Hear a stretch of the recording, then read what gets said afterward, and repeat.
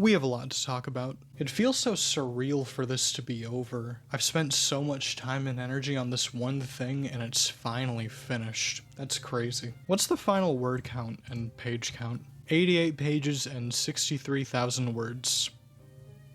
This guy won't shut up. You may be wondering why this took so long. Why did I vanish for almost 2 years? I got distracted. I also didn't mean to completely vanish. I tried to make a bunch of different videos on top of this one, but none of them panned out. But what is this exactly? I'm sure you're familiar with the idea of retrospectives, taking a detailed look at something long since its original release. But have you heard of Level 5's hit video game series, Professor Layton? I've become very intimate with the professor after nearly 2 years of doing nothing but think about him, and you're about to see the fruits of my labor. But why a retrospective on the entire series? That's so much to go through. Because I wanted to. I wanted to go through everything the series had to offer in one massive discussion, dissecting the gameplay, analyzing the worlds, and giving my opinions on the many mysteries, stories, and characters. This type of content isn't for everyone, especially when it's something as long and detailed as this, but I wanted to do it, so I did. Over the last several years, I've become a big fan of the Professor Layton series, and after making this beast, I have a newfound appreciation and respect for it.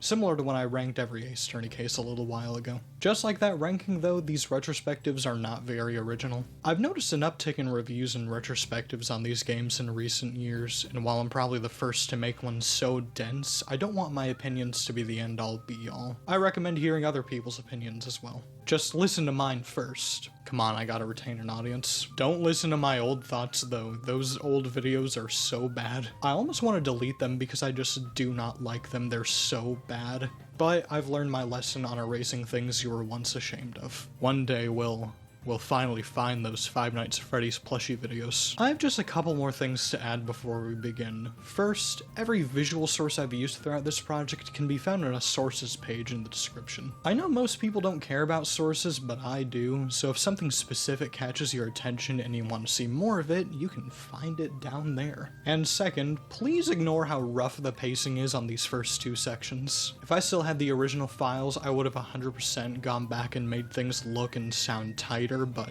oh well. The pacing and editing may be something only I care about too, but trust me when I say it gets better around the 1 hour mark. That's all I have to say really, aside from I'm sorry to my friends once again for constantly bombarding them with updates on this whole thing for so long. With all that out of the way, let's begin with...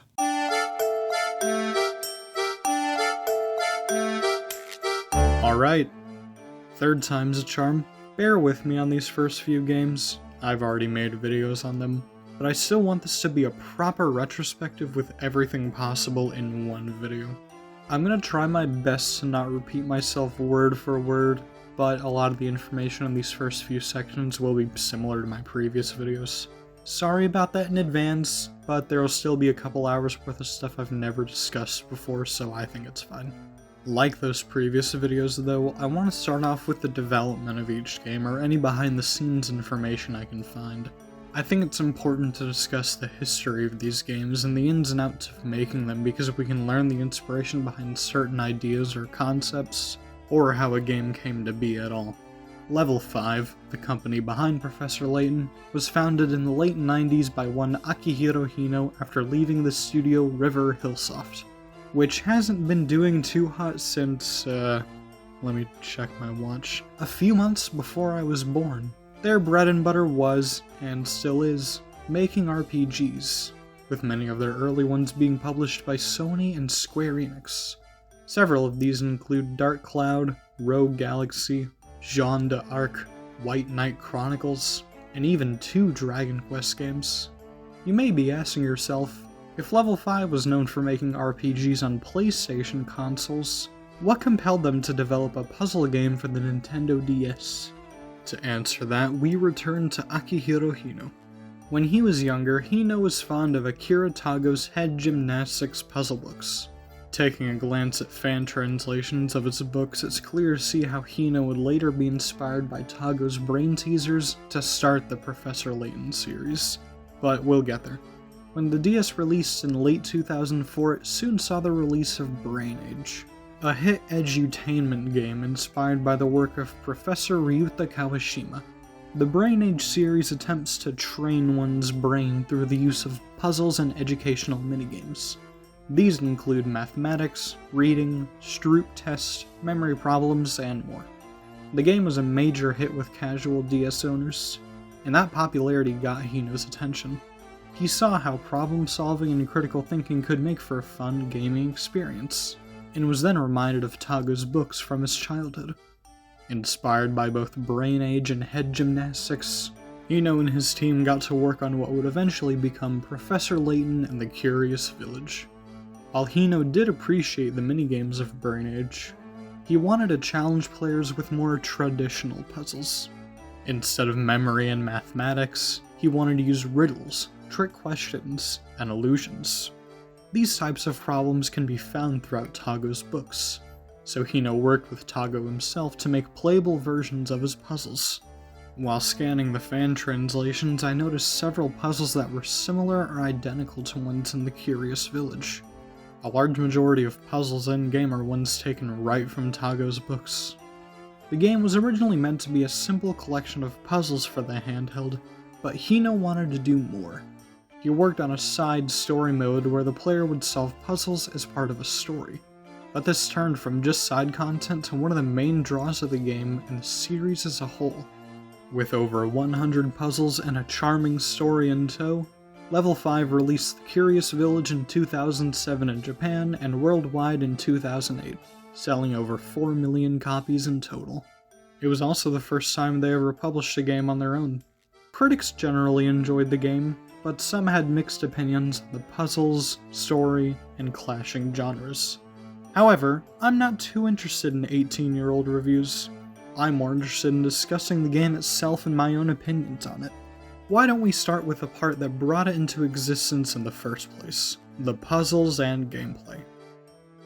The Professor Layton series is a set of point-and-click puzzle adventure games, and each one has a simple control scheme that can be mastered in minutes, making them very accessible experiences.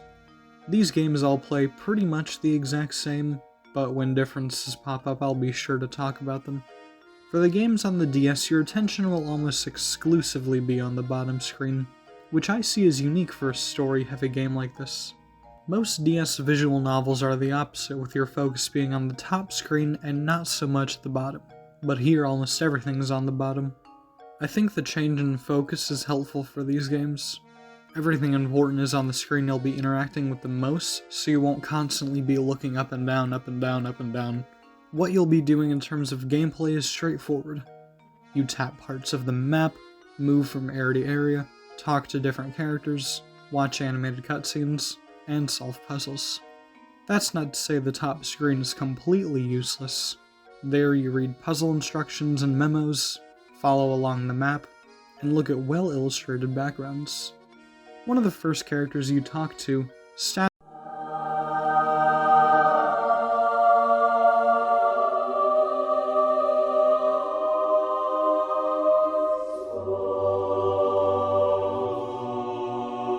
explains the use of hint coins. Yes, I am reusing jokes. I've had several bits in my head for 3 years. If you tap specific parts of the map, you can find coins that will give you hints on puzzles. The thing is, there's a limited amount in each game, so if you run out, you may be struggling on some endgame puzzles. Though you could always look up the answers online, but you'd never do that, would you? Hey, wait. The best way to get the most amount of hint coins is to tap every part of the screen possible, as well as completing one of the minigames.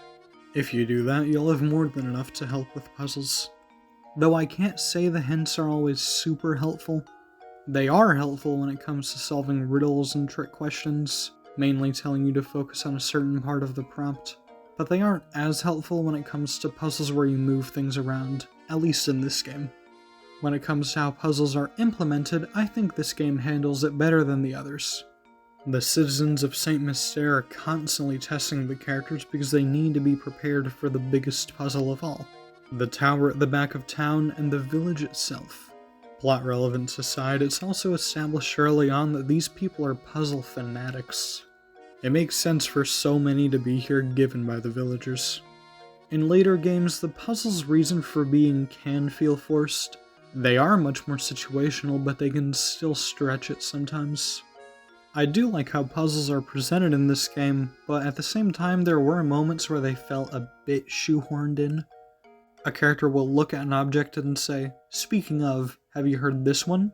"Yes, actually. I just read a book with that exact puzzle." This game gives puzzles a strong reason for being, but at the same time they don't always have context. Sometimes they're puzzles for the sake of being puzzles. With the puzzles themselves, I think the vast majority of them are great.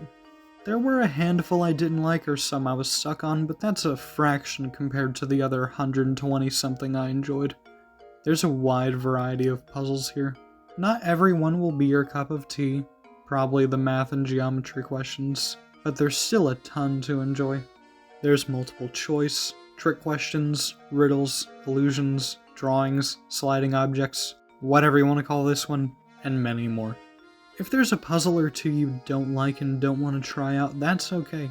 The progression system in these games allows you to solve any puzzle you want in any order. That doesn't mean you can speed through the game without solving any of them. There are puzzle barricades preventing that playstyle, but for the most part you're free to pick which puzzles you do or don't want to solve. The game determines the difficulty of a puzzle by use of picarats. The higher number of picarats means the harder the puzzle will be. If you solve it, then the picarats will be added to a score over the course of the game, incentivizing players to get a high score by the end of their journey. When I first played these games, I thought the picarat score was just that, a score, but it also lets you unlock bonus content depending on what your score is.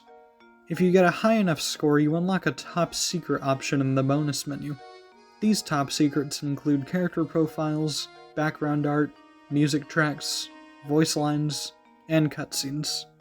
I wouldn't say these bonuses are all that, but for getting a high enough score, I think it's a neat reward. There is one more menu I didn't mention, but I'll get to that later. When you solve puzzles, you don't earn just picarats. You can earn items from them too.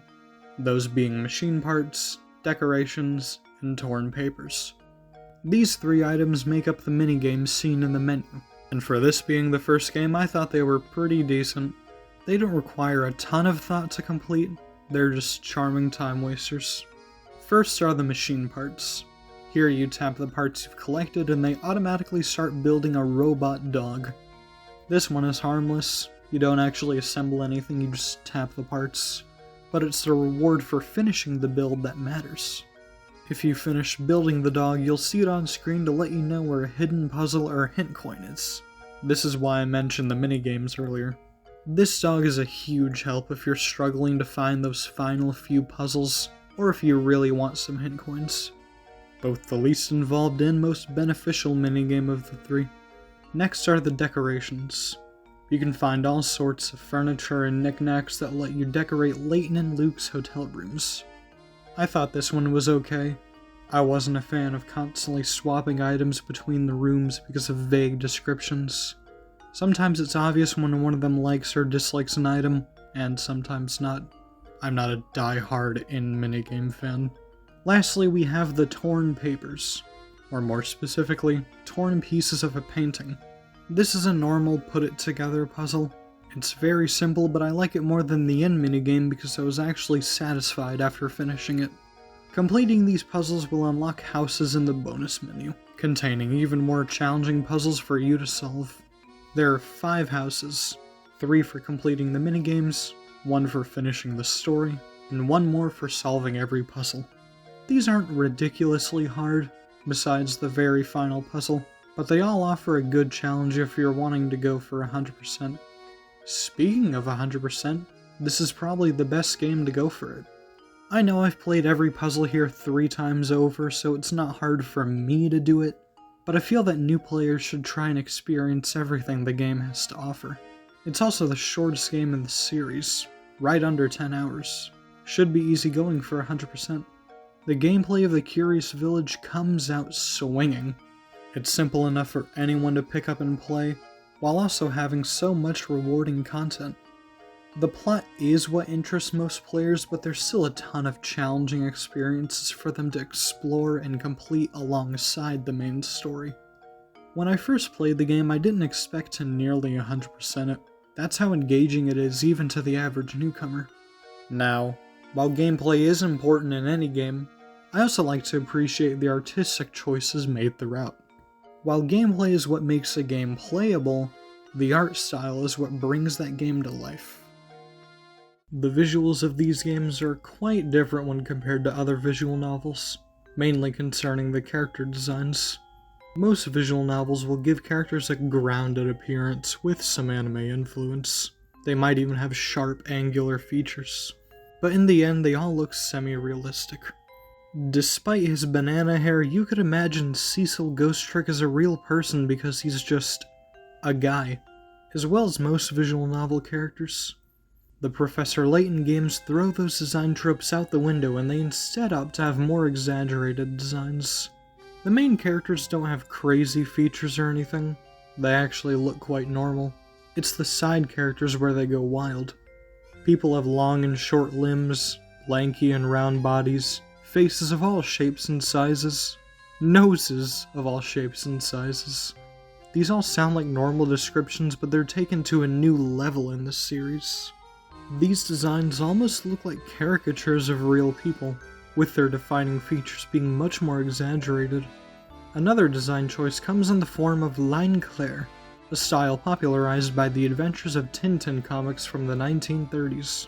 The style uses strong black lines on its characters with barely any shading. When looking at various line clair works, the characters look almost flat on a page with those defining lines.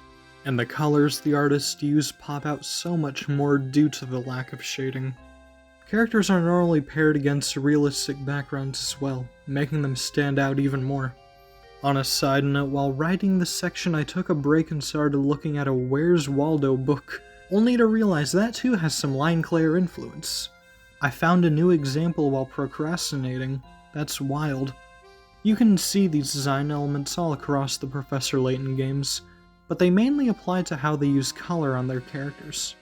When looking at those same line clair works, you'll notice how the characters all have similar facial structures, similar physiques. There's not a ton of variation besides the color of someone's clothes. So what inspired that exaggeration I discussed earlier? These caricature designs take influence from old European and French animation, and the main comparison I saw was Les Triplets de Belleville, a French animated comedy released just a few years before The Curious Village. From just the trailer alone, I noticed so many similarities to the Professor Layton art style. Skinny and bulky bodies, long and short faces, various limb sizes. There's so much variation in these characters. After writing the section, I actually went and watched the movie and it's decent. Not something I'd watch again anytime soon, but I recommend it if the animation and music catches your attention. Pairing these designs with a color scheme that makes them really pop gives the Professor Layton series a very unique feel, and that's just with its characters. The locales of these games have their own unique flair as well, and that flair varies from game to game. In the Curious Village, you explore the town of St. Mystere, a small homely village with many old yellowed buildings and various greenery growing from cracked walkways. The main thing I'm reminded of when exploring St. Mystere are villages in France, and that feeling is emphasized even more by the music, which we'll get to, again. I've said that a lot, I know. These bricked buildings have a very personal and homely feel to them, and I get that same impression looking at real French villages. This isn't the most colorful game in the series, the color palette is pretty limited in all honesty, but the way it uses yellows and browns throughout the village gives it a very nostalgic feel.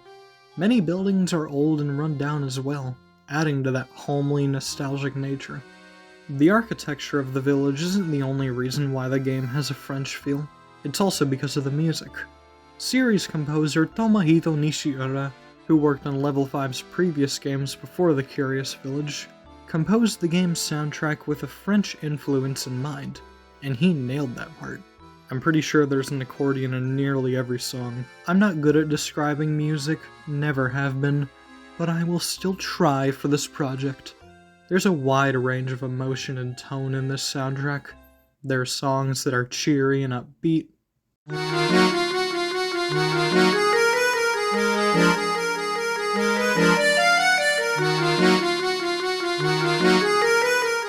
some slow and calm.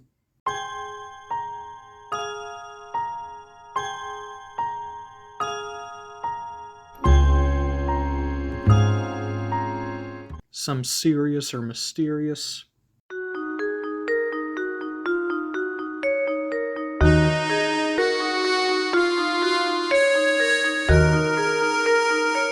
And some with a sense of melancholy or sadness.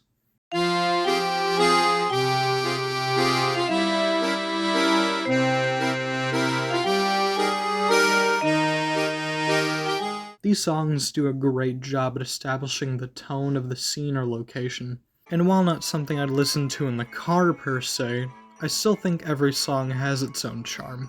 My favorite song in the game though, maybe even the series, is Professor Layton's theme. You feel so empowered when listening to it, and even more so by what it's accompanying on screen. The song plays when Layton finally reveals his hand at the climax of each game. He's almost always calm and calculated when unraveling the truth, and yet his theme is yelling how much he means business. He will solve the big mystery and learn what's really behind the curtain, and this song makes him sound even cooler when he does it. Again, not good at describing music, but the way the instruments are used in the big moments of the track make Layton seem larger than life in comparison to the threat standing in his way. It's great. I love his theme, the music in general, and the visuals of the game. The artistic sides of the Curious Village are some of the most unique in any game I've played. Depending on who you ask, some may like or dislike some of the choices they made with the character designs, visuals, or music, but the fact it's also varied and unique, even from game to game, is what makes it feel so alive. While bringing life to both the world and characters, the art and music also bring life to the story the game is telling. The way I'll discuss the stories in this retrospective will be similar to how I did in my previous videos. This is a video best watched if you're already familiar with these games, but I know not everyone who watches this will have played them. I want to get people interested in trying out the series through a video like this if they have one already, and if I want to do that I can't just go and spoil every story. It also doesn't make for an interesting section to write about or to listen to, recounting the story beat for beat from start to finish. I'm looking at you, 3-year-old drafts. These old scripts are terrible. Think of these parts like something you would read on the back of a game or book. An introduction to the stories you're going into, while also holding just enough information to hook someone into experiencing the rest. Considering this game was originally a simple puzzle collection, a story didn't have to be anything amazing. It would just have to motivate players to play until the end. Despite that, the story of the Curious Village is one of the best in the series, and this is the first game. It's such a simple yet charming plot, and it's made all the more enjoyable by the characters and their well-written dialogues. In this series, we follow the titular Professor Layton and his apprentice Luke Triton. Professor Layton is a renowned archaeologist and university professor who's best known for solving various crimes, mysteries, and of course, puzzles. Layton is a great character right out the gate. You understand his personality and way of thinking from the instant you start the game. He does want to help with the inheritance dispute he was summoned for, as he's a gentleman willing to help anyone in need, but he's all the more curious about the mysterious golden apple and what secrets it potentially holds. He's a friendly person around others, he carefully pieces together new information, and he's always calculated about his next move. He's almost always one step ahead, but when worse comes to worse, he's not afraid to think on his feet. I like this side of Layton too. It shows he's human just like anyone else and not this hyper-intelligent man who can solve any problem at the snap of a finger. He takes his time, analyzes every possibility to his best degree, and almost always comes out on top. Luke is not all like Layton. In a lot of ways, he's quite the opposite. He's just a kid learning to be a proper gentleman under his professor, but he's still got a ways to go. That's not to say he's incompetent or anything, but there are moments where he doesn't always follow Layton's logic, or where he lets his emotions do the talking. But he is still a kid, and kids aren't going to be as level-headed as someone in their late 30s. He's also quite smart for someone his age. Smart enough to solve 50-year-old brain teasers anyway. From purely a plot standpoint, the Curious Village has a simple one, but it's made so charming and lovable through its characters and their interactions. There aren't many exposition dumps either. The story progresses naturally and you learn new information at the same rate as the characters. It's an easygoing story, but you'll have fun experiencing it. The story begins with Layton and Luke traveling to St. Mystere to solve an inheritance dispute involving a treasure called the Golden Apple. Once they arrive, they meet the Reinhold family, and they all seem pretty stuck up, but they don't mean any harm. They're just rich. Before Layton can begin his investigation, a murder occurs, sending the whole house into a panic, as the main motive they have at the moment is the treasured Golden Apple. As Layton and Luke explore the village for possible leads, they're constantly pointed towards the ominous tower at the back of town, as that tower may hold the answers to the ever-growing list of peculiarities of St. Mystere. As they get closer to the village, they come across a young girl who tries to guide them to the truth of this curious village, hoping they'll finally solve its big puzzle. This story may be simple, but it does a very good job at establishing our main characters as well as setting up the game's specific mysteries. What is the Golden Apple? What's inside the looming tower? And who are these strange characters? These mysteries are interesting and engaging, and the game does a good job pacing them. The game also does a good job at making sure every possible question is answered by the credits. This is a very self-contained game. If you wanted to, you could play it alone and you'd have a satisfying experience. Every puzzle has an answer, and this man made sure to solve every last one. The Curious Village has a simple yet charming plot, and it's made even better by its endearing characters and mysteries. I'd be hard-pressed to find anyone not smiling the first time they finish this game. It's just a great time to be had. This is also the only story in the series with a happy ending. It's all downhill from here in terms of emotions. And with that, I've discussed just about everything this game has to offer. Professor Layton in the Curious Village is a great start to the series. It may be basic from some angles, but it's still a great game overall. So much is established in this entry that future games follow for the rest of the series, showing how strong of a beginning it is. The gameplay is simple so anyone can understand, and the content the game provides is engaging enough for even the average person to fully complete it. The last time I talked about the game, I said that I may go back and 100% it again because of its presentation and engaging gameplay, and it seems I did. Totally not because I saved over my 100% save file. Who would make a mistake like that? The artistic aspects are also very unique when compared to other mystery games. The theming and sound are all so memorable. They did a really good job making this game stand out in the art department, and I hope I did a good job explaining how. The story, while it can be summarized in a few sentences, is one of the best in the series because of its simplicity and charm. You don't need an end-of-the-world plot or an ultra-serious conspiracy to tell a good story. I do enjoy those stories, but I enjoy ones like this just as much. I didn't have a ton of complaints in this section for the simple fact that I don't. This game gets so many things right from the second it starts. At the same time, so many things can be improved upon because this is the very first game, and I already know later entries do just that. My very first scripted video was me calling this game a masterpiece when it really isn't, but at the same time, this is still a great game with so many charming elements that'll leave you smiling. Now, I said a moment ago you could play this game without playing the others, and that is still true, but if you thoroughly enjoyed playing The Curious Village, you'll be glad to see this after the credits.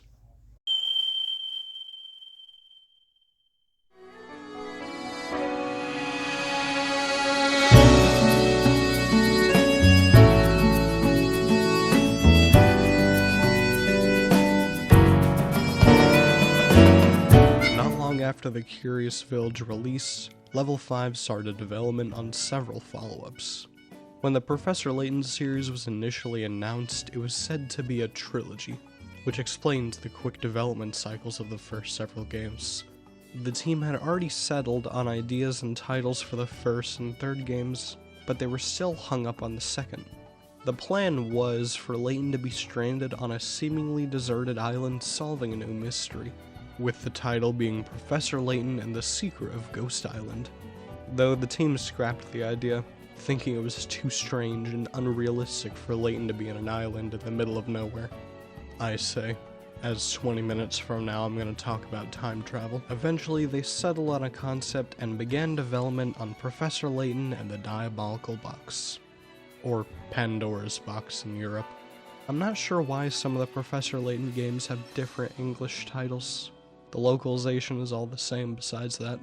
I'm sorry, 30% of my audience. When I talk about certain games, I'll be too busy being patriotic to consider the other versions. Oh, say, can you see? There weren't a drastic amount of changes between the development of the Curious Village and the Diabolical Box, but because this is the second game, Level 5 had the goal and opportunity to address criticisms and to generally improve upon the first game. I said earlier that a majority of the puzzles in the Curious Village are taken right from Taga's books, and because of that there was a disconnect between what the player was doing and what the characters were doing. The puzzles weren't bad by any means, I liked a lot of them, but they weren't originally made with Saint Mystere in mind, which contributed to that shoehorned feeling I discussed earlier. This time around, the team aimed to make more original puzzles that meshed better with the game itself. There are a lot of small changes and additions between entries as well, with many quality of life improvements as well as fun new features not seen in the Curious Village. With over 150 unique puzzles, improvements across the board, and a brand new story and cast, the Diabolical Box released only months after the Curious Village in Japan and worldwide in 2009, selling just under 4 million copies. It was even the fastest selling DS game in Europe, outpacing some Pokemon games, showing how eager people were to try out the new title. Players and critics all seem to agree that the Diabolical Box was a more refined experience than the Curious Village, with many citing that the small tweaks and additions are what make the game more enjoyable than the previous. Because this is a sequel, I want to discuss differences between entries, general improvements, and what makes this game stand out among others. Do these claims have merit? And is the Diabolical Box that much better than the Curious Village? Yes. I said earlier, there's not many differences in what you're doing in terms of gameplay between each of the DS games, and that's still true for the Diabolical Box. The gameplay loop remains largely unchanged from the Curious Village. You still focus your attention on the bottom screen and use the top for bits of information here and there. The only real change I can think of that affects the actual gameplay loop would be that there's now a memo function. I think it's a solid addition that really helps with certain puzzles, especially ones where you're crunching numbers. When I played the Curious Village, there were times where I'd pull out a notepad to solve certain puzzles, but now everything you'll need is on screen. Aside from a calculator, I guess.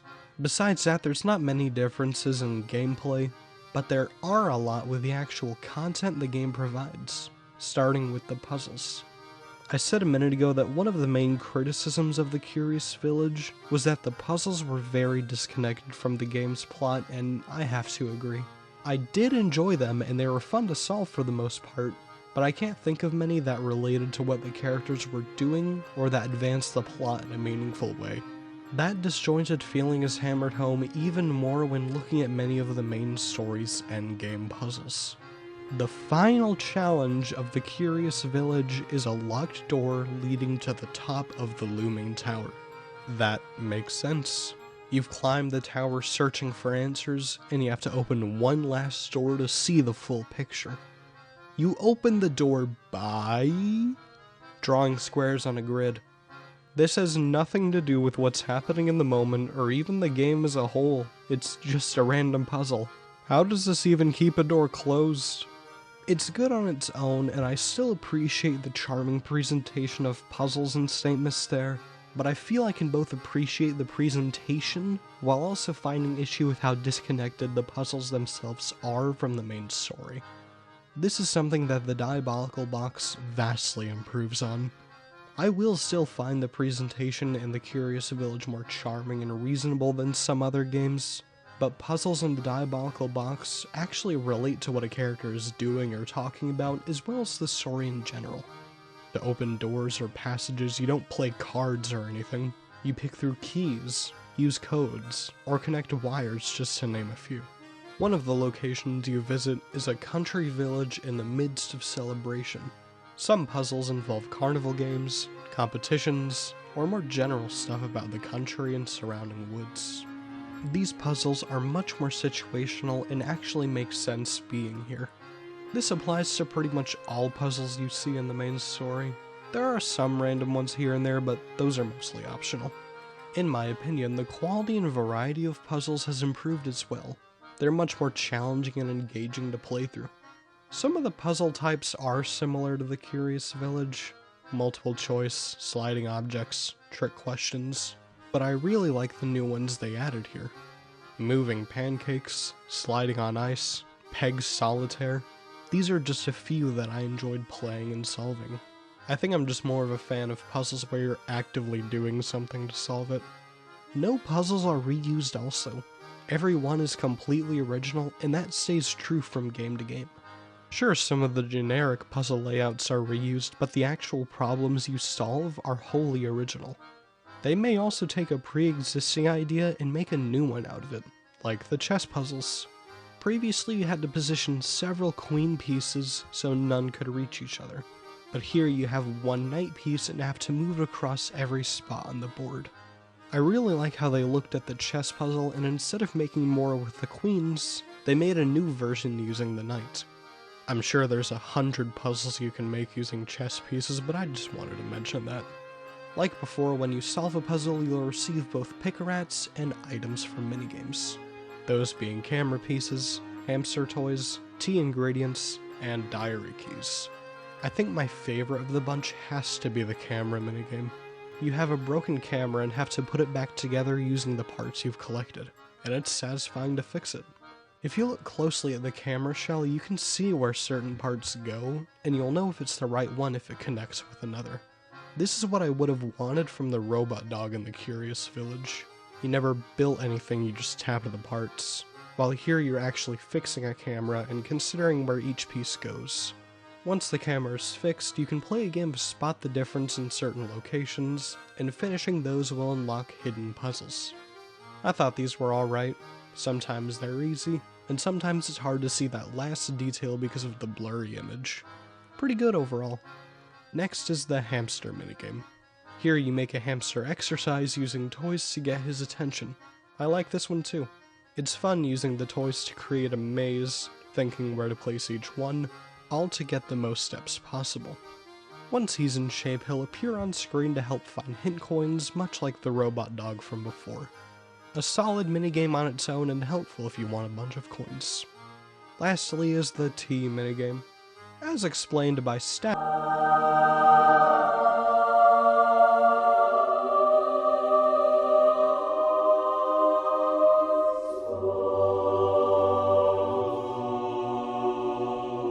you can mix ingredients to make different types of tea and help thirsty individuals around town.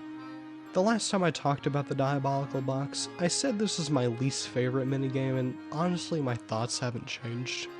I do think it's fun to mix ingredients to make some nice teas, as well as things not meant for human consumption, but that's all I really like about it. Figuring out the actual recipes is a guessing game, and when you don't have them, it's hard to figure out exactly what someone wants. When you do have every recipe, the guessing isn't as bad, but then you're stuck moving back and forth on the map until you can eventually try again. Does this look like fun? Doing this for minutes on end? I can see how people would like this one, but all I like is the novelty. After that, it's a slog of guessing and moving in circles on the map. I guess you could say this minigame isn't my cup of tea. While not a traditional minigame, the diary keys unlock several diary entries for you to read, detailing someone's love life and family troubles. I enjoy this edition because it adds even more characterization and depth to a character we see later in the story, having us understand his point of view on certain events. Completing these minigames unlock houses in the bonus menu once again, and the puzzles here are actually pretty hard. I may or may not have needed help on some. The top secret menu is almost the exact same as before, But now I get to talk about an option I omitted last time. Each Professor Layton game has a hidden door in the top secret menu, and you unlock those doors through codes found in each game's manual. This is a really charming addition to each game. It's like you found a secret puzzle and can only solve it in the real world. The game does spell out what to do, but I still really like it. Entering the Curious Village's code in the Diabolical Box will unlock a sliding puzzle depicting Layton and Luke arriving at St. Mystere, and it's one of the harder sliding puzzles. And doing the reverse with the Diabolical Box's code will unlock concept art for the Curious Village. They may be simple, but I still think these are some charming secrets. The additions and changes to the gameplay of the Diabolical Box really do make it a more refined experience compared to the Curious Village. Most criticisms are addressed, the content is even more challenging and engaging, and the side content is fun even if I don't entirely like one of the minigames. 100%ing this game right after the Curious Village really shows how much better it is with its gameplay alone. Of course there were some aspects I didn't like, but I think that goes for most games. There will be at least one thing you may not like in a game you otherwise love to death. Xenoblade 2, it's actually my favorite one. While it wasn't criticized in the previous game, I have to say the atmosphere and general art direction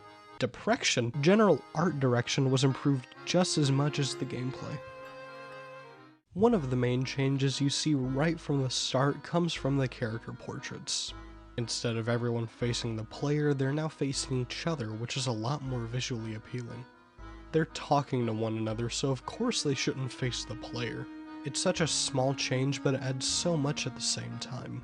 Another change is one that impacts how one plays the game.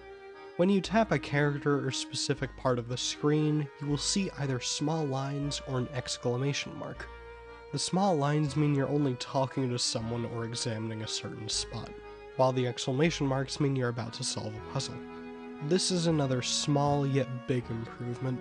In the Curious Village you would only see exclamation marks, but now in the Diabolical Box, you'll know exactly what you're going into thanks to the extra symbol.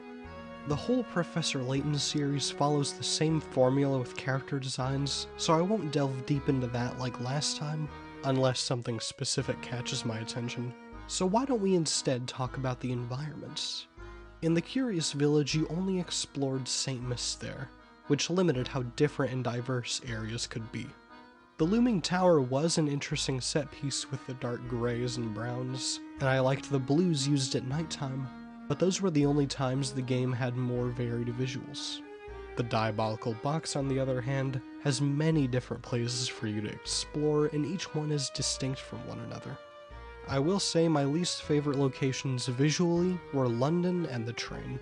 You only spend a few minutes in the city, so you don't see a lot, and what we do see is pretty average. It's just London with no real flair added to it. I do like exploring the train, but I don't feel anything when looking at it. It's just a bunch of hallways and identical rooms. I don't think these environments look bad or anything, but they do look a bit bland compared to the rest of the game. Later on, you explore the small country village of Dropstone. At first glance, it may remind one of St. Mystere, but this is a much more unique and colorful environment. Instead of only bricked buildings everywhere you turn, there are farms, fields, lakes, shops, and since this is Dropstone's 50th anniversary, there are decorations, games, competitions, and many more festivities. Not only are there more distinct set pieces compared to St. Mystere, it's also much more colorful. Buildings all have distinct features, a different colored roof goes a long way, and the abundance of greenery looks really nice paired with the blue sky. Dropstone is just a beautiful place to explore with so much color and differing areas, and this isn't even where we spend a majority of the game. Full Sense first appears to be a town shrouded in darkness, but it doesn't take long to transform to one full of life, light, and color. This town feels like it thrives at nighttime. It's full of restaurants, bars, hotels, stores, there's even a cabaret club. The lighting also adds to that feeling. There's an abundance of color and beauty you can only get at night. I don't think Full Sense would look nearly as good if it was daytime. I'm glad it's more of a nightlife town. The environmental design in the Diabolical Box is a huge step up compared to the Curious Village. Each location is full of so much charm, and they're all very distinct from one another. I still find St. Mystere beautiful, but Dropstone and Full Sense are much more appealing and varied. I've briefly mentioned them before, but there are animated cutscenes in these games. There were only around 10 minutes of cutscenes in the Curious Village, so I didn't find it necessary to talk about them, but with each new game, the amount will only increase, so I may as well talk about them now. I really like these animations. They add so much to the world of these games and give characters even more characterization and spotlight. They're very well animated also. The characters are so expressive, and the more intense moments are made even better through these cutscenes. When I first started this series, I never would have guessed how much I adore the fight scenes. Needless to say, the animated cutscenes are really good.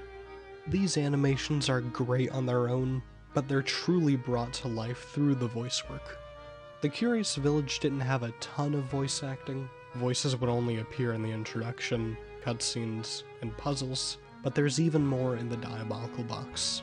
Characters will actually talk during certain story sections instead of the player only reading text, and the acting during these moments give these characters so much life and personality. Being able to hear their voices also sets the mood of each scene perfectly. You feel exactly what you need to feel because of their tones. I want to say really quick, in my last video on the Diabolical Box, I made a dumb joke about Layton's voice actor, and I would like to say it was very dumb. It wasn't even that funny, and I think his voice is fantastic. Christopher Miller absolutely kills it in these games, I can't understate that, as well as every other performance. There was only one time I didn't like the delivery of a line, but that's it. The voice acting is great across the board. Music is subjective, but it's just as much of a step up as everything else I've talked about with the Diabolical Box. The game as a whole is much darker than the Curious Village with its story and characters, and the world in general feels a lot more somber thanks to the music. I wouldn't say the soundtrack is outright depressing because of the darker tone. There are a couple of upbeat songs.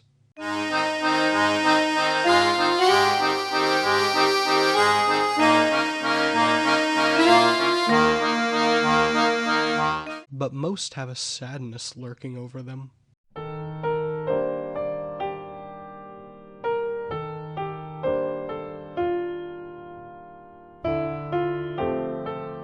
One song stands head and shoulders above the rest though, that being the theme of the Elysian Bucks.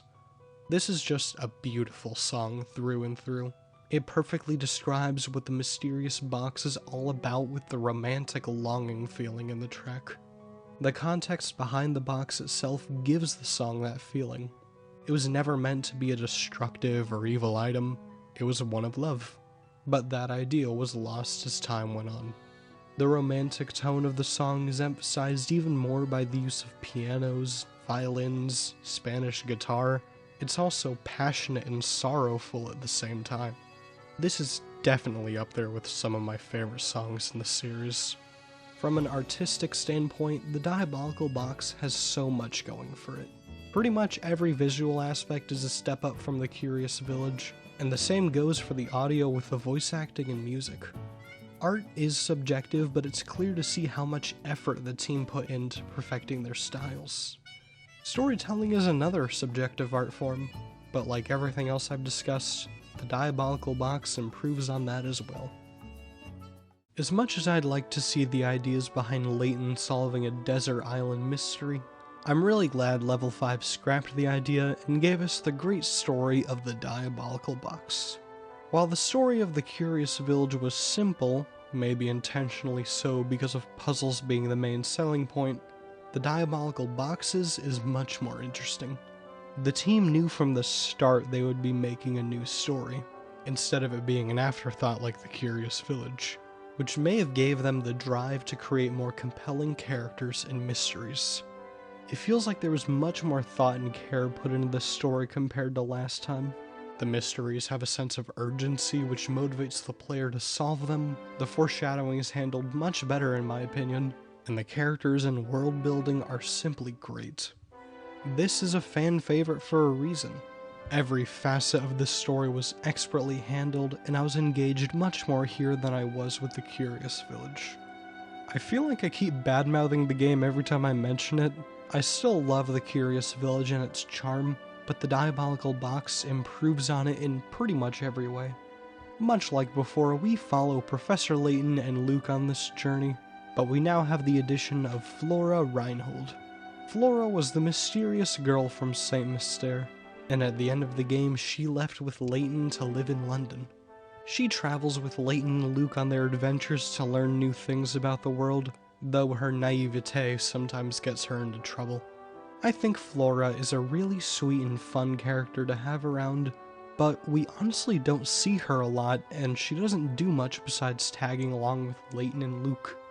I know she's adjusting to the new world and all, but it would have been nice to see her actually help with investigations. Even something as little as helping Layton realize something.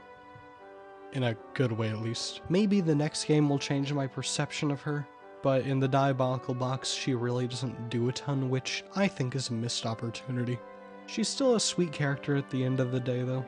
Our story begins with Layton receiving a letter from his old professor and friend, Dr. Andrew Schrader, detailing how he got his hands on an item called the Elysian Box. The box is said to kill whoever opens it, and he wants to get to the bottom of those legends. This worries Layton, so he and Luke go to his apartment, only to find him collapsed on the floor with no box to be found. Once a detective named Inspector Chelmy arrives on the scene, he and the group deduce that someone stole the box, and their only real lead on the culprit is a ticket for the Momentary Express. And so, everyone sets off on a cross-country train mystery. The train has to make a quick stop at a village called Dropstone, where Layton learns about the town's founder and how she had some sort of connection to the Elysian Box. She passed away the year before, unfortunately, once again leaving Layton with not many leads. He does learn about her granddaughter, Katia, and how she's also seeking the mysterious box. The group returns to the train and are hit with a wave of sleepiness in the deluxe car, and awake upon arrival to the very alive and colorful town of Full Sense. Having arrived to the town Schrader talked about in his diary, it's time to actually get some answers. What is the Elysian Box, its history and if it actually kills people, and why are so many after it?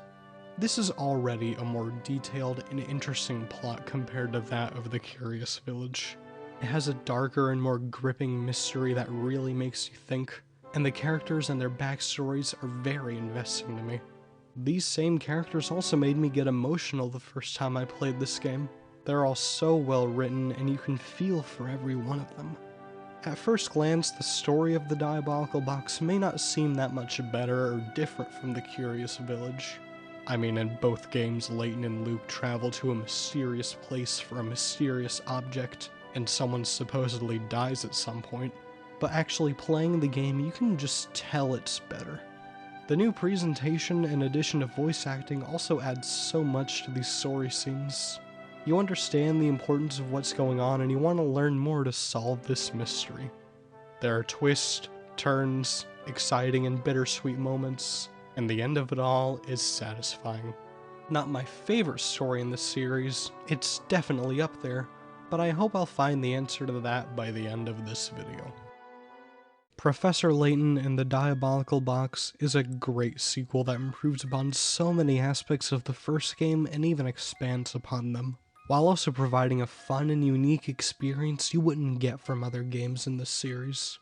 The only real problem one could have in the Curious Village was that puzzles weren't in line with the game's plot, and the Diabolical Box improves on that front instantly. The content and challenge of the puzzles in general is a big step up as well. I may have been stumped on them more, but I think I had more fun with 100% because of that. The theming and atmosphere of this game is also a lot better in my opinion. Environments are much more lively, colorful, and detailed. The music and voice acting add so much to these worlds as well. I really can't understate the moody feeling of the music and how well the characters' voices set the tone of each scene. The story is also up there with some of my favorites in the series. I couldn't get enough of these mysteries and characters, and I had those same thoughts when replaying the game. It's just that good. Like before, I didn't have many complaints. I didn't like one minigame a lot, and I didn't like how one character was handled. But unlike the Curious Village, where I do have some complaints in retrospect, I just think the Diabolical Box is an all-around great experience. The goal of most sequels is to improve upon what came before, and I think the Diabolical Box sticks the landing in that regard. But we're not done with sequels just yet. We still have many more to discuss. If you remember, I said the Professor Layton series was originally a trilogy, and it's time to discuss that third entry. The first game laid the foundation of the series, the second improved upon it, so now let's see if the third can perfect the already established formula.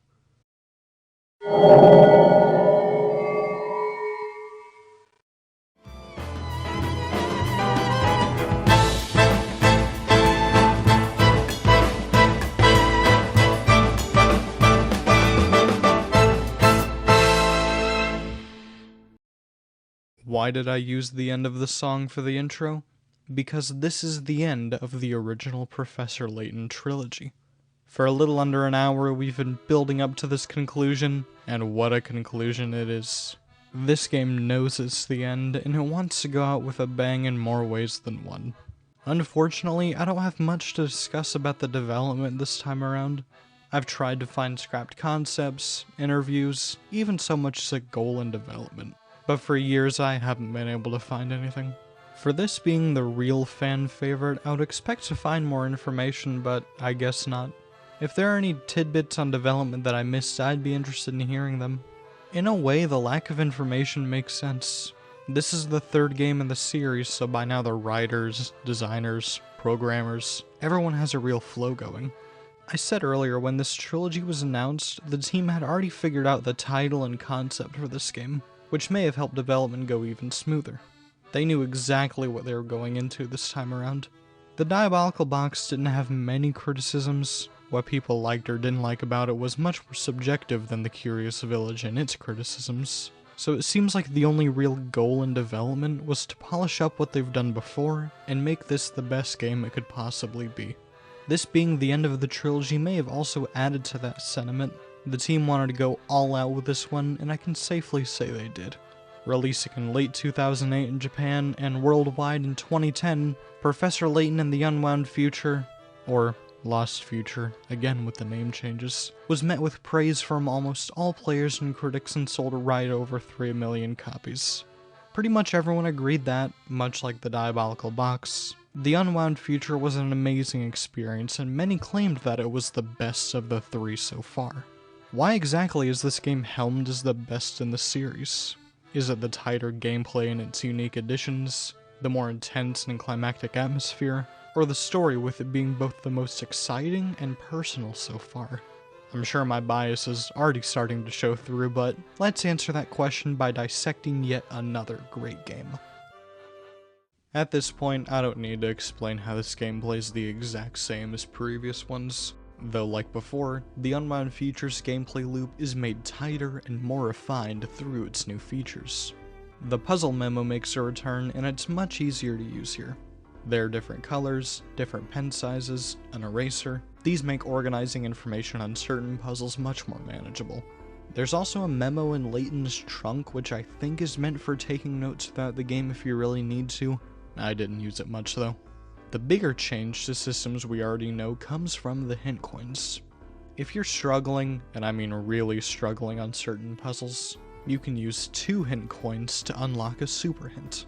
These range from giving very helpful clues, part of the answer, or even the answer itself. This is a very welcome change in my opinion. While puzzles aren't absurdly difficult in this game, I think the increase in difficulty as you play through is pretty fair. There will be ones you just do not have a clue as to what to do. You may feel shame in using these hints, but I'd rather use them than to give up and look up the answers online. Where's the fun in that? Another quality of life feature comes in the form of the subway system. Future London is the largest location to explore in the series thus far, and with this much ground to cover, you'd expect it to get tiring to go from one end of the map to the other. The team had foresight though. as the subways allow you to fast travel to key story areas. This is another welcome addition. In previous games it could be tiring to travel long distances over and over, but here it's not so bad. Though if you're going for 100% like me, then you probably won't use the subways unless the story requires you to. Instead, you'll go to every single area over and over talking to every person possible just to make sure you didn't miss any puzzles. I've brought this upon myself. Speaking of puzzles, I think the Unwound Future has the most well-rounded set so far. There are over 160 this time, and they're almost all challenging and engaging to play and solve. I may not be the best at a lot of the number questions, and that one scale puzzle still confuses me, but other than that, I really like these. In my original video on the Unwound Future, I said the puzzles were bad and unenjoyable, and I have no idea why. Maybe it was because of burnout from the series, and 3 games worth of puzzles had blended together in my head. I want to have credibility in this video though, and have opinions that actually make sense, which is why I'm 100%ing each game one by one. Because this game is about time travel, there are a lot of puzzles that have to do with time and dates. This is something else I didn't like when I first talked about the game, for some reason, but playing these puzzles now, I think they're charming. I also like how they follow a certain theme, one that stays in line with the actual game and story. Number questions aren't my favorite, but I found the ones about time enjoyable enough. There are the usual puzzle layouts we know by this point, but I like how a big chunk are ones where you have to do something to solve them. They're not the easiest or the hardest, but like I said earlier, these are puzzles that really click with me. An example of one I liked is here, where you have to rearrange these circles so that each gem color matches. It's satisfying to swap and turn each piece until eventually you've got it figured out. I also liked using these Tetris block type pieces to create different images, turning a maze on its side, making a sandwich, the list goes on. There's so much variety and challenge here. I can't think of a single puzzle I outright didn't like. Another type I liked isn't a traditional puzzle per se, instead they're puzzle battles. These are puzzles that take place during important moments in the story, where characters are using their wits to challenge each other. These are really fun additions to the game. Instead of using a riddle to settle a dispute, these characters are trying to trick each other and use their intellect to gain the upper hand. These people could very easily throw down to solve their problems, but I suppose that wouldn't be very gentlemanly. The 3 battles we see are a card game, a literal battle, and I think this one is just Picross. Each of these are fun in their own right, and they're made even better with story context. Much like the puzzles, I also think the minigames are generally well-rounded here. Unlike previous games where items tied to every minigame, you only get items for one minigame here, those being stickers for a picture book. The other 2 minigames, the car and the parrot, have different stages you can play after talking to certain characters and solving their puzzles. The picture book is a set of 3 stories that are half finished, and you have to fill in the blanks by using stickers of different characters and items. I thought this one was cute. It's not all too challenging since the blanks give descriptions of what certain characters or items should be, but it's still fun to work towards the completed stories. I think the real fun comes when you put random stickers where they shouldn't be, making sentences such as, "The mustached banana glanced at the items I was holding and replied, 'Oh, so that's where my man went.'" Aside from that, it's a simple minigame. The only real challenge comes in collecting every sticker, which takes until the literal end of the game. The car is definitely my favorite of the bunch. I think it's actually my favorite minigame out of every one I've discussed so far. As said a minute ago, when you talk to certain characters, you can unlock different stages to play through, those being tracks for your car to drive around. The way these work is that you have to drive the car through every item on screen, essentially checkpoints, and make your way towards the exit. The challenge comes in the varying obstacles you have to drive around, and the fact you can only change directions so many times with a limited number of tiles. Every stage is challenging and fun to complete. Each one is like its own puzzle. You have to study the layout and think about how you'll go from one item to the next, how you'll avoid certain hazards, and if you'll even have enough tiles for your plan to work. And the stars align when your idea does work and you just barely finish the stage. It's even more satisfying when you finish a stage on the first try. Sorry Layton, your track wasn't super difficult, but it was very fun. Lastly is the parrot minigame, and I don't really like this one. I know I just said this game has a well-rounded set of minigames, but I'd be breaking tradition if there wasn't one I didn't care for or didn't like.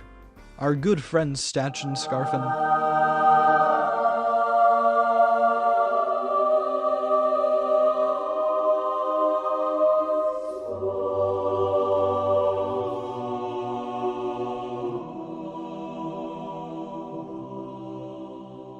Is here to explain that the parrot can deliver items to characters in various stages.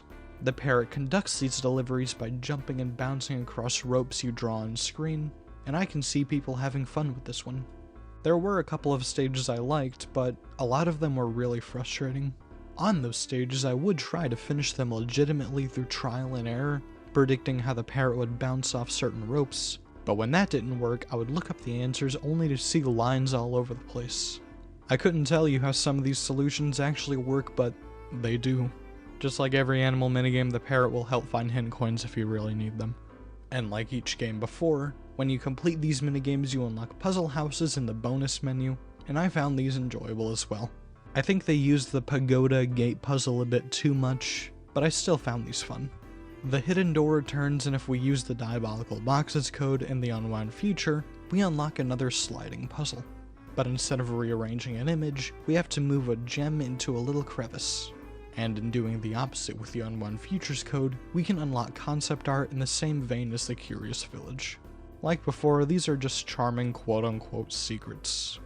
The Unwound Future's gameplay is definitely the tightest and most well-rounded of the games we've seen so far. The small tweaks to existing systems and new ones already make the game more refined, but there's also the addition of new mechanics such as puzzle battles keeping the game interesting, and the strong minigames having much fun and challenge when not playing through the main story.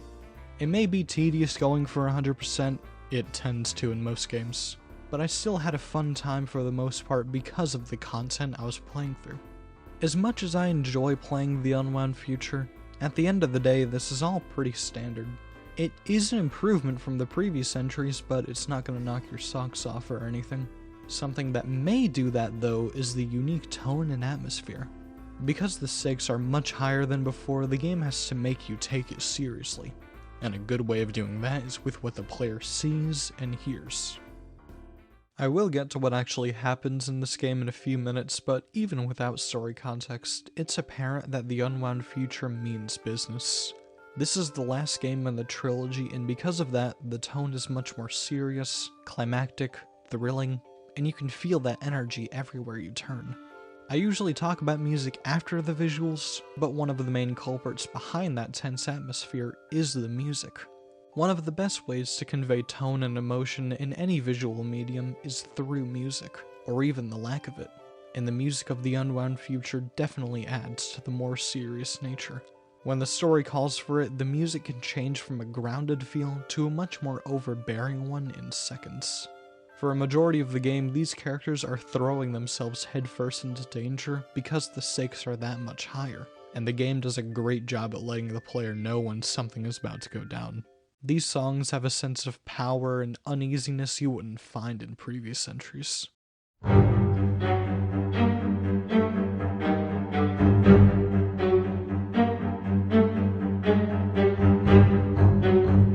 Obviously, not every song is sinister and dreadful. There are more grounded tracks.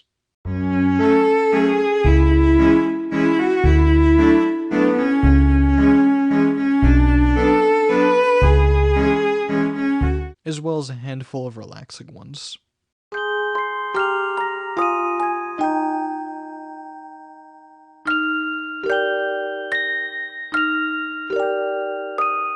In my opinion though, this soundtrack is at its best when it adds to the more climactic feel of the game, which brings me to the theme of the Unwound Future.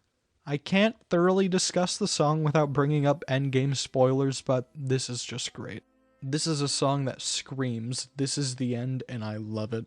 After all the hardship we've seen our characters go through, after experiencing every twist and turn this game has to offer, it's time to put it all to rest with a song very fitting of a finale. It's a good song to listen to on its own as well. It has a slow and powerful build-up, and then transforms into a more jazzy melody with use of drums and pianos, backing up the violins and accordions. I can't say if I like this song more than the theme of the Elysian Box, though. Both songs play the climax of their respective games, but they're tonally different. One has a romantic, longing feeling, and the other feels like the end of a grand epic. Both songs are enjoyable in their own right, but it's hard for me to say which I like more. I wanted to discuss voice acting again because this game improves upon the acting done in the Diabolical Box. It's almost like if you do something multiple times, you'll get better at it. There's somehow even more voice acting than before, and voices don't only appear during important story beats. Characters will sometimes just talk to one another and express themselves, and I really like that. It makes these people feel even more alive. The returning voice actors do a fantastic job, and I enjoyed the new voices just as much. Some of them even become mainstays for the series. I really liked Future Luke's voice as well. The actor does such a great job at key points in the game. I wonder who voices him. How do I keep finding him? He's in so many shows, so many games. It's like I'll turn around and he's right there.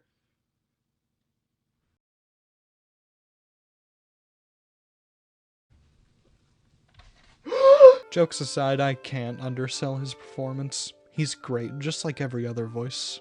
The cutscenes are another improvement. There's over 30 minutes worth and every moment on screen is animated beautifully. Characters are finally on model as well. There were a few moments in the Curious Village and the Diabolical Box where characters looked a bit off, but everyone looks just right here. I will say there was one moment where I felt the characters were a bit stilted in their movements, this one right here, but besides that everyone moves and looks great. These cutscenes have so many great moments as well. Some are more exciting, some are more silly, and some make me sad in retrospect. I really like the way these characters look in general. We follow the same design philosophy, but our main characters offer some unique attributes. One character, Dimitri Allen, is based on Visual K musical artist, and Layton's former girlfriend, Claire, is based on Hino's wife. Well, isn't that just sweet? And I'm not holding on to this shot for any reason in particular. I think the game in general looks great, and the same goes for the various locales of future London. While I do think each game improves upon the previous with its visuals, which game is actually the best looking is a personal preference. Some may like the homely feel of Saint Mystere, some may like the color and detail of Full Sense, and some may like the mechanical nature of future London.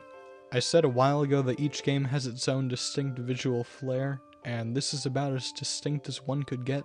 To really sell the idea that our characters are in the future, the quiet roads of London have now been made to accommodate for the new industrialized world. Different types of gears, pipes, and general machinery are present in most areas you explore. Some areas are negatively affected by the industry as well. Rivers are dirty and full of trash, and the old bazaar has been transformed into a seedy, rundown black market. One of my favorite areas is the Chinatown district. It's easily the most distinct location visually. Every inch of this area is full of color and detail reminiscent of a real Chinatown. The archways, the signs, the buildings themselves. I just like how unique this area is compared to the rest of the game. The towering pagoda is definitely my favorite part. I love the way the reds and yellows are used, and the dragons look very cool. This area could also make one feel tense despite how calming it is. This is essentially the mob's base of operations, and once again our main characters are throwing themselves headfirst into danger. To me, Chinatown has a real foreboding presence for what's to come, despite it being so calm with its visuals and music. But like I said a few minutes ago, the whole game is oozing this type of energy. Every inch of the Unwound Future feels much more serious and climactic than previous entries. And while that is mostly because of the story and main premise, the music and many of the visuals help convey those tones.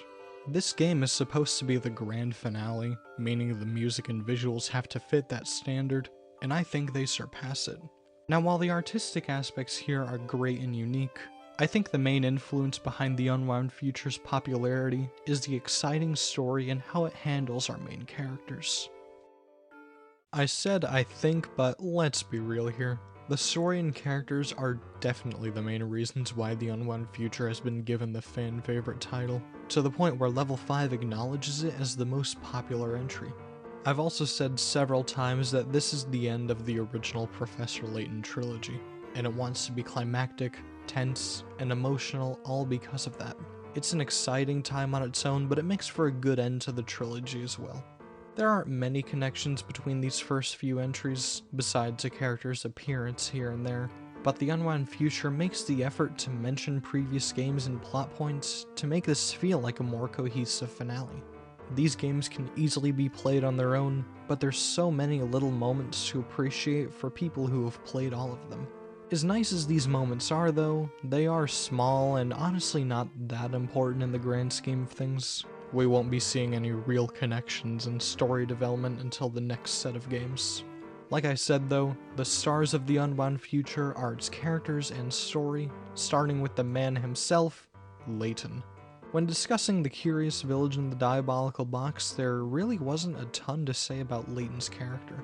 Sure, there was flavor text in the journal menu, and he may have said something unique here and there, but at the end of the day, Layton's character boiled down to him being a well-meaning English gentleman with a real knack for solving puzzles and mysteries. That's not entirely the case with the Unwound Future. This is still the same Layton at heart, but he has so much depth now. He has actual character flaws, we learn about his past and his relationships, and we can see the logic behind many of his decisions. This is the first time we've really been able to examine and understand the man behind the top hat. A fair criticism of Layton's character could be that he is way too under control of every situation and mystery, but I like the Unwound Future's take on him as well, where there's so much more going on and he may not make the best choices despite his intentions. It was great to see his emotional side as well. Every person has their breaking point, and while I can't thoroughly talk about it, again endgame spoilers, seeing Layton crush at the end was probably the most emotional moment in the series. Simply put, Layton's character is great here.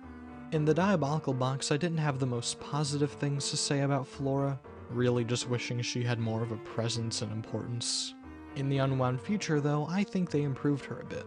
She still isn't the most important character or anything, she's more of a side character, but they do give her more agency and more meaningful moments throughout the story. She even gets to solve some puzzles this time around.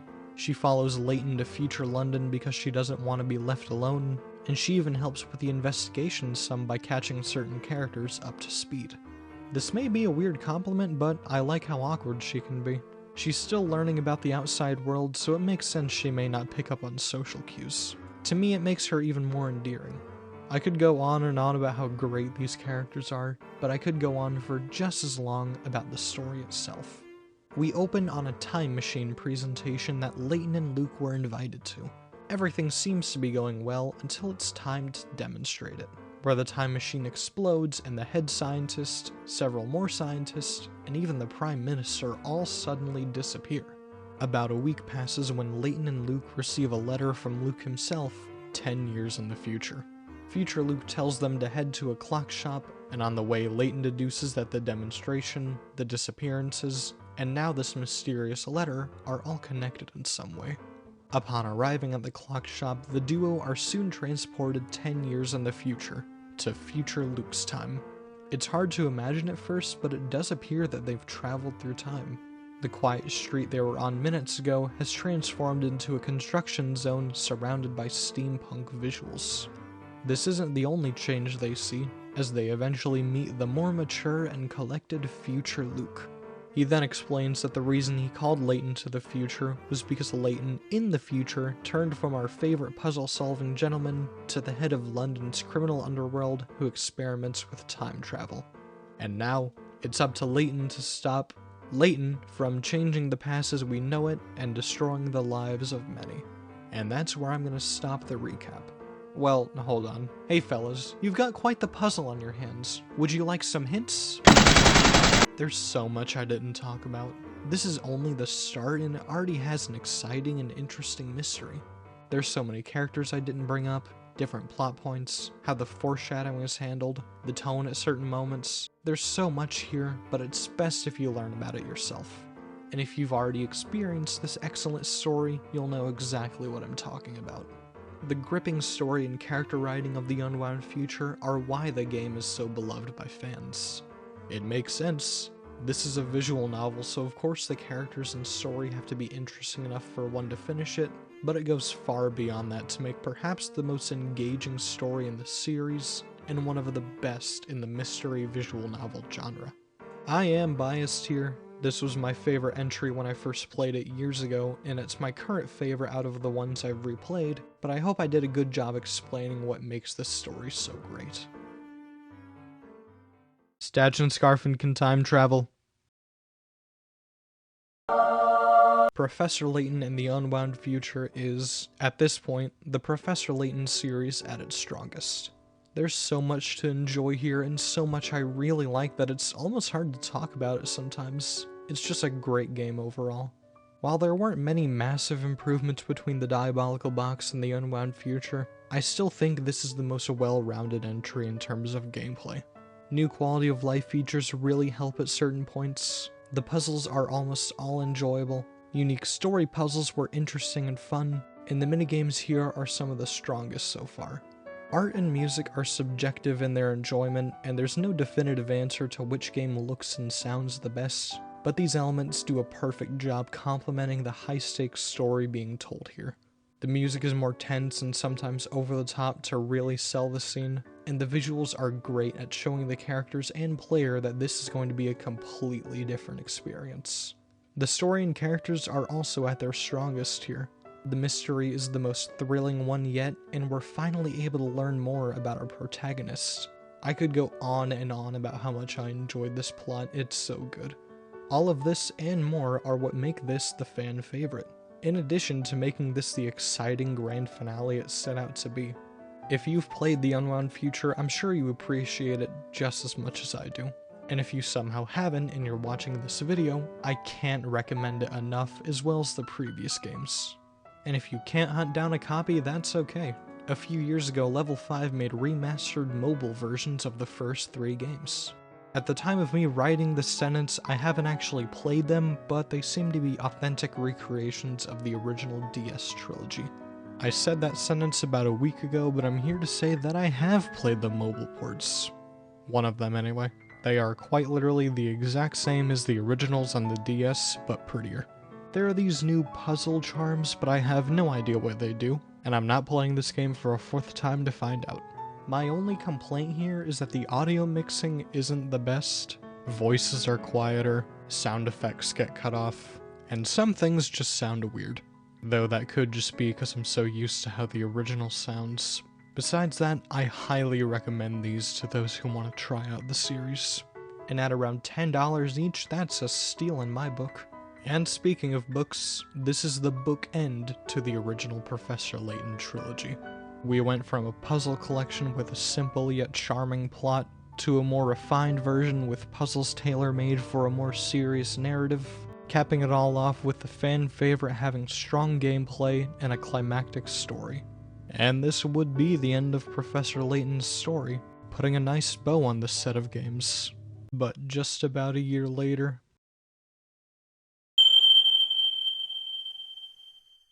I need a break from these games, though. It's been, what, an hour and a half? I need to talk about something else.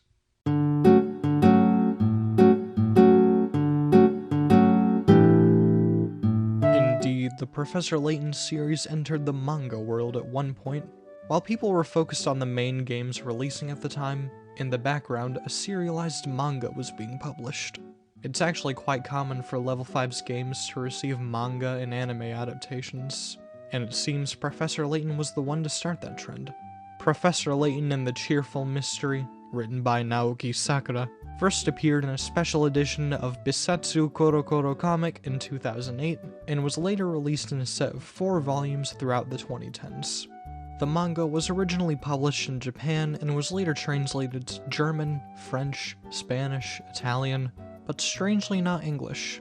I'm not sure why it was never translated to English, but because of that, I'll be looking at fan translations found from @LaytonManga on Tumblr, with the translations themselves being done by @SemiPreciousArtist or SemiPrecious Side Blog.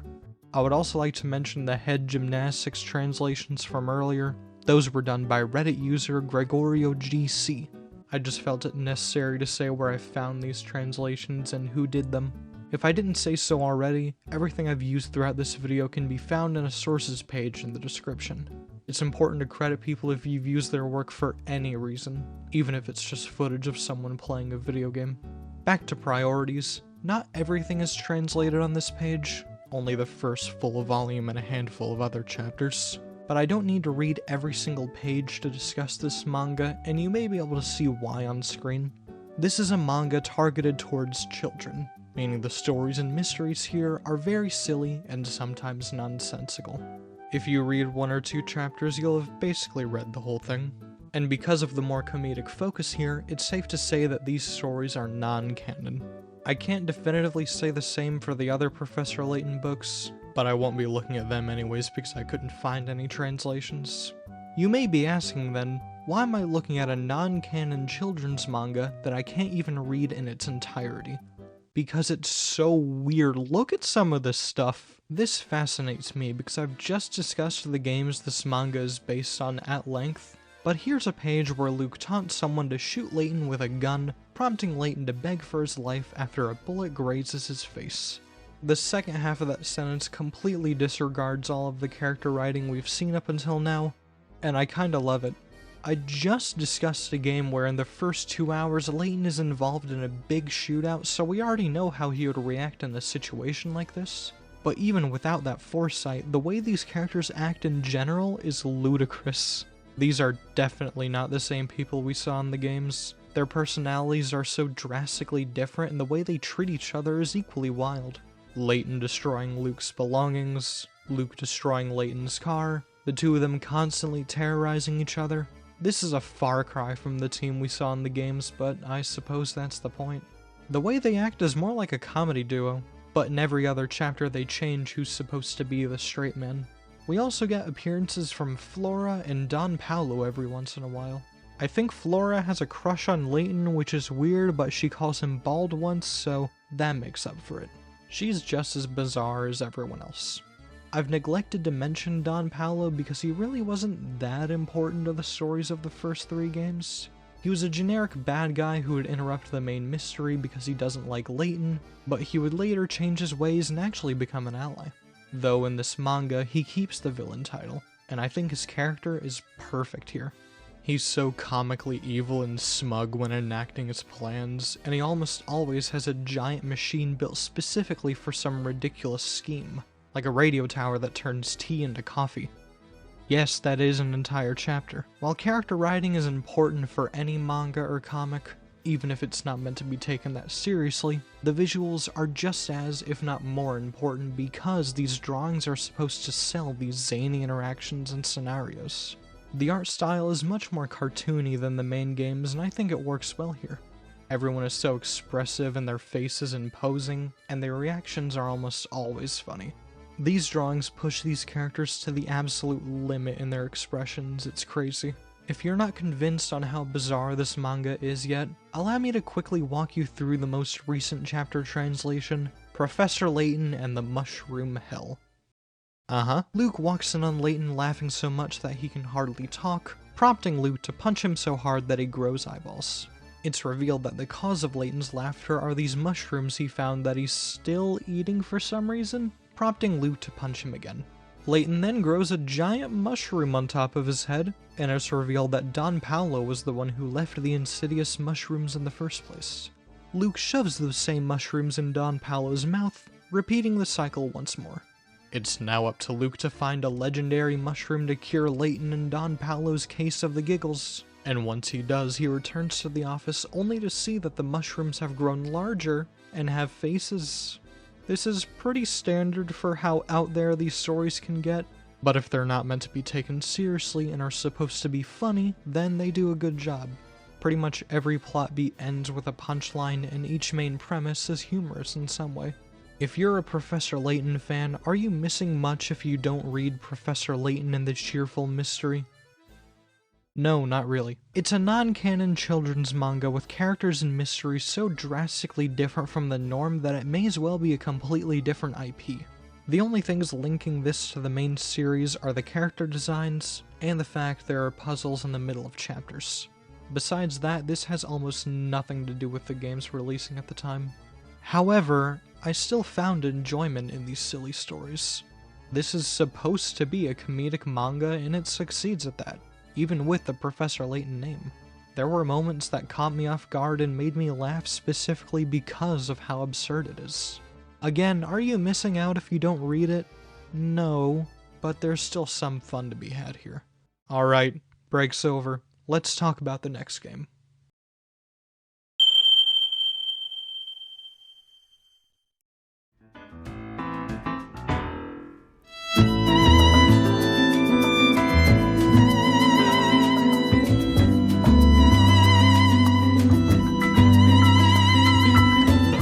Big section of the video where I'm not reworking old scripts and ideas. An hour and a half in, let's go. As said several times earlier, the Unwound Future was to mark the end of the original Professor Layton trilogy, and at the time it would also mark the end of the series. During development, however, Level 5 received questions from fans wondering if this really was the end, showing there was still plenty of interest left in these games. It was thanks to these questions that, only months after the Unwound Future's release in Japan, Hina would announce a second season of Professor Layton, a prequel trilogy showing what Layton was up to before the events of the Curious Village. And the game starting this new era would be titled Professor Layton and the Last Specter, or, and this is the last English name change, The Specter's Call. I still don't know the definitive reason behind changing some of the English titles. Some say it came down to marketing and how different regions found different names appealing, but it's still a strange thing to do at all. It's especially weird to me when all they're doing is changing one or two words. This isn't a criticism towards the last Spectre or the previous games, but just one of the Professor Layton series' quirks. Enough of that though. Alongside this announcement, Hina would say that each game would take longer and longer to develop, to dispel ideas that the series hadn't changed much from the start. Whether or not he disproved that with The Last Spectre, though, is something I'll get into. Releasing in late 2009 in Japan and late 2011 worldwide, The Last Spectre garnered positive reception at launch and sold a bit over 2 million copies overall. Many were positive towards the game, but at the same time, many felt it was very similar to previous entries. But that wasn't necessarily a bad thing, because they also found it sharper and more refined than what came before. Hino, Tago, and Level 5 had found what worked for this series, and have been perfecting that formula with each new game. Even if the series hadn't drastically evolved since the Curious Village, there was no real reason to change what makes Professor Layton, Professor Layton. Despite that, I want to ask myself a question while writing about The Last Spectre. Is this just another Professor Layton game? I would like to think of it as another great entry in the series, but after reviewing and analyzing 4 games following almost the exact same structure, I may think otherwise. I guess there's no better way to figure that out than to start talking about it. I said a second ago that our team had found a working formula for the series, and that applies to the core gameplay as well. The Last Spectre plays the exact same as each game before. Much like those games though, there's still plenty of new content to talk about, such as the puzzles.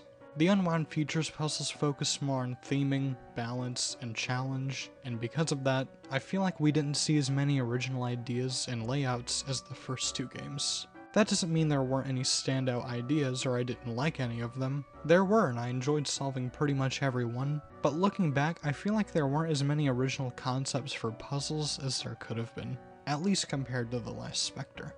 The Unwound Future's puzzles were consistent, but to me it feels like The Last Spectre's are more original and experimental.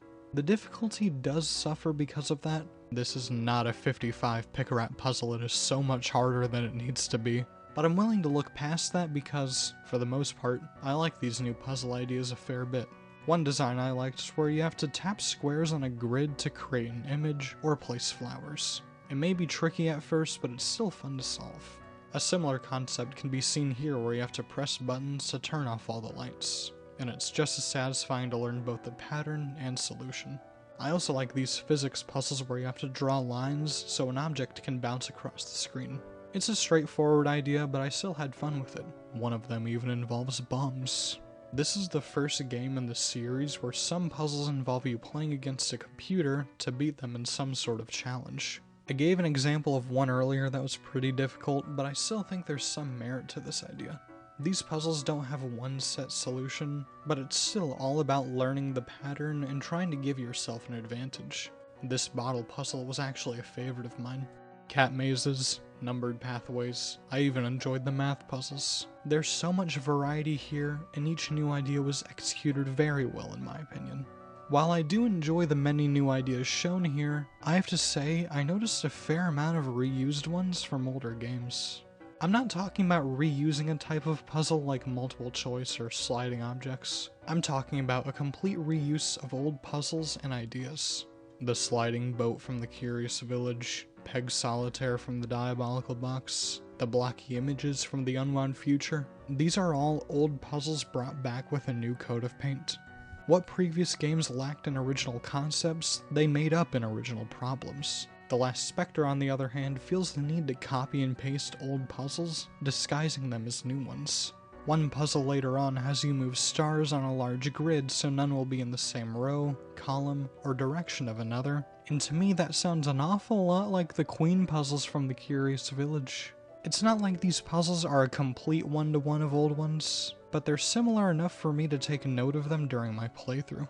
I've commended these games for being able to come up with original problems using similar concepts, such as the different chess puzzles or the ice and banana mazes, but it's different to put a spin on a pre-existing idea than to blatantly copy and paste old ones. I feel like I'm being too hard on these. It's not like every single puzzle is an old idea, but after making more than 600 over the course of a few years, you're bound to start seeing familiar ideas and layouts. Let's get back to something positive involving puzzles.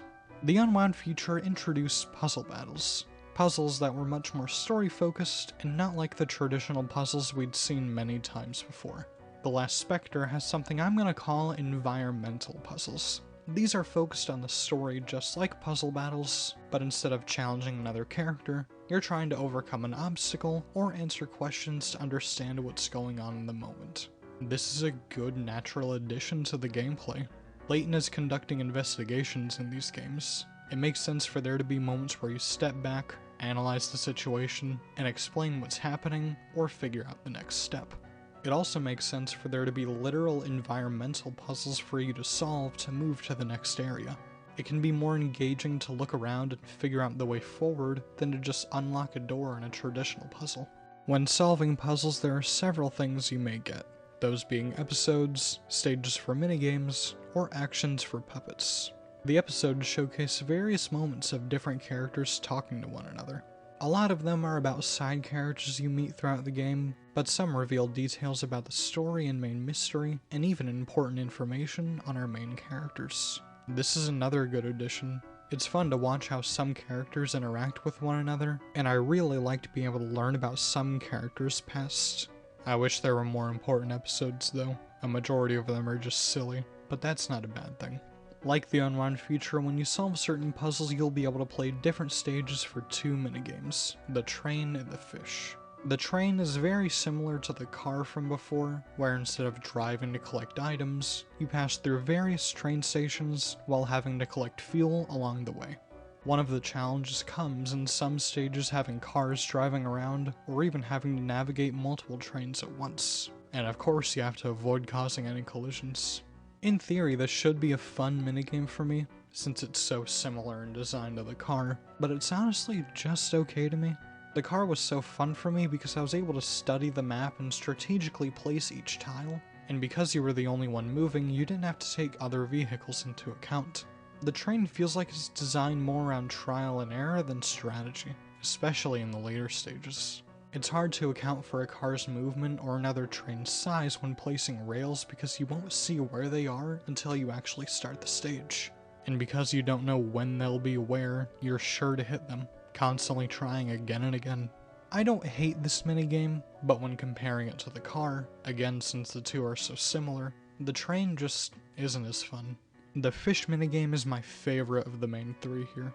It's a bit similar to the parrot from before, but instead of bouncing across ropes to a destination, you're bouncing off bubbles all over the screen collecting coins. I like this one a lot more than the parrot. It's actually fun to figure out where to place certain bubbles to bounce in different directions and angles. It is designed with trial and error in mind, but unlike the train where it's hard to tell what you're supposed to do sometimes, it's easy to see what you should change here because you can only place so many bubbles in so many places. Some stages are tricky, I did need help on a few, but most of them are reasonable in difficulty and satisfying to beat. Next we have the puppets, which is very similar to the picture book.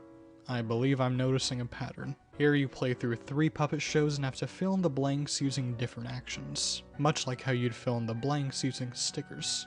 I don't have a lot to say about this one. It's very basic and it's not as enjoyable as the picture book even though they have pretty much the exact same format. At least with the picture book you were doing something mildly interesting placing stickers on a page. Here all you're doing is going through a list of words. Completing these minigames unlock puzzle houses in the bonus menu once more, and they're all quite challenging. One of the more unique puzzles here is probably the very last one, where you have to solve multiple siding puzzles back to back. A pretty difficult puzzle, but still an interesting one.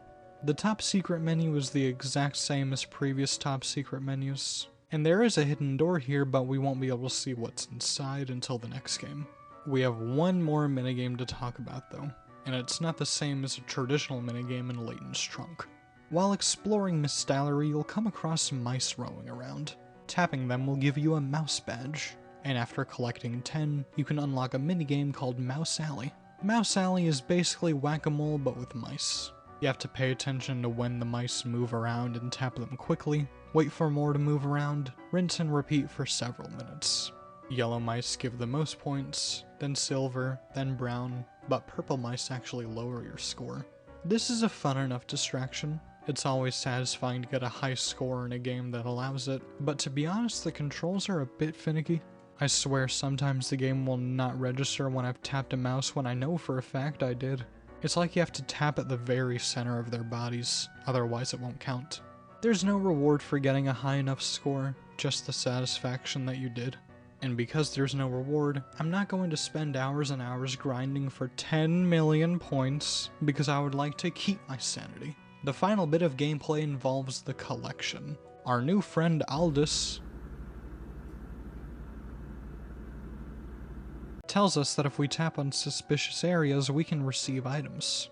These are all unique trinkets with some flavor text, but they don't serve any real purpose. You can't actually do anything with them, not even look at them in greater detail, and there's no reward for collecting all of them. I guess it's satisfying seeing them all lined up in rows though. The last Specter's gameplay is, technically, sharper than previous entries. There's so many new and interesting ideas for puzzles that are almost all fun to solve, and the extension of puzzles outside the traditional ones do a great job aiding the investigative elements. If we were only examining the puzzles, I'd say the gameplay is definitely more refined and maybe even more fun than what's come before. But we're not. We're still looking at the whole game. This is the first time I've noticed so much reused content and ideas. And even though I was hard on the reused puzzles, they aren't that egregious. It's the side content where it becomes much more noticeable. Some may say I'm just complaining, and maybe I am, but it's because I now have another question. After 4 games, are they running out of ideas for content? Is giving each game barely a year of development starting to catch up with them? I hope not, because I'm barely halfway through this project. Is the core gameplay of The Last Specter fun, just like any other Professor Layton game? Yes. Is it entirely original? Not exactly. I think we should move on to something more positive because I really don't want to seem like I dislike this game, and I think a way of showing my appreciation for it could be in talking about the art. The biggest visual change The Last Specter has to offer is that now, characters can blink. I'm not scraping the bottom of the barrel, what do you mean? I'm sure you can tell by now that each Professor Layton game follows the same general art direction. Hand-drawn backgrounds, distinct character designs, all accompanied by a fitting soundtrack. The Last Specter isn't any different, but I still want to talk about it, because like I've said, each game is distinct from one another. In The Last Specter, we explore the town of Miss Stalery. This is the 3rd village/town we've explored, but Miss Stalery still has a lot going for it. It's a large area like future London with a variety of places to explore. Different streets full of homes, shops, and facilities, a literal underground black market, a mysterious manor, an excavation site, and even an abandoned factory. There's so many unique locations in Miss Stalery. It's definitely more alive and varied than some other Professor Layton settings, and the color definitely adds to that feeling. Future London was definitely a unique and interesting city to explore, but it wasn't super colorful. The whole game feels pretty yellow and muted. I liked the color scheme in the Curious Village because the environmental design complemented it, even if it also had muted colors, but I don't think it works as well in the Unwound Future. I still think Future London is an expertly designed setting full of mechanical detail, and I realize the muted colors are used to show how much London had changed in 10 years, but also there are 2 other primary colors. Does the sky have to be yellow all the time? Miss Stalery, on the other hand, is much more colorful, and a lot of that is due to the blues and greens of the water and foliage. To travel around town, you have to go by canal, and it makes sense why. When looking at the map, you can instantly see the numerous waterways flowing in Miss Stalery.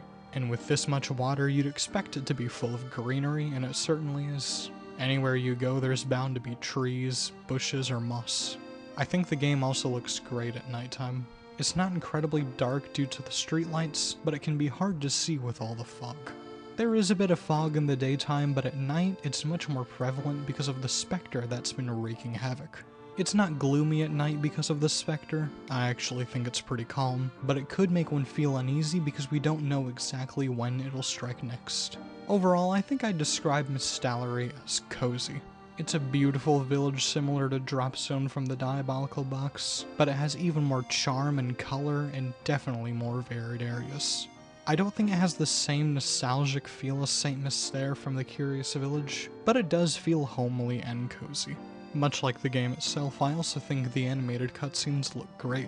There's even more here than the Unwound Future, and they're full of so much entertainment. There were a lot more emotional moments than I remembered as well. I think the end of the game was the first time I started having teary eyes in this project. It's not all depressing though. Here's a moment where our new friend Emmy beats up a bunch of bad guys.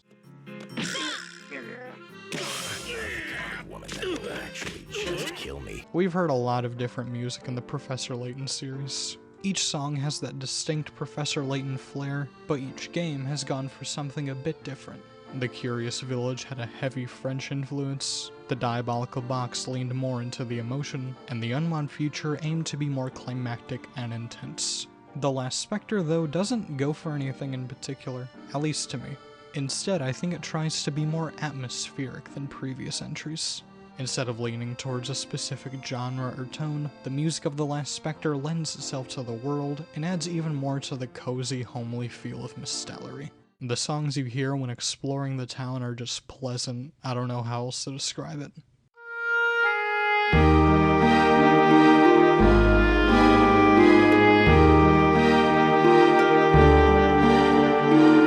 Just because the soundtrack is generally atmospheric doesn't mean it doesn't lean into certain emotions every now and then.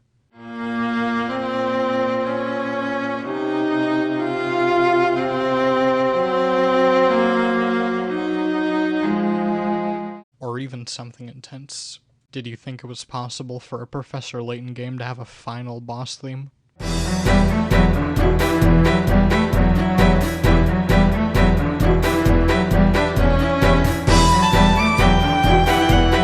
The theme of The Last Specter is probably the best of them all, though.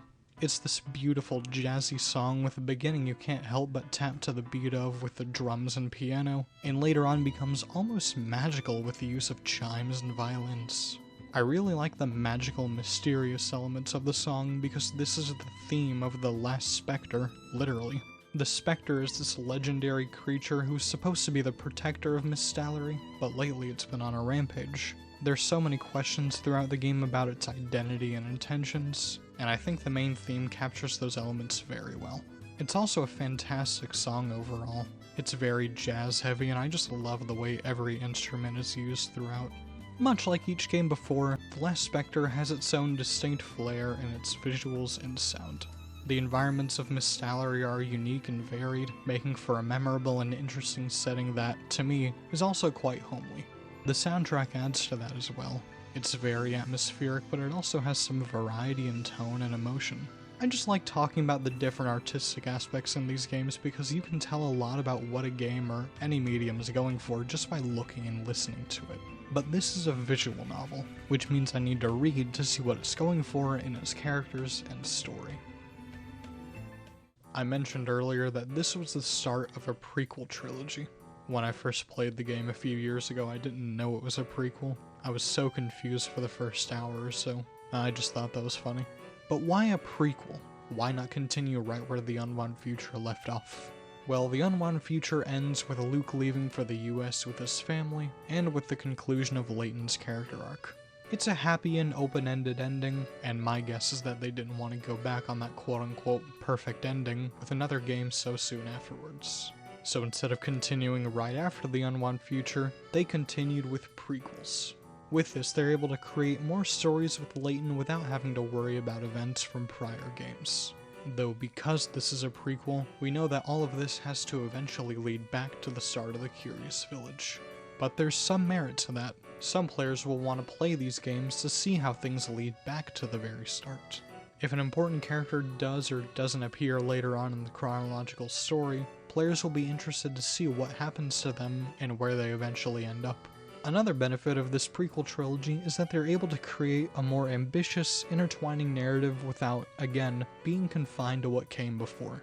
The first trilogy had loose connecting elements in each game, but this prequel trilogy aims to have more meaningful connections as well as have more setup and payoff between entries. Speaking of, why don't we set up who we'll see in these games? I briefly mentioned her earlier, but our new addition to the team is one Emmy Altava. We don't get a ton of information about her in the last Specter, but Emmy is a strong-willed protagonist who becomes Layton's assistant at the start of the game. From the start, we can see she's on top of things and has a great sense of intuition. While she can be quite bold sometimes, she's just as kind, playful, and overall lively and bubbly. She also likes taking pictures and gathering information with her trusty camera, making her an important ally during investigations. She also is skilled in hand-to-hand combat, making her an important ally during fight scenes. A female lead who's not just a damsel in distress? My god, they're learning. I really like Emmy. She's a great character to have around in general, but she also has actual importance to the investigation and story. She may not be on the same level of sheer knowledge as Layton, but she's still able to intuit things on her own, as well as conduct her own investigations. She's just great. I love her energy, and I'm happy she's here for the next, hour or two of this project. You may have noticed I failed to mention Luke when talking about the Unwound Future, and honestly that's just because I didn't have a lot to say about him. In the original trilogy, Luke was a simple character. He didn't have many important moments centered on him, and he didn't change much from game to game. I knew I'd have something to say about him in the last Specter though, because this is where he and Layton first meet.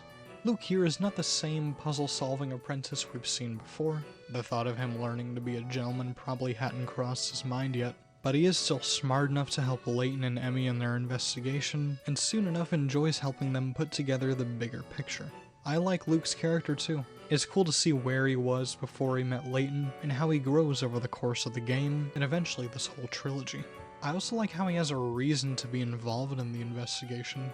This is his town that's being attacked, and he was the one who contacted Layton in the first place. It shows that he has agency and he's not just along for the ride. His dynamic with Emmy was also a highlight for me. Their interactions are believable and also pretty funny. When looking at the actual story, I also think it's pretty solid. There is a sense of familiarity at certain points. The beginning almost mirrors the intro to the Curious Village, but the main premise and mystery are still investing to me. We open on Layton receiving a letter from his old friend Clark, Luke's father, talking about an ancient specter destroying the town he's in.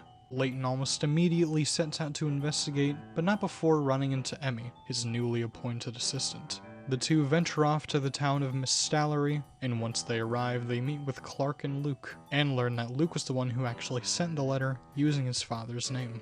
He's also been able to predict where and when the Spectre will appear next, making him the anonymous oracle the townspeople were talking about.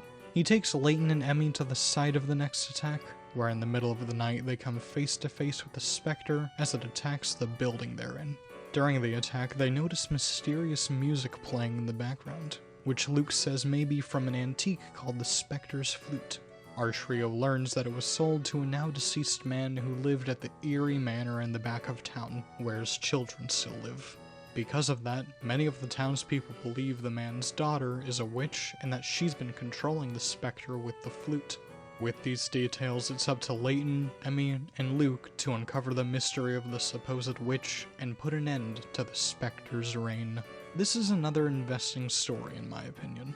We've had conspiracies before, but never a literal monster mystery and how our heroes need to stop it.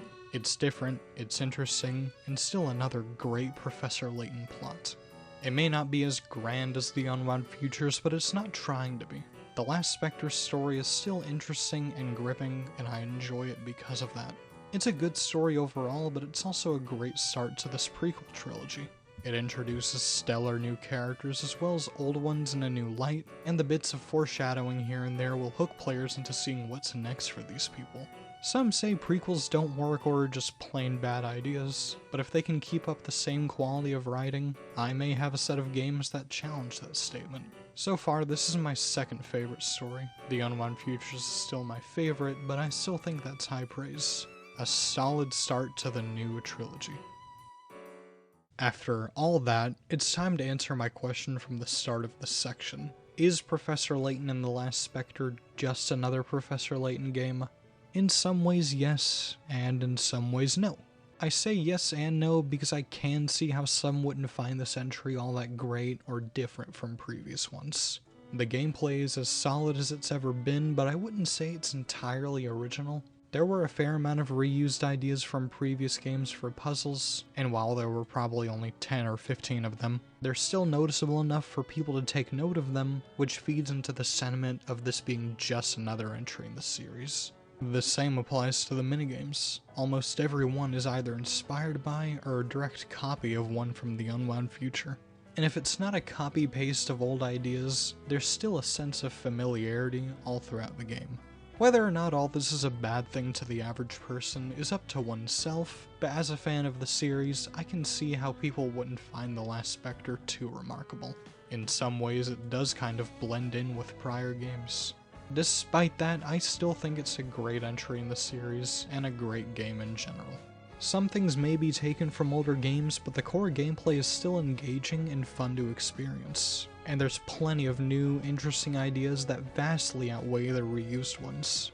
I'm also a fan of the general atmosphere and setting. It's a dense, varied, and alive town for players to explore, and the music is just calming and adds to the overall pleasant feel of the game. The story was also enjoyable. A big monster mystery feels right up Professor Layton's alley, and it's executed very well in my opinion. This being the start of a prequel trilogy also allows for writers to create a more involved, overarching narrative with fun new characters without having to worry about the end of the original story. There's plenty of fun, charm, and intrigue to be had in The Last Specter, just like previous games, and I really don't want to seem like I dislike the game, but like I said, I can see how some would find it to be just another Professor Layton game. Hopefully the jump in console generations will show people that Professor Layton isn't becoming stagnant anytime soon.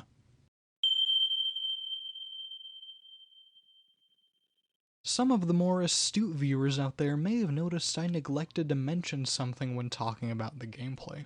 A certain mode you can access as soon as you see the title screen. Before jumping to the next main game, let's quickly see what this mode is all about.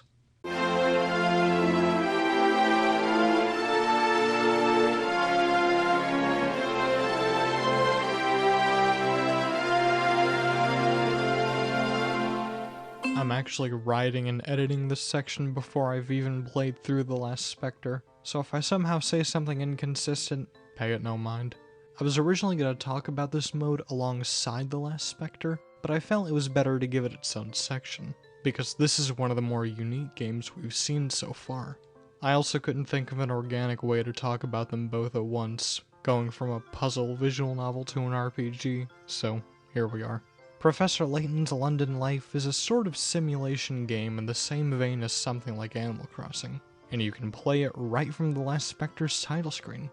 In the North American version anyway. Apparently it wasn't included with European versions because translating it to other languages would delay the full game's release, so they axed it.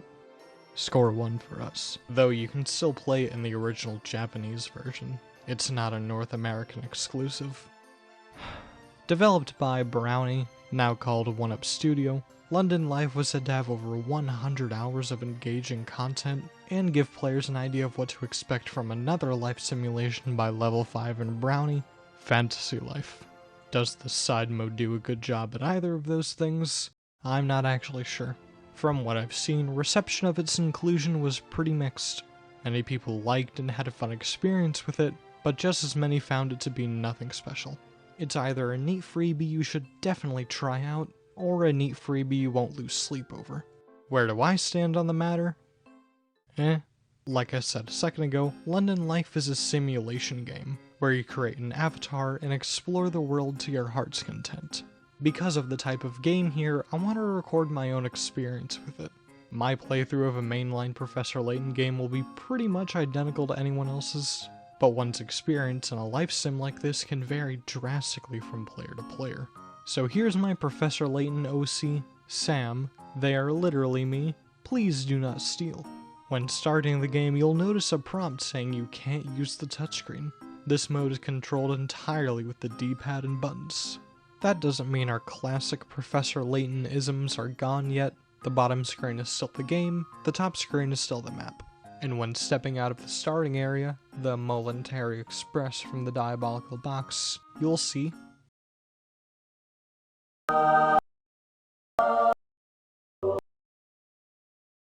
the gameplay of this mode is fairly straightforward. You, as your created avatar, explore the town of Little London, where you talk to and help out many characters from the Professor Layton series up to this point. You don't help out these people by solving puzzles, however. Instead, you take on a request, or just normal quests in any other game. The quests we see are performing jobs, buying or collecting items, talking to different characters, escorting characters, and that's really it. For a game with a playtime of up to 100 hours, it's not a good sign that most of that time will be spent performing fetch quests. It may not sound like it, but almost the entire game is just fetch quests. You talk to person A, go to person B, go back to person A, or you talk to person C, buy an item or spend 20 minutes fishing or picking flowers, go back to person C, or you talk to person D, go to location, and that's the end of the quest. Every single quest in this game follows one of these patterns, and after a certain point, it all becomes so mindless and tedious to play through. These quests are incredibly short also. Most don't even last more than 30 seconds. It feels more like busy work than anything at that point. Here's one right here.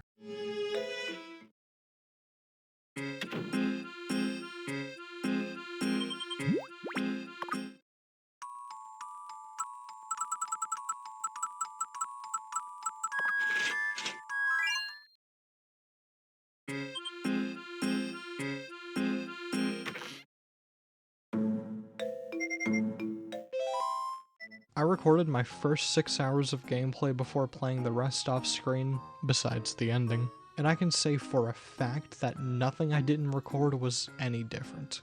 It's just the same tedious back and forth I had already seen hundreds of times. Remember about 40 or 45 minutes ago when I talked about the team minigame of the Diabolical Box? Imagine that tedium, but it's actually the whole game, and it's almost 15 hours long if you're a completionist. Now you don't have to complete every quest possible like I did. I only did so because I want to 100% every game I can. If you want to only play through the story, then you just have to complete the red quest. But if you do that, you'll be left with probably an hour or two of gameplay, walking away from the side mode possibly underwhelmed. And even then, the red quests are the exact same as all the others. I can definitely see what they're trying to do here. They wanted to create a world that felt alive and bursting with things to do. But if the core gameplay is the same repetitive nonsense, I end up thinking most of this content isn't even worth playing through. Maybe if there was variety in these quests, I wouldn't be so hard on them, but again, it's the same thing over and over. Okay, I was very negative for a bit there. What do you get from completing these quests? For starters, you get happiness, which I'm not actually sure what it does. I think it means you get more money from completing certain quests, but I'm not sure. You also get money, which is self-explanatory, and a variety of items. You'll receive clothes for your avatar to wear, furniture to decorate your room, or key items for the story. I really like the customization elements here. It's fun to scan through cosmetics you have or even in a store, and see what may look nice on your avatar. There are light fashion elements in the game, where you have to look a certain way to enter certain buildings, but at a certain point you'll essentially be able to wear whatever you want. This was my final outfit. I think Sam is looking pretty sharp here. The same all applies to room customization, though I feel it's a bit limiting. You can't turn furniture in a certain direction, limiting where you can place what, or if you can even place something at all. It's still fun to see what may look nice in your room though. If your room looks a certain way, you'll be able to have roommates. But if you want your room to look the way you want, then most everyone will call it ugly. I actually had Statch and Scarfin as a roommate, and I was glad so I could continue my joke, but then he called my room dank and dreary, and let's just say I'm glad I had my mic turned off. I mentioned jobs earlier, but those are just fetch quests, besides juggling. It's just a juggling minigame, but it's actually kind of fun to master. It's also a good way to make money early on. There's also gambling, just good old-fashioned gambling. Buy the loaded dice, and in about 15 minutes you'll have a large chunk of change. I wish I was allowed to bet all of my money though. I'm a gambler at heart. You should see me on Discord when I remember bots exist. I have to say, I really like the presentation here. It's in this charming pixelated art style reminiscent of the menu icons in the main games, and these characters translate pretty well to the style. It's also fun to revisit familiar locations from the series with this look, such as the University or Scotland Yard. The music is just alright in my opinion. It's nothing special honestly, and some themes get a bit tiresome after a while. First game in the series where I don't care about the music. That's something. The tone of the game is pretty lighthearted, especially in the writing and story.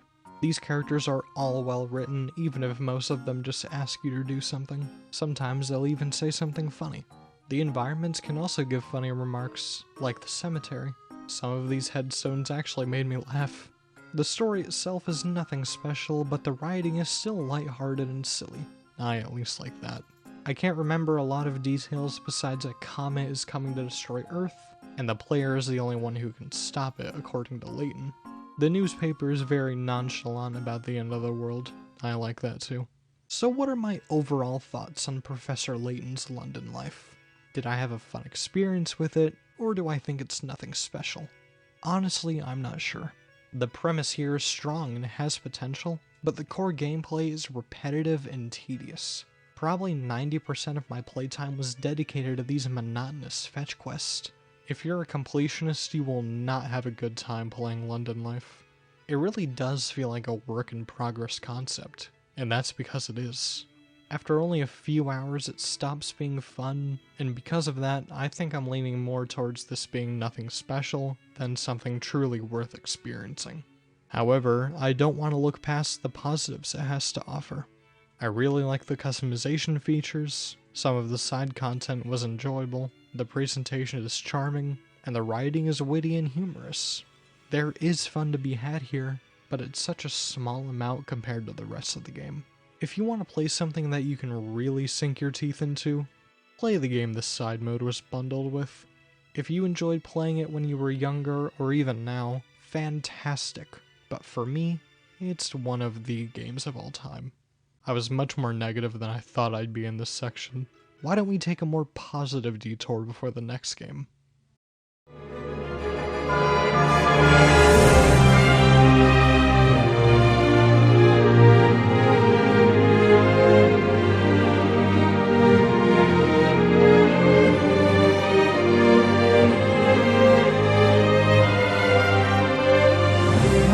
Did the Professor Layton series receive a serialized manga, it also received a feature-length film.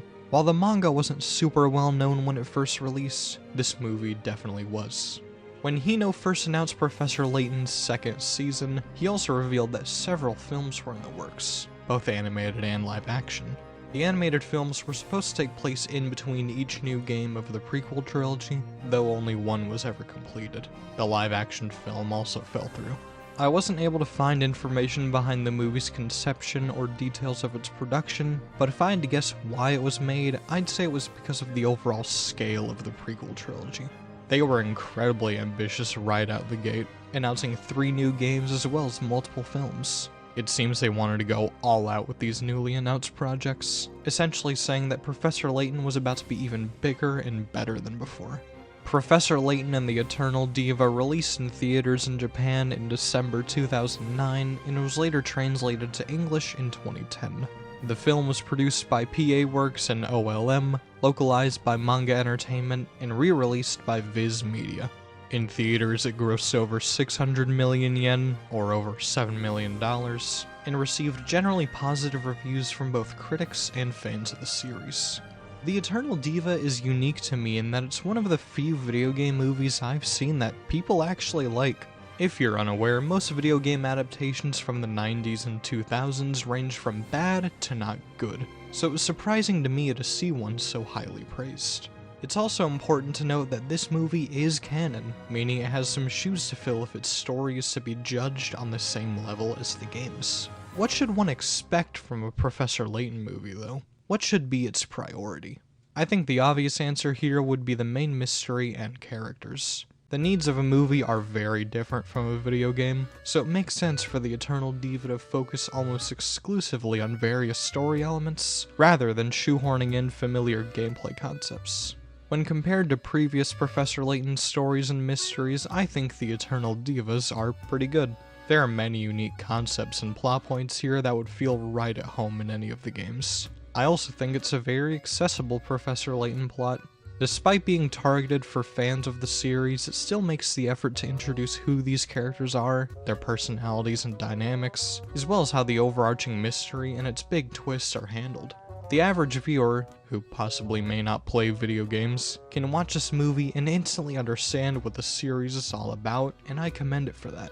I said some 2 hours ago that I wouldn't recount these stories beat for beat from start to finish because I think that's boring and lazy, but given that this is a movie, I feel like discussing the whole story is actually warranted. This won't be just a simple summary though. I do plan to break things up and give my thoughts and analysis as we go on. Still, here's your one and only spoiler warning for this section. We open on Luke talking about who he and Layton are and what they do, once again to catch uninformed audience members up to speed. We then cut to the two reminiscing on an old case they solved several years ago, which is where the actual mystery begins. Sometime after the events of the last Specter, Layton is invited to an opera by one of his former students, Janice Quatlane, in hopes that he can help her with something. She says that her friend who had passed away has come back to life in the body of a young girl. She doesn't know why or how, and asks for Layton's help. And so, he and Luke head to the theater to investigate. Janice's opera tells the story of the kingdom of Ambrosia and how the death of its queen led to the discovery of eternal life. And while it has beautiful singing and powerful music, the audience doesn't seem too interested. After the performance, a man comes on stage to inform the audience that they will be playing a death game, with the winner receiving the gift of eternal life. This piques the interest of some audience members, while the rest try to leave in a panic. After the man on stage is revealed to be a puppet, Layton, Luke, Janice, and others are now forced to participate in a life or death game. I think this is a strong opening for a Professor Layton story. It quickly establishes multiple interesting questions. How has Janice's friend come back from the dead, and who's the mastermind behind this Battle Royale-styled game? It also introduces several ideas for viewers to keep in mind throughout the film. The overall theming of eternal life, as well as the archaeological mystery of the lost kingdom of Ambrosia. These questions and ideas are set up generally well, and also in a way to make sure viewers wouldn't be lost as the movie goes on. There is no menu or journal for one to look back on as the story progresses. This is a movie with a mystery that should be easily understood just by watching and paying attention to it, and I think it succeeds with that. I don't think there's a moment here where a viewer could be lost. If a plot point or idea is important, the film will give it the attention it needs so the audience can keep it in mind. Let's take a break from the story and talk about the puzzles. Yes, the Eternal Diva has puzzles. I said earlier that this movie focuses primarily on its mystery and characters, but that's only half of what makes the original games tick. The other half is, of course, the gameplay and puzzles. But how are you supposed to translate that to a watchable experience? I think the way they handled it was pretty smart. The few puzzles in the Eternal Diva are all linked to the newly established life or death game, And how else do you eliminate participants than with various challenges? And instead of having to perform mathematics or slide objects around, the characters have to answer trick questions based on their environments, or visualize the solution to a physical problem.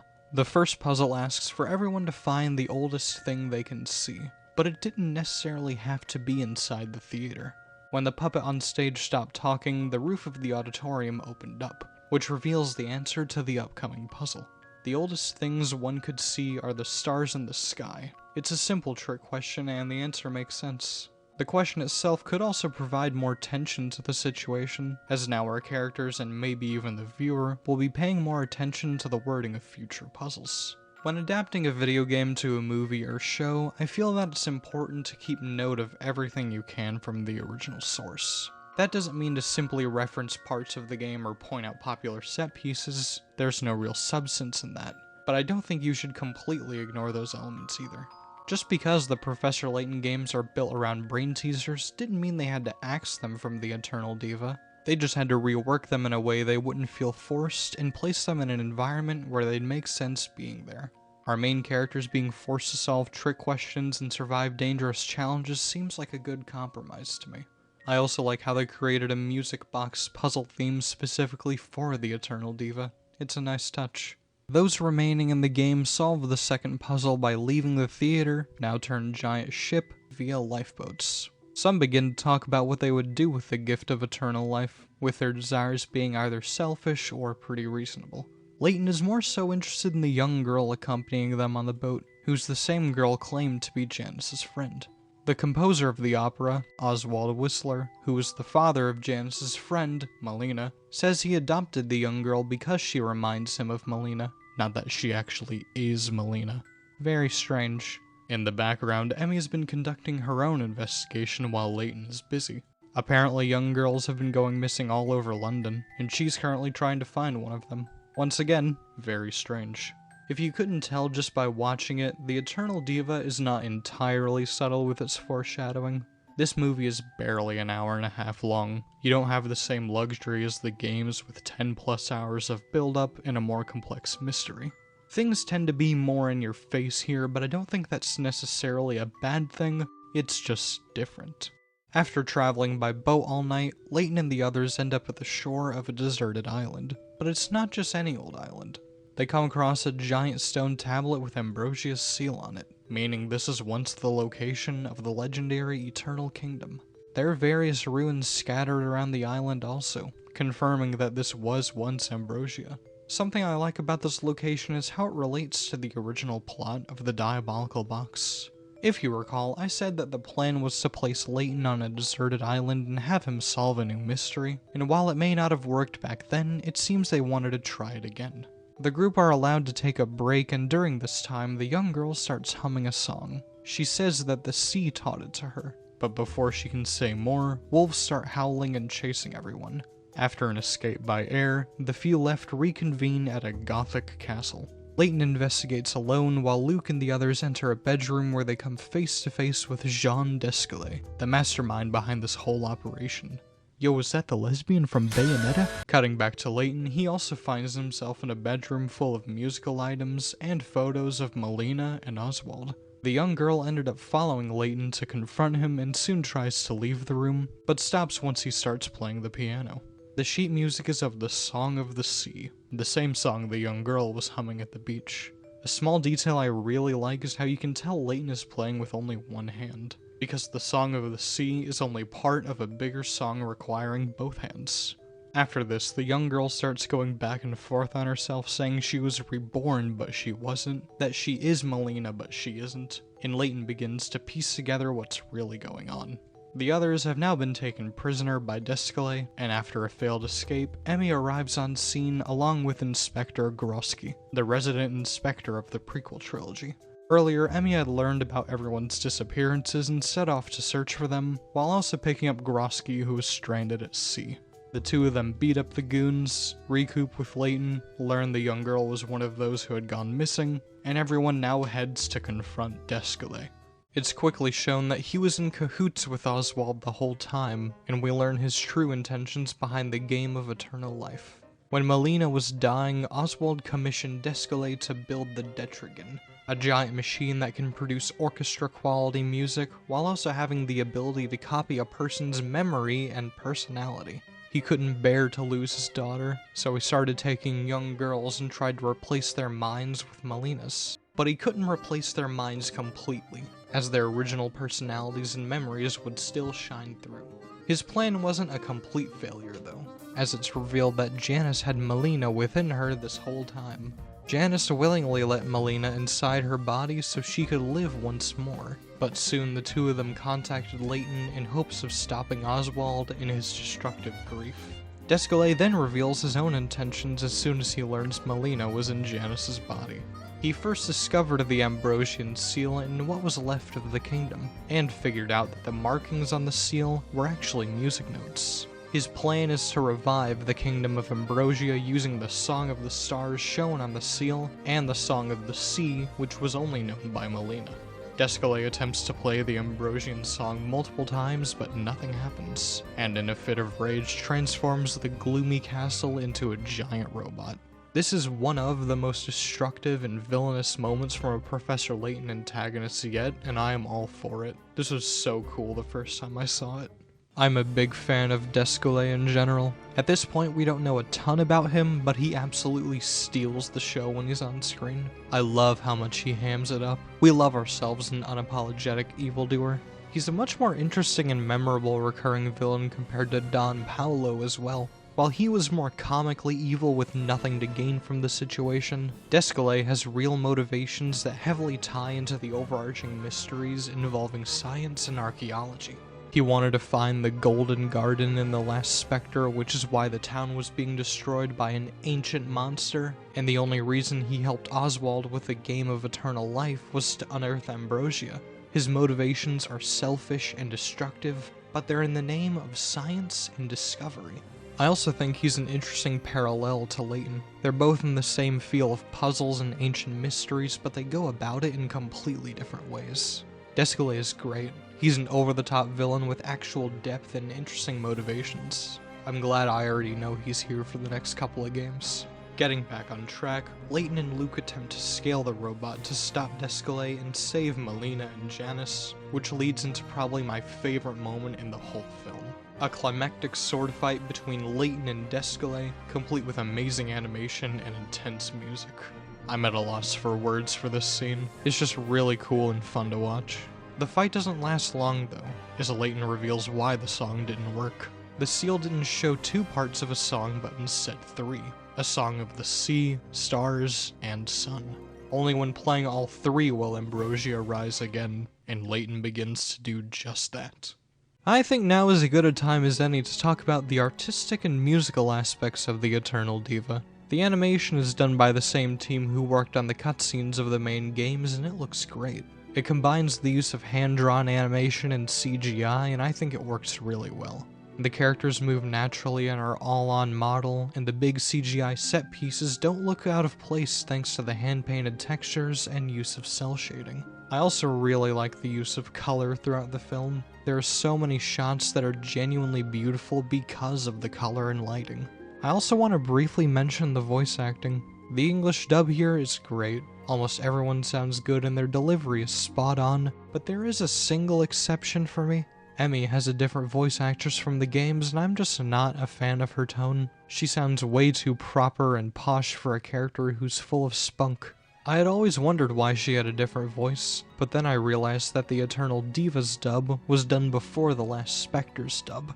This would also explain why Descalais has a different voice, but his tone and delivery isn't too different from the games, so it wasn't anywhere near as noticeable. Maybe because Emmy had a smaller role here, they gave her movie actress a different direction than what they would later on in the games. It's just something interesting I wanted to take note of, because I genuinely never knew why they had different voices until now.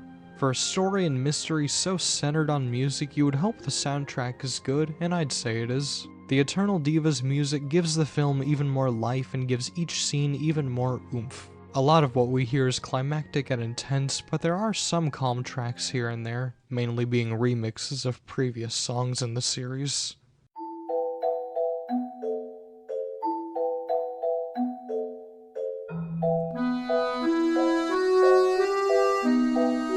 I think the soundtrack shines when it wants to be over the top though, mainly concerning the theme of the Eternal Diva, the complete Ambrosian song. The organ in the beginning paired with the singing makes it feel like these characters really are reviving something long forgotten, and the moment each song joins together to create an even more powerful melody is when Ambrosia starts to rise. The songs become more and more intense as they go on, coinciding with the stone buildings rising from the ocean. The stone pipes in the ocean begin to rise as well, and it seems like the music is so powerful and loud that it's actually coming from those pipes, almost like they're pipes from an organ. I really like this theme and how intertwined it is with the overarching mystery of Ambrosia. It's great.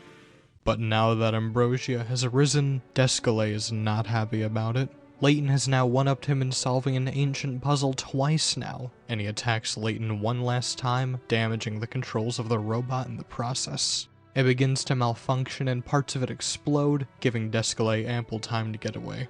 Layton, Luke, Janice, and Melina escape from the falling robot as well, but now it's time for Melina to say goodbye. She doesn't want her father to continue to steal people's lives for her sake, especially her close friends, and so she leaves Janice's body for good.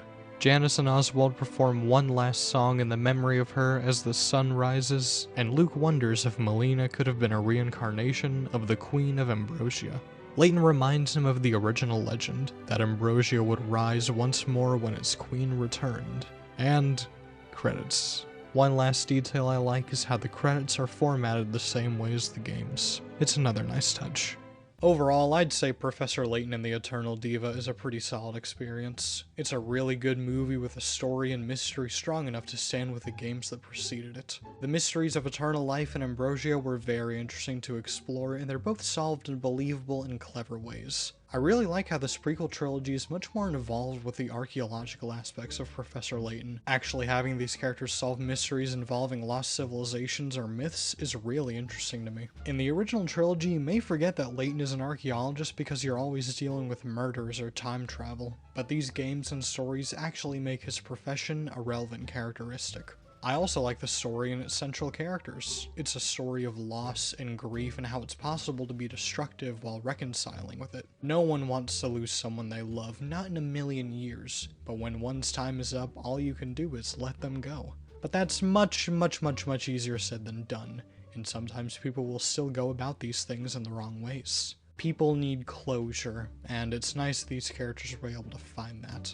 The artistic aspects were solid as always, and I appreciate they were given the same amount of care and attention as the games, even though this is a movie. It's especially important that they did because things like the music are baked into the DNA of the mystery and story. As far as video game adaptations go, this is one of the best in my opinion. It tells an interesting story and mystery with writing on the same level as the games, and it even pays homage to the original gameplay by naturally incorporating puzzles into the plot. Everything this film does works great, and I think that's high praise for a video game movie. If you haven't watched The Eternal Diva, I recommend it to fans of the series, and maybe even people who know nothing about it. It's just a good time in general. If you want to watch it, you can either get a physical copy like me, or watch it digitally using things like Steam.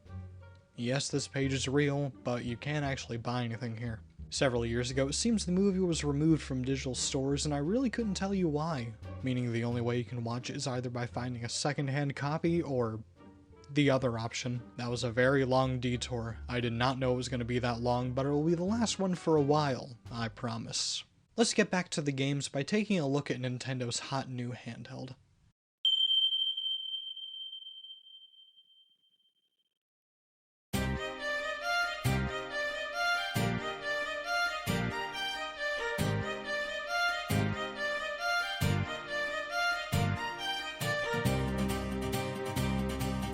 Professor Layton's prequel trilogy has been firmly established. We have a solid starting point, a critically acclaimed film, and a brand new entry already underway.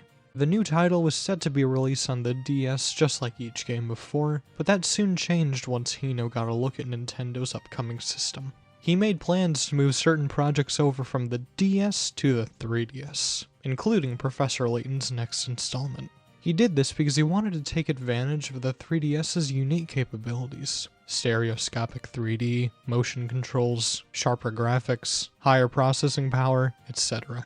things the original DS struggled with or straight up couldn't do.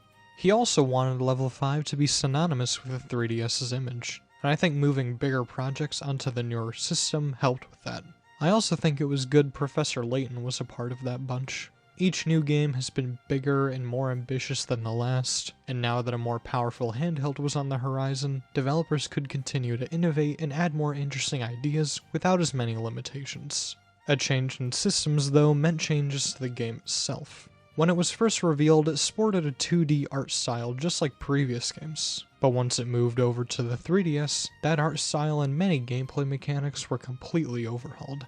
Characters and environments now had 3D models and graphics, and there seemed to be puzzles that took advantage of the 3DS's new features. All of this led to Professor Layton and the Miracle Mask releasing day and date with the Nintendo 3DS in February 2011 in Japan, and everywhere else in October 2012. By the end of its first weekend, it sold almost 120,000 copies, selling the most out of any other 3DS launch title. But overall, it sold right under 1.5 million. Later on in 2013, the game got a re-release on the Japanese Nintendo eShop under the name Professor Layton and the Miracle Mask Plus. This version added more accessibility features such as tutorials and hints, new cutscenes and in-game scenarios, and every previously downloadable puzzle. I haven't mentioned DLC in these games, huh? Yes, every Professor Layton game so far has had DLC in the form of downloadable puzzles. New puzzles would release either weekly or daily depending on the game, meaning really each game has dozens or even hundreds more puzzles for players to solve than the amount present in the retail release. The Miracle Mask doesn't have 150 puzzles in total, it actually has 515. Wow. I may be going for 100% in each of these games, but I think I'm okay with only doing 30%. I have yet to mention these extra puzzles simply because I've never accessed them before. And I'm afraid of even thinking about what would happen if I try to use the internet normally on my 3DS. From what I've seen, the Miracle Mask is the only game to have done an updated release like this, but it's cool that this extra content was preserved in some way. As for the game itself, players generally thought that the Miracle Mask was yet another great entry in the series with solid puzzles and fun new gameplay additions, but there were some mixed on the new art direction and story. As for what I think about these elements, I will get to that very soon. My goal for the next 30 minutes is to discuss what the Miracle Mask brings new to the series now that it's on a brand new machine, as well as how it stacks up with previous entries. What has or hasn't changed, was it for the better or worse, and what do I think about the game as a whole? We have a lot to unpack here, so let's get to it. Finally, a section where I don't feel like I'm repeating myself. When the Miracle Mask was first announced, Hino said that it would bring many changes to pre-existing systems, even when it was still a DS game. The switch to 3DS later on, though, definitely inspired more changes and additions to the traditional Professor Layton gameplay loop. For starters, your focus is no longer exclusively on the bottom screen.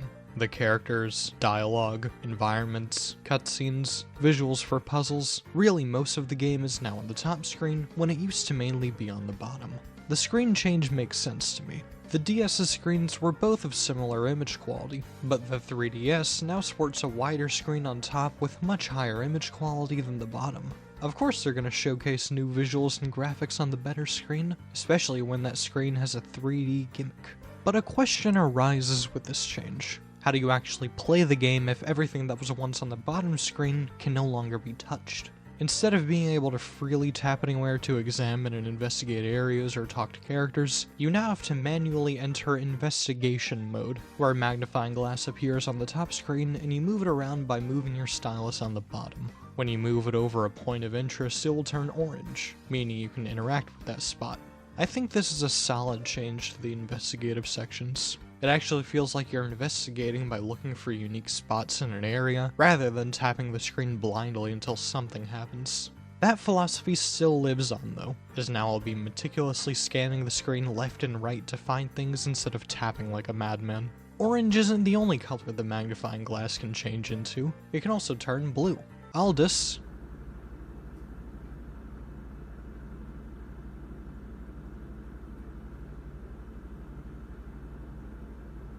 shows that the blue magnifying glass can reveal zoom points, specific spots and locations where you literally zoom in on the environment. These zoomed in spots can house hidden characters, puzzles, items, or flavor text. This is a neat enough addition. It once again feels like you're really investigating these locations, as now you can sometimes comb through different rooms or peer into alleyways. It adds variety to the areas you explore and even sells the 3D environments more.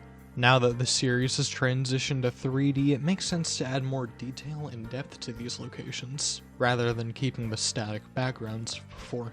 As for the puzzles themselves, I have to say they're all once again really good.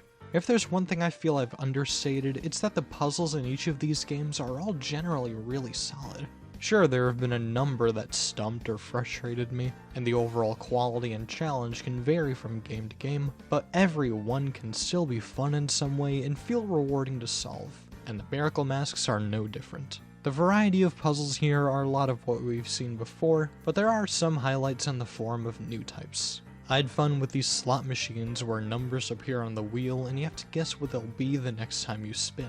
It's all about pattern recognition, and studying each individual number to figure out what those patterns are offers a real challenge. I also really like these totem puzzles where you have to hit rocks and totems with a hammer to rearrange them. These are simple fun, but later variations offer a good challenge too, either with the original placements of the totems or the conditions of the puzzle itself.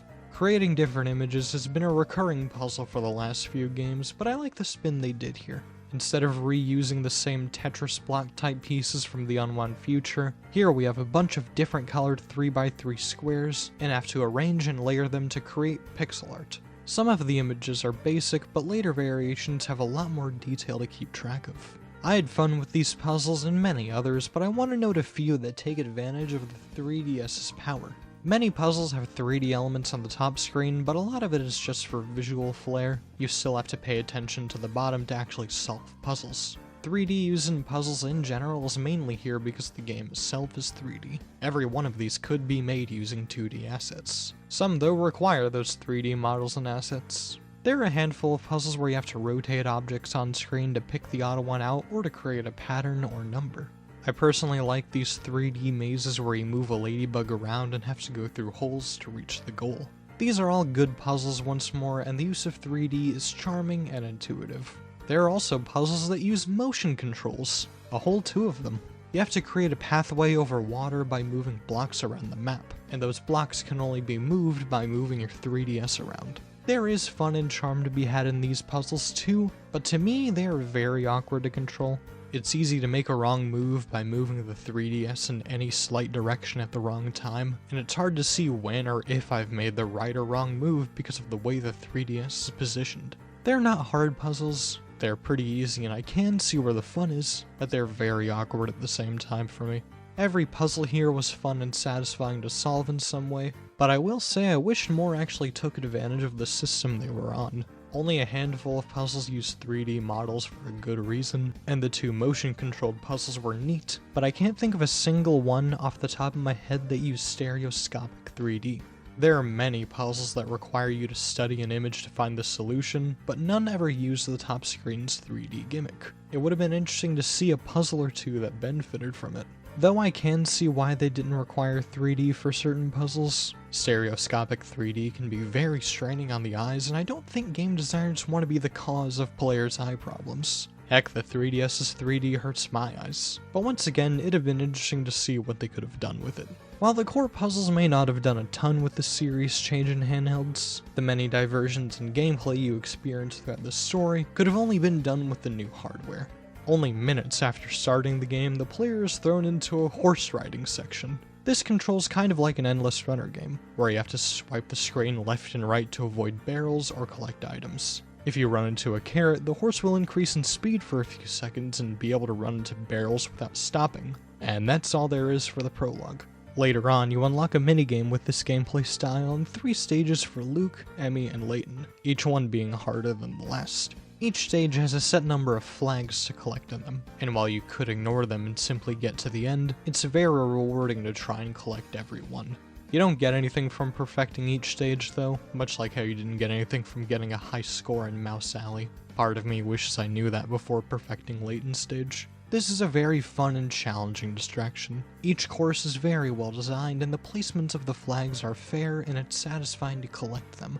I will say I think there's a slight delay on the characters' movements. These stages basically require blunt memorization if you want to collect every flag, and even though I know exactly where they are and when I need to move, sometimes I'll still miss them even when I know for a fact I swiped the screen.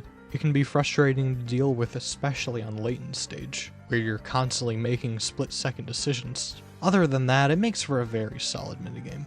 At one point in the story, completely unprompted and for an entire chapter, the gameplay changes from the traditional point-and-click style to a top-down dungeon crawler. You can only move in 4 directions and have to go from room to room solving basic puzzles to progress. These range from standing on tiles, rolling rocks to create a path, avoiding mechanical mummies, and sometimes combining all of these elements at once. During basic exploration, you can use a shovel to dig holes and find puzzles, hidden coins, and items. When I played this chapter for the first time, I did not like it, but I actually had some fun with it when revisiting. This gameplay style is both charming and ambitious. The chapter could have kept the already established gameplay intact, but they wanted to do something different and interesting, and I respect that. It doesn't last for long, only an hour at most, and if a player is stuck, they can use hints to help get back to the traditional gameplay. Overall, a solid set piece and a fun enough diversion. Something I like about these 2 drastic gameplay changes is that they're easily understandable. These games are built upon the idea of anyone being able to pick them up and instantly knowing what to do, and that idea still remains with these minigames and set pieces. It may take a moment to understand, but after that it's smooth sailing, just like with the new investigative controls. Puzzle battles return from the Unwound Future, and they're just as challenging as before. There are only 2 this time, a cup and ball with a trick, and a numbers game where you move poker chips. These are both solid challenges, but to me they lack the intensity of the originals. Before, they were battles of wits, 2 characters challenging each other to prove a point or gain the upper hand in a do-or-die situation. The ones in the Miracle Mask, though, are just challenges for Layton so he can de-escalate something. Investigative questions return from the last Specter as well, only twice though. And that's all there is to the main gameplay. Until we open Layton's trunk. That's right, there's 1,000 words left in this part and I'm actively trying to cut as much as I can. Episodes return and they're a lot more involved this time. Before, they mainly have side characters and their interactions, and that is still the case. But this time there are a lot more episodes dedicated to the main cast and important story beats. There are even episodes that have subtle foreshadowing for the next game. That's how much important content they now have. Solving puzzles this time will sometimes unlock stages for the 3 main trunk minigames. The toy robot, the shop, and the rabbit. Would you believe me if I said 2 of these are almost the exact same as previous minigames from the Unwound Future and the last Specter? The toy robot is another move around the area to get to the big red square while conserving energy minigame like the car and the train. Even though this is the 3rd time we've seen this style, I still think there's some merit to this version. Instead of having to plan your entire route in advance, now you move 3 spaces at a time and continue to move afterwards. This simple change makes this a much better version of this style of minigame than the train. It was so challenging and stressful having to plan the entire route while having to account for cars and other trains, but here it's much more manageable. Every stage isn't a cakewalk because of this change. You still have to avoid hazards and route accordingly, but it's much more chill. The final stage is a boss fight with a giant robot, and beating it unlocks even more levels, but those aren't required for 100%. Of these 3, I still think the car is the best. It is technically the most basic, but I still had the most fun with it. Next is the shop, which is the most original of the Miracle Masks minigames. Here you run a shop where each stage is a shelf. You have to place items on the shelf in a way that makes customers want to buy them, with the goal being to sell every item. The way you do this is by placing different colored items next to each other, or by placing different items of the same color next to each other. You have to arrange everything in a way so that every item from the starting point onwards will relate to the next, and so on. Later stages get more challenging with the amount of items and space you have. Now there will be blank space left over, meaning you have to think even more critically about where you place certain items. I really enjoyed these stages. This is one of my new favorite minigames overall. It's satisfying to do everything correctly on the first go, but there's a drive to keep trying if you end up making a mistake. The rabbit is up next, which is similar to previous story-centric minigames. During the story, you receive one of 2 rabbits, a white or a pink one, and you have to teach it actions and tricks so it can perform in plays. You teach it new moves by touching it in certain ways in certain places, like swiping left and right on its body or tapping its legs. If you want, you can just watch it jump and move around in the training room. I can see people having fun with these aspects alone, training and watching a rabbit perform certain actions and tricks. It feels like a stripped-down version of Nintendogs. The plays are why I said this is similar to previous minigames like the picture book and puppets. You're given a script and have to put the correct action on the right line and watch the whole play out. The game outright tells you which actions or moves to use for certain parts if it wasn't obvious, making this part of the minigame just as simple as before. This is probably the best iteration of the three. Instead of only piecing together different stories, you're also able to do things with your rabbit. But this is the third time we've seen this idea, and it's still not all too great for me because of that. Believe it or not, filling in blanks gets pretty boring pretty quickly, even with a new coat of paint. Lastly, we have the collection returning from the last Specter. There are even more items to collect, and you can actually view them in detail with a rotating 3D model. But once again, they serve no real purpose. The top secret menu is the same as it's always been, but this time you can view both the characters' 2D sprites and 3D models. Other than that, there's nothing much of note, unless you ignore the hidden door. We can now access the hidden door in the last Specter, which this time showcases concept art and character profiles for the Eternal Diva. I would have liked to see developmental illustrations of Miss Stalery, but it was very cool to see art for the movie of all things. The Miracle Mask's hidden door doesn't have a puzzle based on the last Specter like how previous hidden doors did for other games, but instead has a quiz based on the game's events. It shows Luke and Emmy talking to the viewer and asking them things like what's this character's name or why did Layton and Emmy go to Miss Stalery. It's a simple bonus, and I'm glad they kept the hidden door trend going even across different handhelds. The Miracle Mask's gameplay is a solid evolution in my opinion. It revamps systems we've come to understand in a traditional way while keeping them just as accessible as before. Puzzles have also seen some changes and additions that aren't drastic enough to alienate fans of the original games, but are still worthwhile on their own right, even if I don't absolutely love the motion control puzzles. There are also even more gameplay diversions than before, with some of them not even resembling the main game aside from character models and voice lines. These are still simple and intuitive enough for the average person to understand, while still having as much fun as the traditional gameplay.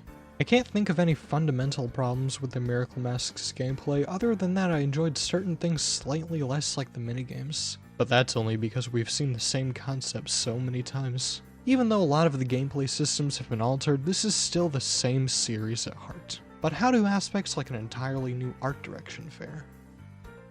The biggest visual change the Miracle Mask has to offer is that now, basically everything is 3D, meaning I'm no longer scraping the bottoms of barrels. I think these characters made the jump to 3D fairly well. Their designs were faithfully translated and they look good for the most part. New characters also look good, especially since they were designed with 3D in mind. A detail I really like about these models is how they have outlines that mimic the outlines of a drawing or sprite.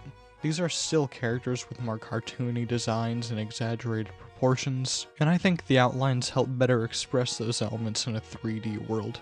I am kind of mixed on these models though. I still think they look good for the most part, but some characters look a bit off in some ways. Take Layton for example. To me, his head looks like a cylinder. Since everyone is a 3D model, they no longer change expressions and poses instantly. They have to be fully animated, and I think the animation is good once again. Everyone bobs and moves naturally and fluidly. I can't think of a single character that had bad animation. That is when you're exploring the city and talking to different people. Cutscenes are a different story.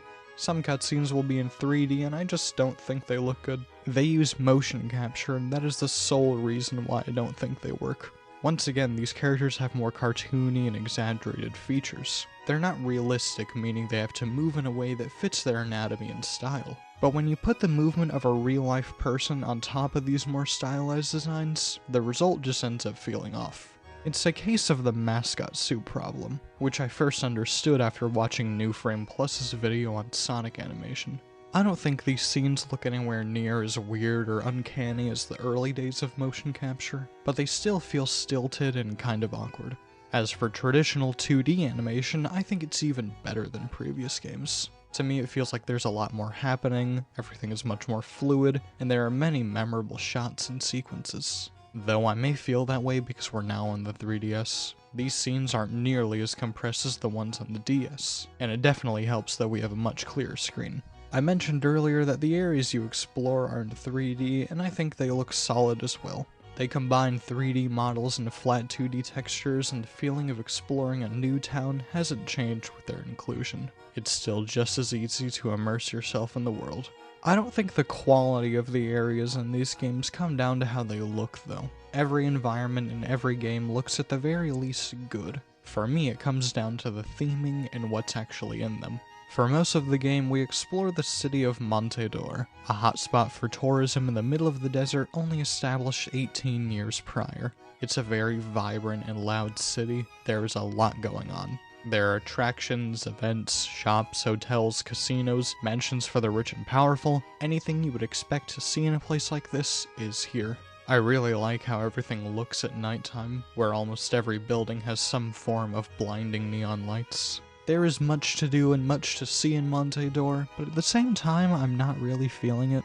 Every one of these elements is something we've seen somewhere before, and while they are amplified to fit with a theme of money and tourism, this isn't the first time we've seen fancy hotels, gaudy casinos, theme parks, etc. Montedor isn't very memorable as far as Professor Layton settings go in my opinion. The one unique element here is the circus, which does fit well with the various attractions of Montedor and the main mystery involving elaborate tricks and stunts. The circus provides unique imagery throughout the city, but I'm not feeling it here either. I don't care for the circus in real life, but I do appreciate the set pieces it brings. Montedor isn't the only place we explore though. Every other chapter of the Miracle Mask takes place in a flashback where we play as a teenage Layton, and in these chapters we explore his hometown Stansbury. I very much prefer the look and feel of this town compared to Montedor. It's a secluded area like Mistallery, but much smaller and with a lot more greenery. It's almost as if some buildings were painted with moss and vines, and I really like that. It's a very cozy town in my opinion. Stansbury is also home to the Norwell Wall, a giant stone wall covered in symbols and images archaeologists can't even begin to decipher. It's located at the edge of the forest surrounded by fog, and once again I really dig the vibe. I want to reiterate how I like that these games are much more involved with archaeology than before. Not only do these aspects provide more mysteries that relate to our main characters, but they also provide more interesting visual set pieces like the Norwell Wall and the ruins of Akbadine. The ruins aren't super detailed due to the focus on the new gameplay and each room being made on a grid. Most rooms look pretty identical to be honest, but I still like what they add to the game as a whole. Much like the cutscenes, I think the quality of music has also seen improvement. The 3DS can provide much higher audio quality than the original DS, meaning music and voices aren't as compressed as before, if at all. I've tried to use live recordings of certain songs when I could throughout this project because the compressed in-game versions were lacking in some ways, but we won't be having that issue anymore. While the quality of audio is higher than it's ever been, I don't think the same applies to the actual music. This is the first main game where I don't care too much for the soundtrack. A lot of songs are very samey in my opinion. They all use the same general instruments, have the same general tone, and follow the same general melody. I wouldn't go as far as to say the music is all generic. There were some tracks I really liked.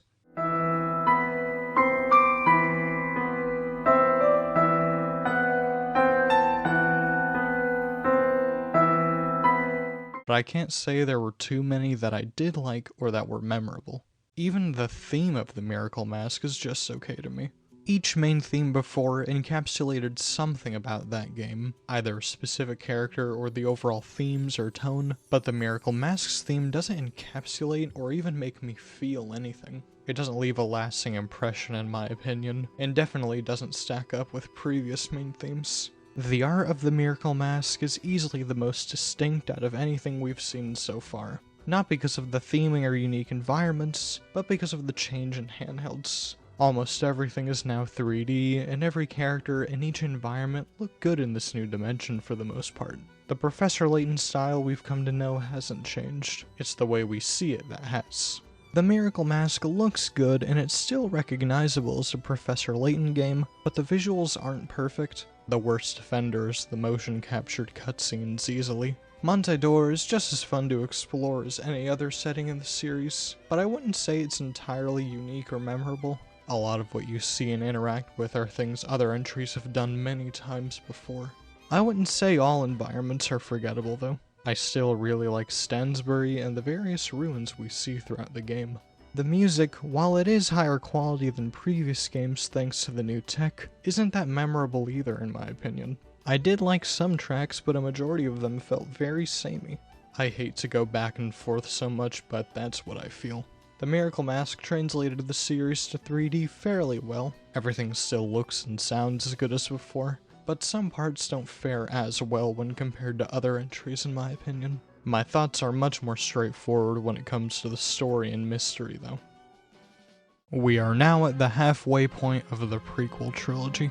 The beginning, middle, and end of the original trilogy didn't matter as much in a narrative sense because those games weren't telling an ongoing story. That isn't the case here though. The original trilogy had nods and references to previous outings, but like I said earlier, this prequel trilogy wants to tell a much deeper story that further develops with each new entry. So far, I think it's done a good job with that.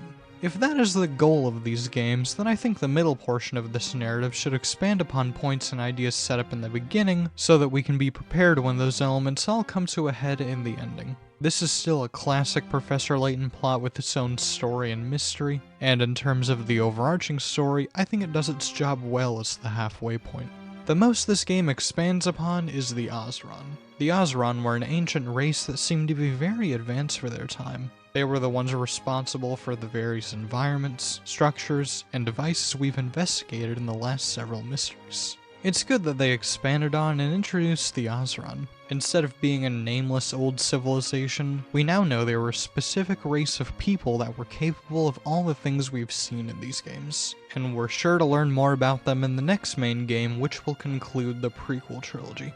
I assume we'll learn more anyway. The word Azran is in the title. The Miracle Mask doesn't only introduce the Azran civilization, but also important information on our main characters, more specifically on Layton.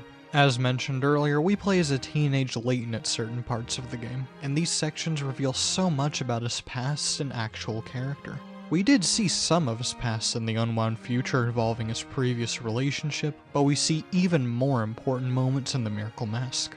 I wouldn't say his relationship with Claire isn't important. It very much is, as we see how it affected him throughout the game, and it even becomes the emotional core of the adventure, but what we see here actually relates back to his whole being, not just one aspect of it.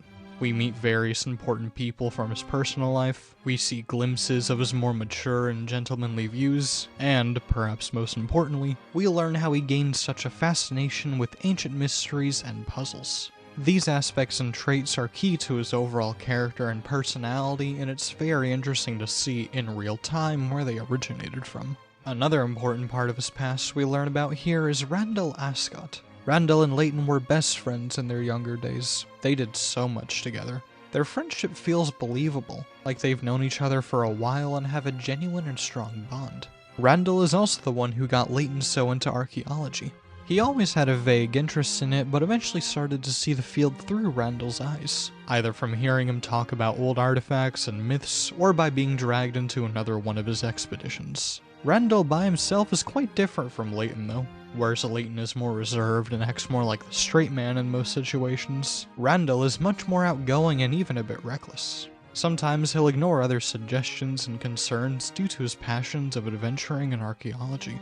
He doesn't do this out of malice or anything. He does care about what his friends have to say, but he cares just as much about archaeology and is willing to look past the risks. I think Randall is a solid character. He has a loud and outgoing personality that clashes well with those around him, and his motivations and passions push him to adventure despite the dangers. Enough about the past though. What happens in the present of the Miracle Mask? One day, Layton receives a letter from an old friend Angela asking for his help. She says that not all is well in Montedor, and that the cursed Mask of Chaos is threatening to destroy it. And soon after, Layton, Emmy, and Luke set off for the city to investigate. Montedor is always lively and bustling, always holding fun events like parades. Panic starts at this one though, as it appears that dozens of people have been turned into stone out of nowhere. The one to petrify these people is the Masked Gentleman, a theatrical man sporting a white suit and golden mask. He threatens to destroy the city and quickly flies away.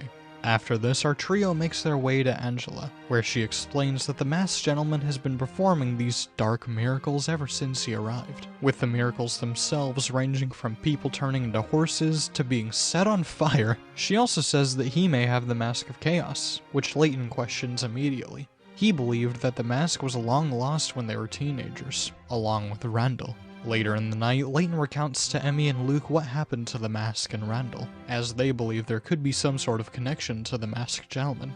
He says that Randall was the one who originally found the mask and learned that the mask itself is a map leading to the ruins of Akabadine. And so, he and Layton both set off for the ruins, but only one of them returned, along with one less mask.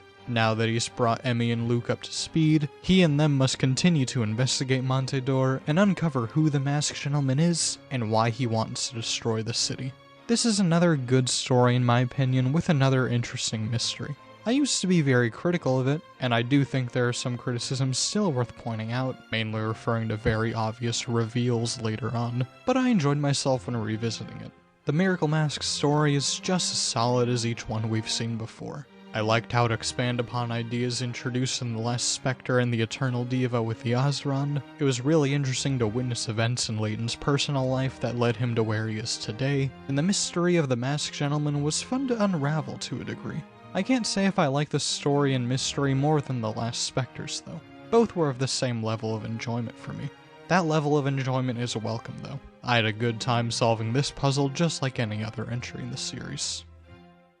Professor Layton and the Miracle Mask is yet another solid entry in the series, as well as a solid evolution. It doesn't make a crazy amount of changes to the pre-established formula or anything, but it does change enough to make this one of the more unique entries so far. It does add a fair bit on top of the traditional gameplay though, that I've previously explained in great detail. Probably too much detail. This section is 1400 words longer than the last Specters because I just had to talk about everything. 3D models, motion controls, diverse gameplay set pieces, slightly more unique minigames, and more. These elements show that Professor Layton hasn't become stagnant 5 games in, and it's mostly thanks to the power of the 3DS that allow these new additions and changes. The quality of the art and music definitely hasn't changed with the change in handhelds, but I will say the main city we explored didn't captivate me nearly as much as previous main settings, and a lot of tracks we hear are samey in my opinion. That doesn't take away from the solid visuals themselves though,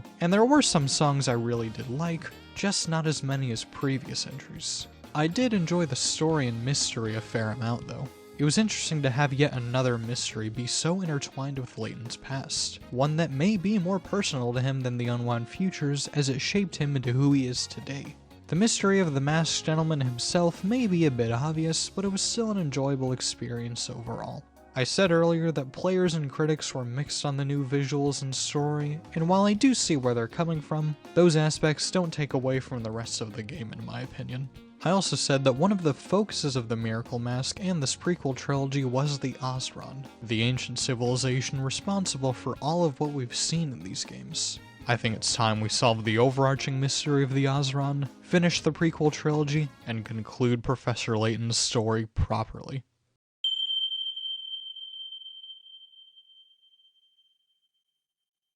Except not really. I lied when I said the Eternal Diva was the last detour for a while, because we have another one right here.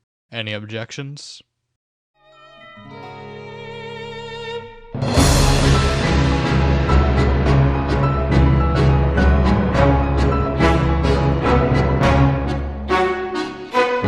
I say detour, but I believe this next section is anything but. Calling something a detour implies that what you're looking at isn't as important as what's to come later on, but what we have here is something truly important to the Professor Layton series as a whole.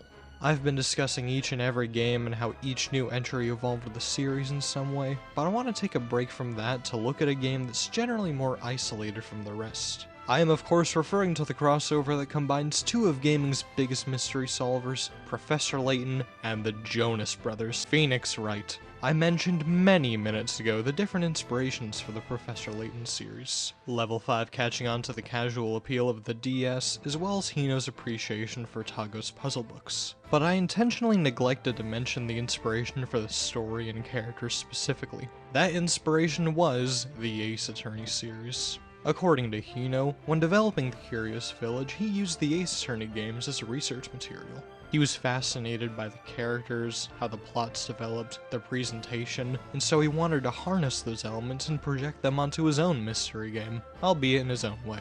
Professor Layton and Ace Attorney both have their own approach to developing characters and unraveling mysteries, but it's safe to say the feeling of looking for clues and learning new information is similar for both series. Ever since the Curious Village released, Hino wanted to have some sort of collaboration between the professor and lawyer, but it wouldn't be until around 2010 when that started to become a reality. In the early stages, Hino originally asked Shu Takumi, the creator of the Ace Attorney series, to take on a supervising role in the project, but later on he became the main scenario writer and was given much creative freedom. Takumi was initially hesitant of the idea, but soon opened up to it once he thought of witch trials and magic, and how a crossover could allow Ace Attorney to experiment with the more fantastical ideas Professor Layton's known for.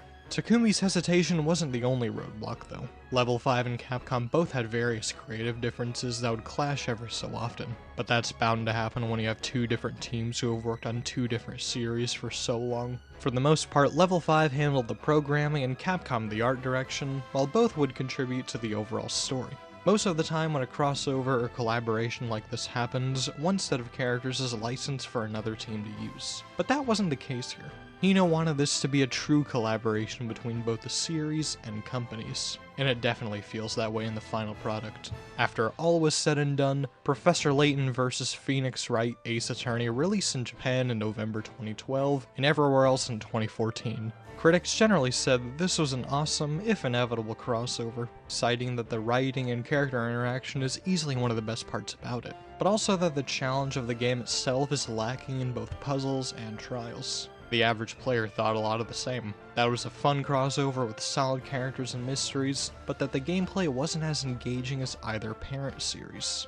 This is my very first Professor Layton game. I was hot off the press of finishing every Ace Attorney game I could play at the time, all except this one. I bought it on the 3DS eShop a few days after Christmas and had no idea what was in store. But I came out of it having had a good time. This, however, sent me down the Professor Layton rabbit hole, and I am still trying to crawl out. I later replayed it as part of a project where I ranked every Ace Attorney case, discussing and giving my opinions on the story, mysteries, characters, and twists. If you want to hear my thoughts on specific parts of the game, then go watch that after you're done here. If you're still watching at this point, then surely you enjoy watching long videos. Be forewarned though, as there are spoilers and my opinions have slightly changed since then. Cough cough, shameless plug, cough cough. I wanted to take a second look at the game as part of this retrospective in the same style I have for previous sections. Instead of only stating my opinions on the overall story, I want to talk about how the two gameplay styles combine, discuss the unique visuals and presentation, and see whether or not a story and mystery with Layton and Phoenix can really work. Also, it's my video essay, and I get to choose the conversation topics. I don't think I need to tell you what we'll be talking about first. I've already discussed how these games play on the 3DS at length when talking about the Miracle Mask, but I do want to mention some additions made specifically for this crossover, mainly in the form of accessibility features. For starters, this is the first Professor Layton game where you don't have to use the touchscreen. To do anything besides advanced text in previous games, you had to use the touchscreen, which wasn't a bad thing by any means. The control scheme worked very well, but Layton vs. Wright is the first to allow the player to use buttons for investigating, basic menuing, and puzzle solving. You can still use the touchscreen throughout the game, but you're not forced to use one or the other. Professor Layton's style investigating is more precise with the touchscreen, Ace Attorney style menuing is more efficient with buttons, but some players may prefer one control scheme over the other. It's always nice to have options. A few more additions come with the map specifically. Instead of having to move one screen at a time to traverse towns and cities, here you can move to any part of the map with a single tap. This makes movement so much less tedious. Previous games do have fast travel systems, but those are only so helpful when there are only a few spots you can go to. Layton vs. Wright, on the other hand, lets you travel a great distance in a much shorter amount of time. Though if you remember what I said when talking about the Unwound Future, faster movement is only so helpful when you're going for 100% and constantly having to check each individual area to make sure you don't miss anything. Especially now since the map shows how many hint coins and hidden puzzles are in an area, but not puzzles given to you by the villagers, so I just have the urge to double check any chance I get. That's more of a me problem though. For the average player, it's another great quality of life addition, especially the hint coin and hidden puzzle indicators. This is the only game where I've gotten every hint coin thanks to that, and I didn't even use a single one. Yeah, you could say I'm a gamer, using my brain to the fullest extent, not needing help to progress.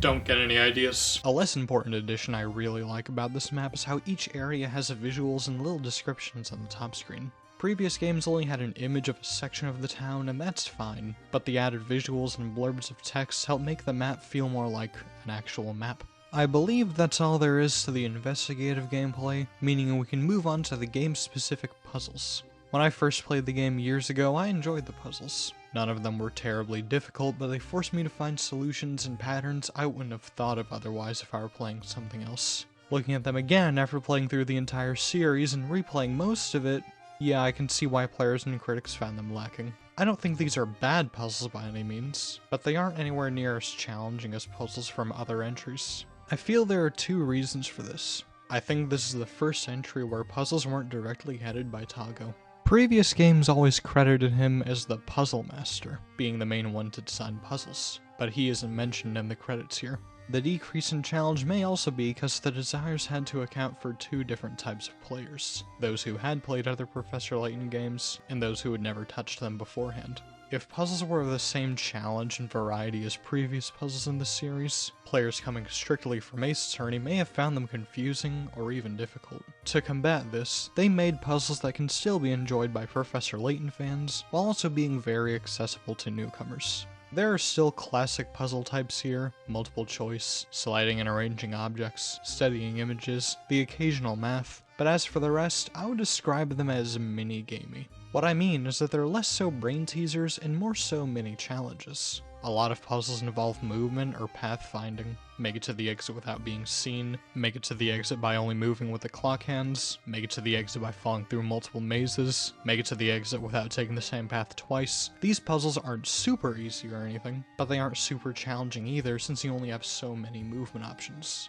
Other puzzles fall into this mini-gamey camp too, rotating a room to light candles, hitting different tiles to make an image on the floor, and tilting a table around to catch mice. These aren't bad puzzles like I've said. I enjoyed solving every one, and those little aha moments still give me a much needed dopamine boost, but it felt like they didn't require much critical thinking compared to previous puzzles. There are a few exceptions though, those being the stamp and chalice puzzles. I really enjoyed these specifically because they were actually challenging and required critical thinking, and it felt rewarding to solve them.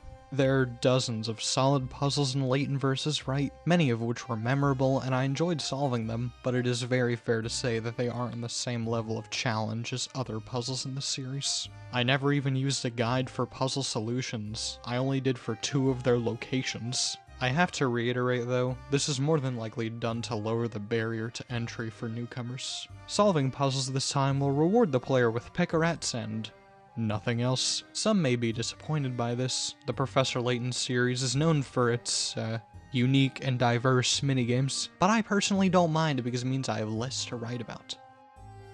Extremely loud and correct buzzer. There is noteworthy extra content to play through though. It's just not gated behind solving puzzles or even 100%. For some weeks after the game's release, players could download episodes where our main characters return to Labyrinthia and have a grand old time interacting with everyone. These episodes also contain quote-unquote specially made puzzles to solve, and these were a definite improvement from the main games in my opinion. A lot of them are variations of puzzles we've already seen, but the more original ones were solid too. They're all pretty challenging and some took me a bit to solve. I also really like the episodes themselves. They're chock full of jokes, parodies, references, fourth wall breaks, fun character interactions. These are very unserious, charming, and funny. Ace Attorney games aren't afraid to have fun with its writing and characters, but I can't say the same for Professor Layton. So color me surprised when I'm intrigued by and laughing at the idea of Layton and Miles Edgeworth joining a beauty pageant, or Darklaw solving puzzles in the most over-the-top way possible.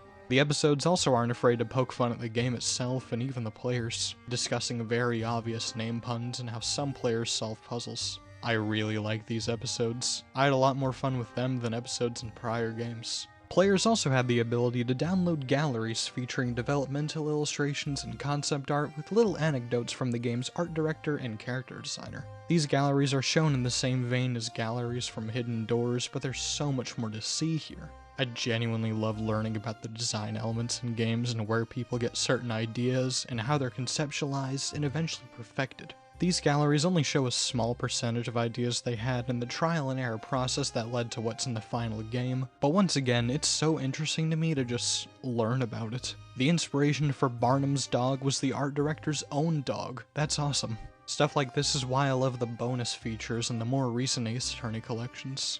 That's about the extent of Professor Layton's styled content in this game, so why don't we take a look at the Ace Attorney side of things. I suppose I should give a rundown on the general gameplay and structure of Ace Attorney trials. In the Ace Attorney series, you play as different lawyers in the legal world, primarily defense attorneys, battling it out in the courtroom. During trials, witnesses will be called to testify about the incident, and it's then your job to pick apart their testimony and either gather information or expose contradictions. If a statement seems fishy or unclear, you can press the witness on it, where they hopefully can provide more information clarifying what they said. If a statement is straight up false or contradictory to what you already know, you can present evidence, with your objections either catching a witness on a lie, answering previous questions, or even creating new ones. When you're not cross-examining witnesses, you'll be arguing with the other side of the courtroom, where you'll ask and answer questions or propose theories and explanations. These elements are repeated throughout the trial with many twists and revelations that keep the gallery and judge on the edge of their seats, and eventually you'll have the culprit cornered with nowhere left to run, culminating in an epic final explanation that, no matter how improbable, is the undeniable truth. I never really talked about this gameplay system in my Ace Attorney ranking because it was mainly focused on my opinions on the stories and mysteries at play, but I have to say it's a very strong system. It's an engaging gameplay loop that forces the player to review and analyze statements and evidence to see how they connect or contradict, and it's also just a really clever and unique way to unravel even the most absurd of mysteries. It's definitely a more complex system compared to Professor Layton's gameplay loop, but Layton vs. Wright introduces it in a clear and understandable way so that anyone can know what to do. Be that as it may, some may struggle on how to proceed with questioning or cross-examinations, which is why you're able to use hint coins during trials. Trial hints don't try to lead you to the solution like puzzle hints, instead they just tell you when to press or present on a statement, or remove incorrect answer choices and evidence. If your hint coins are going anywhere in this game, it's going to be the trials. Layton vs. Wright does something fairly unique for the Ace Attorney series that no other entry has ever replicated, in that it completely flips everything I've just explained on its head. That's not to say the gameplay itself is different from other games. You still perform cross-examinations and present different types of evidence, but the way you view and go about these mechanics has changed thanks to the witch trials. The first trial plays like any other Ace Attorney case, complete with weapons, forensic data, high-quality photographs, somewhat accurate testimony, the works. There's a proper and logical order to how things are run in the courtroom. From the first witch trial onwards, though, things become much different and much less clear. The reason behind that is because these witch trials don't operate with logic and modern-day science and technology, but instead with the belief of magic. This world is practically built upon the existence of magic, and it makes complete sense to the villagers and inquisitors, but not to our protagonists. They come from a world where magic doesn't exist, meaning their sense of reasoning can't be applied to these trials. In other cases, there was always some sort of explanation or trick in a killer's absurd plot. In Labyrinthia, though, that explanation is simply magic. Witches can use invisibility, familiars, giant fire dragons. These types of abilities and spells force Phoenix and Layton to literally flip their sense of logic and try to adapt it to the same understandings as the townsfolk. It gets to the point where critical evidence comes less in the form of tangible items and instead spells in a spellbook. There are explanations as to why certain witches kill, and they make complete sense in the context of the story, but the explanations behind the spells they use doesn't seem to be one from our world. Another element that changes how trials are viewed is the time period. Labyrinthia is based on the Middle Ages, meaning not only do we have to deal with magic being used in murders, but also having to prove things in a court where it's hard to properly prove much of anything. All of those modern day technologies and sciences seen in the first trial, gone in Labyrinthia. How do you prove your client wasn't holding a witch's scepter? You can't really. Fingerprinting doesn't yet exist. A courtroom illustration isn't accurate to the actual scene of the crime? Oops, human error's to blame. Is this red liquid blood, poison, or tomato juice? Your guess is as good as anyone else's. Not being able to rely on something as basic as a fingerprint once again forces our characters to adapt their understanding of logic and reasoning to that of this strange new world and time period, and it's very interesting to watch it play out and to actually play through. One of Takumi's points of interest in this crossover's conception was for Ace Attorney to experiment with more fantastical ideas like Professor Layton, and these witch trials are perfect for that. A minute ago, I said that the gameplay itself wasn't different from previous games, but that was kind of a lie. There are a few additions Layton vs. Wright brings to the table. Instead of having one witness on the stand at a time, witch trials have multiple witnesses on the stand all talking at once. This is a really clever take on cross-examinations. For the most part, things aren't too different from the norm, but sometimes different witnesses will have different perceptions of the same event, causing them to react to each other's testimonies. These reactions can help get a better understanding of the situation at hand or expose contradictions, as not every witness will have the exact same thoughts and memories. These varied testimonies can also help gameplay-wise, as when there's no evidence left to present, you can instead pit two different testimonies next to each other and uncover even more lies and discrepancies. In terms of gameplay, that's all there is to discuss on the Ace Attorney side of things, but I do want to mention something I wish they could have added. In the Ace Attorney games, Phoenix can use a Magatama to see psych locks when a person is lying or keeping a secret, and to break those locks and get the person to talk, you have to present evidence. I think it'd have been really interesting to see psych locks during investigative sections. I understand investigations are in Professor Layton's style, and that style is more focused on puzzle solving than gathering evidence and information, but it could have been an interesting moment in my opinion. You have to solve puzzles during a trial at one point, why not break a psych lock in an investigation? Maybe they could have reintroduced the black psych locks and tied them into some endgame reveals. I can't complain too much though. The new trial mechanics completely make up for a lack of psych locks, and I have to remember this is just as much of a Professor Layton game as it is an Ace Attorney one. Layton vs. Wright takes the gameplay styles of both Professor Layton and Ace Attorney, introduces them to new players in a clear and understandable way, and combines them to make a system utilizing the strengths of both. This combination of systems makes a truly unique, balanced, and actually fun gameplay loop you couldn't find in either series separately. Professor Layton's investigative gameplay wasn't changed too much from the Miracle Mask, but it does offer some quality of life features that players will surely appreciate, as well as fun, if a little less challenging, puzzles. I also like the downloadable bonus content. The episodes were all genuinely fun to go through, and I really enjoyed learning about some of the creative and design processes and developments. As for the Ace Attorney trial gameplay, the theming of magic, Labyrinthia itself, and multiple witnesses give Layton vs. Wright some of the most varied cases in the whole series. Other entries do have unique gameplay mechanics and even take place in different time periods, but they all still feel familiar to the pre-established formula. No other entry goes as far with the idea of changing how players and even the designers and writers go about trials and mysteries as Layton vs. Wright does, and it's all thanks to how drastically different everything is. Speaking of differences, why don't we look at the presentation, considering both series have pretty contrasting visuals and sound. We've seen how they put the different gameplay styles together, but how are they going to put the main characters together? I've thoroughly explained that the Professor Layton series has more cartoony and sometimes exaggerated character designs, but the Ace Attorney series has more realistic designs for the most part. How exactly did they go about combining these two distinct styles? The answer is a lot of trial and error. Going back to the bonus galleries, we can see that they tried experimenting with each series style individually. We see Art of Phoenix and Maya with more rounded and cartoony features, and Art of Layton with a more realistic facial structure and proportions. Luke is very small though, I don't know why. These are solid designs and it's super interesting to see them, but I don't think either individual style would work for the entire game. The Professor Layton styled Phoenix and Maya look like chibi versions of themselves, and the Ace Attorney styled Layton just looks too real. They eventually found a happy medium though, keeping each of their original designs intact while only tweaking their proportions so they could stand side by side with no issue.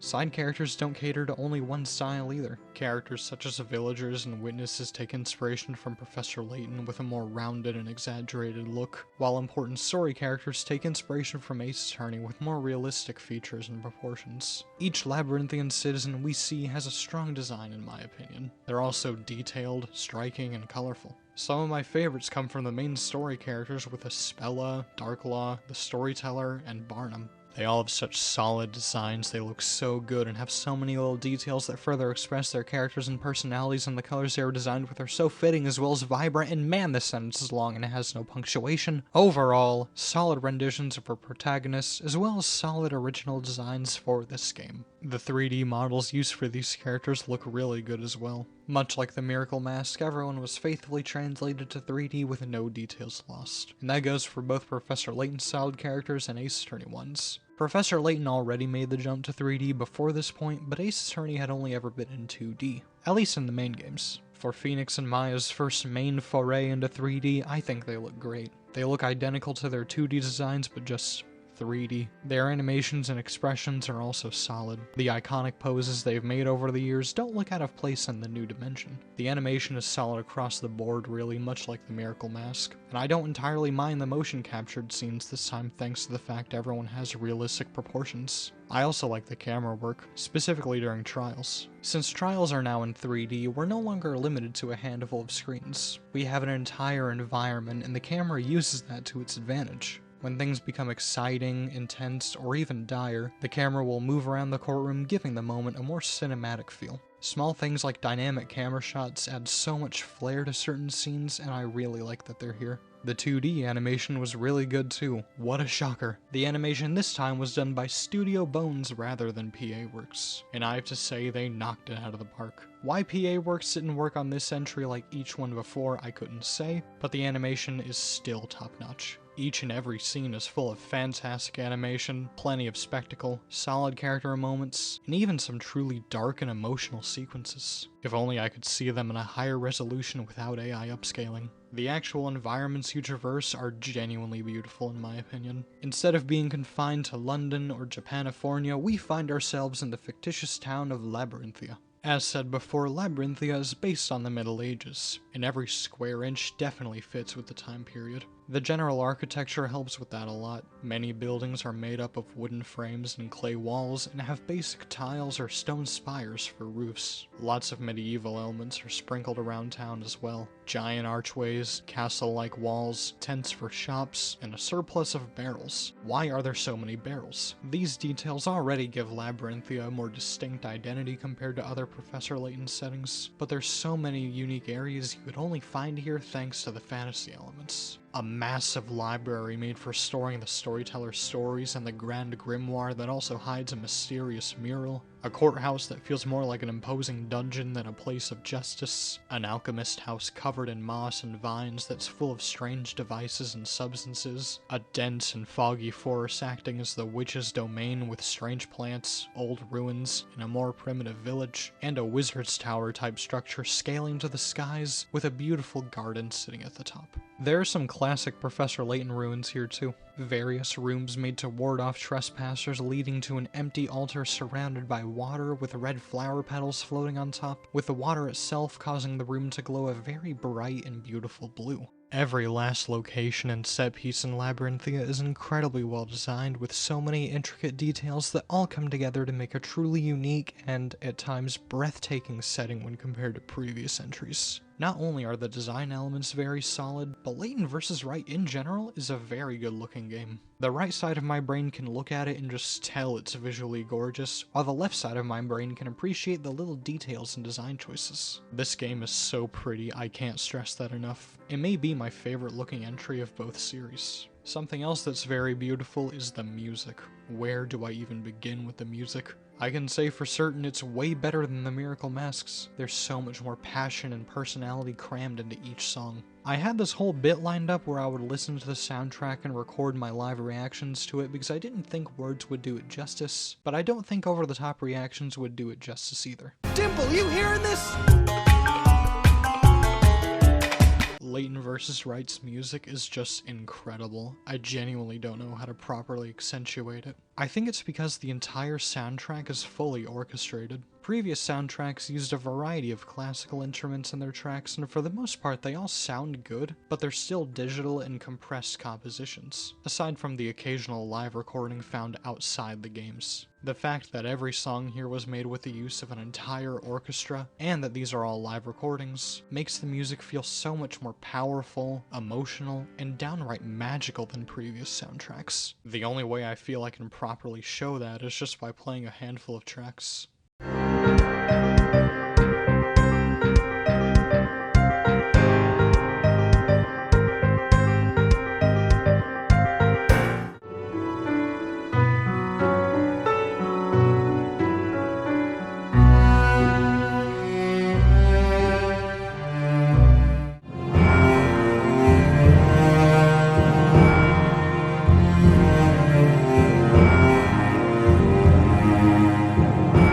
I could easily go into meticulous detail about what makes each and every song great, but we would be here all day. Just know that this soundtrack is so good. I do want to bring up one though, the game's main pursuit theme, Spellbreaker. Though personally, I prefer the name Casting Magic, because that's what you feel like you're doing when you're punched in the ears with those trumpets, violins, and drums. Either way, this is easily my favorite pursuit theme of any Ace Attorney game. It is so good. The instruments, the excitement and intensity, and the actual moments when the song is played are what make it so genuinely incredible. The trial is reaching its conclusion, the culprit has nowhere left to run, and it's time to put the whole incident to rest and lay the truth bare with an absolute banger. Again, I feel I can't do this track justice because it's just that good. Massive props to Tomohito Nishiura of Level 5, Yasumasa Kitagawa of Capcom, the Layton Grand Caravan Orchestra, and every other talented musician involved for crafting such an amazing and memorable soundtrack. The art, sound, and overall presentation of Layton vs. Wright is some of the best of either series in my opinion. It combines two different art styles in a way that keeps everything intact while making sure they still mesh well, while also having some solid original character designs. The environmental design is also very solid. Both the time period and fantasy aspects give Labyrinthia some of the most varied and beautiful visuals out of anything we've seen so far. And the music, don't get me started on the music. I will very quickly run out of ways of saying it's good, great, or incredible. And the fact it made me emotional on multiple occasions. It's just amazing. It has some of my favorite songs from either series, along with some solid remixes. I've said that a lot during this part. The Blank is some of the best of both Professor Layton and Ace Attorney. But does the story also fall into that category?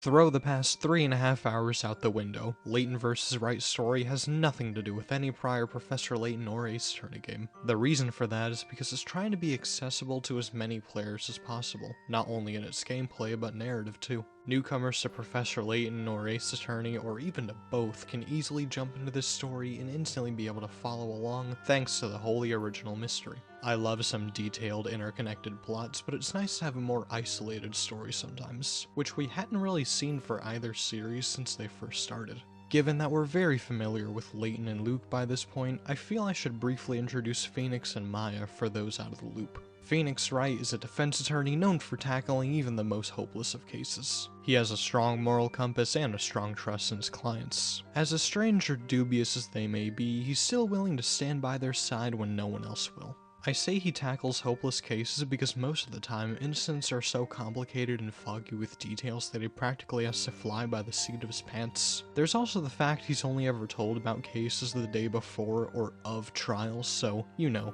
no time to thoroughly research or investigate what happened. If he had more than a couple of days to solve murders, he would be unstoppable. Have you seen his intelligence in Marvel vs. Capcom? No matter how dire the circumstances though, he'll continue to fight for his clients and those around him, and eventually prove them innocent and expose the complete truth. Maya Fey is Phoenix's assistant, and sometimes you may forget that's her job. She's a very outgoing, charismatic, and overall cheerful person. She tends to speak her mind with no filter and to not think before her actions. Girl is just silly. I love Maya, she's so fun. While she does help Phoenix in court and investigations, Maya is primarily a spirit medium, being able to summon spirits from the dead. But as Phoenix says in the beginning, it's a long story and we don't have the time. Despite her bold and loud personality, she's pretty emotionally mature, always looking out for those around her and staying optimistic in most situations. Outside the courtroom, Phoenix and Maya's dynamic is that of siblings. They care a lot for each other, but aren't afraid to butt heads and squabble over petty things. You know you've got a good friendship going when you can insult each other and be chill about it. Phoenix and Maya are great characters on their own who I've grown to love over the years, and I think they're represented very well in this crossover along with Layton and Luke. Each character stays true to who they are with their personalities and motives, and it's thanks to the fact both Level 5 and Capcom worked on the story. My favorite parts about the game's writing are just these characters interacting and being put in situations they would otherwise never be in. This whole group has a solid and believable dynamic. I love it. I genuinely couldn't get enough of it. I especially liked Layton and Maya's interactions. Their personalities and mannerisms are so tonally different, but they still bounce well off each other. Something else I really like about the story is the premise itself. We open on a rainy and thunderous night where, while talking to Luke about old witch trials, a strange girl arrives at Layton's office with a letter and is trying to compose herself. The letter is from one of Layton's former students. He says the girl's name is Espella and that they were being chased by something after escaping the mysterious town of Labyrinthia. He says that Labyrinthia holds a big secret and believes Espella is the key, and asks for Layton to continue the investigation. Layton then asks who was chasing them, and Espella says it was witches. She and the witches are from Labyrinthia, but neither Layton or Luke had ever heard of such a town. This prompts Espella to show them a book detailing Labyrinthia and its witches, but once they start reading, the words and images on the page begin to glow and move. Before Layton can ask more, a witch suddenly breaks into his office and takes Espella. Our duo immediately give chase and find Espella and help her escape onto a ship. Afterwards, they find the same book as Espella showed them earlier, except this time they see themselves on the page. The ink glows brighter and brighter, and suddenly the two disappear. We then cut to Phoenix and Maya. They're in London as part of the Legal League of Attorneys exchange, where they somehow find themselves in yet another trial. The defendant is strangely enough Espella, and she's acting very strange, posing as a schoolgirl and is clearly out of it. Her teacher says that she's charged with theft and assault, and they're pleading guilty, making this a very simple trial for everyone. Phoenix, doing what he does best, ignores the original plea and gets a not guilty verdict. After the trial, Maya finds Espella's book, and the same things happen to her and Phoenix. Cutting back to Layton and Luke, they find themselves in an old carriage headed for Labyrinthia. As soon as they begin investigating, they're met with many questions. Why does everyone and everything look and act like they're from the Middle Ages? Who is the storyteller, and how do his stories govern the town and come to reality? And, most importantly, where actually are they?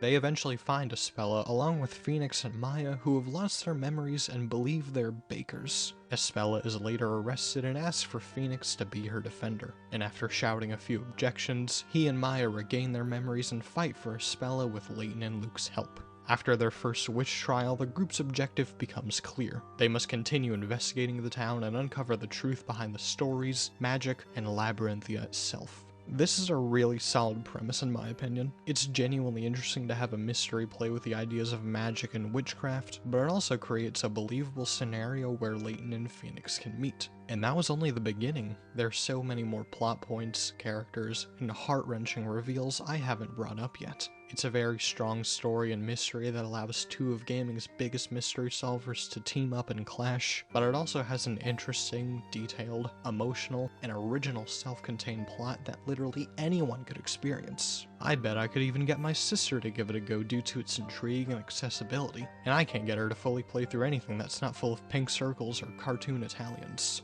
Oh, this game sucks! Here's why you're wrong. Despite all that, I do want to talk about something that kind of goes against how I've talked about the stories of every game so far. I've been able to express my opinions on each story without having to bring up every plot point or reveal, and that's because I don't like story recaps, I want others to experience these stories for themselves, and I just don't have anything major to say about said reveals. The most I've implied is that the masked gentleman's identity from the Miracle Mask was obvious, but that's it. I've had nothing that I wanted to say about the endgame of any game until now. This does go against how I've talked about each story before, but as I said some 30 minutes ago, it's my video essay and I get to choose the conversation topics. That being said, if you wish to avoid spoilers, please skip here. Espella should have been the cause of the legendary fire. I don't know if that's an unpopular opinion or not, but let me explain. It's built up throughout the game that she caused the fire, with various elements of Labyrinthia causing painful memories to resurface. And once Darklaw seemingly exposes it all in the final witch trial, in great detail mind you, as well as how and why the storyteller created the story, it just makes sense. The biggest mystery of the game has been solved with a clear-cut explanation that no one can argue with. Espella then, after learning the truth behind the traumatic event, climbs the bell tower in an attempt to kill herself and end Labyrinthia's suffering. But, in a shocking very last-second twist, Layton and Phoenix reveal Espella didn't do anything wrong at all. Huh? You're telling me, after 20 plus hours of build-up and speculation and reveals on Espella's past and memories, you're telling me in the last 10 minutes that it wasn't her fault? I had problems with other reveals when I replayed the game as part of my Ace Attorney ranking, but they make more sense from a Professor Layton view than an Ace Attorney one. But this twist still leaves a bad taste in my mouth no matter how I view it. It feels like a last-ditch effort to make sure Espella was 100% good and did nothing bad. Even though she was a little kid and wouldn't have understood the consequences of ringing the bell, we have to make sure she couldn't have done anything wrong. God forbid the character everyone calls a Mary Sue make a mistake. That'll help quell those claims. And I actually like Espella. I'm not saying all this because, oh, she sucks, oh, she's boring, she should have been the cause of the fire. No. I'm saying she should have been the one to actually ring the bell because her character could have been even stronger with this revelation, and it could have turned this story into one of facing trauma and learning to overcome it. And it seemed like the game was going in that direction, but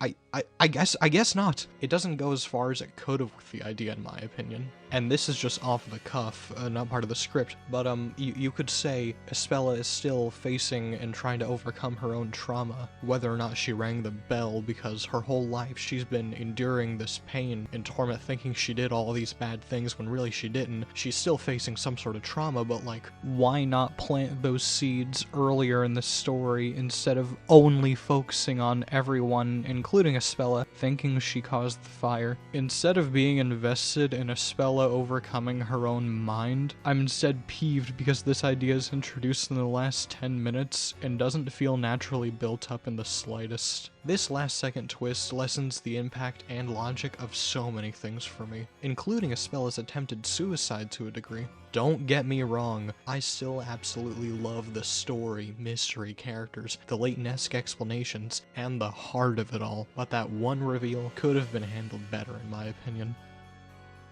Professor Layton vs. Phoenix Wright Ace Attorney is such an amazing game in my opinion, and another great entry in both the Professor Layton and Ace Attorney series. I feel like all I've done for the most part is gush about how much I adore the game, but I can't help it, it's just really good. The gameplay is as solid as it's ever been thanks to the quality of life improvements during investigations, and while I wish puzzles were more challenging, I understand why they were easier, and it doesn't take away from the charm and fun they still provide. The same applies to the trial gameplay. It's just as good as any other entry in the series, but with a lot of its own flair. The time period and setting of Labyrinthia give this game some of the most varied and distinct cases of the whole series, and I'm all for it. I'm a big fan of Labyrinthia itself and the presentation of it. Labyrinthia is definitely one of the more unique settings we've explored thus far, and it's easy to see why. Combining the architecture of the Middle Ages with fantasy elements give this town such a distinct feeling, and so many varied locations you wouldn't be able to find in any other entry. And that soundtrack. Man, the story and overarching mystery was a big highlight for me. Not only is this a plot where Layton and Phoenix can interact and solve mysteries together, but it has a gripping story on its own with witchcraft and magic that's full of twists and turns and plenty of emotion and spectacle. Yes, I do wish a single reveal was handled differently, but other than that, I have no serious criticisms or complaints. I have to take a second and thank this game for introducing me to Professor Layton, as well as for being a really solid game on its own. I'm glad I had an excuse to play through and experience it all again. Will I play it for a fourth time? Probably not. I've discussed and analyzed this game for almost 40 minutes. I think I'm good for a while. My gushing of it begs a question though. Is this peak Professor Layton? I don't think so, but it's very close. The Unwound Future is still my personal favorite, but Layton vs. Wright easily takes the number 2 spot. It's an amazing game. It's what all crossovers like this should strive to be like. This was the last major deviation from the main games, and not because there won't be more offshoot topics later on, there will be, but because we're reaching the end of the main games. Let's get back to uncovering the secrets of the Azran civilization, and actually end Professor Layton's story.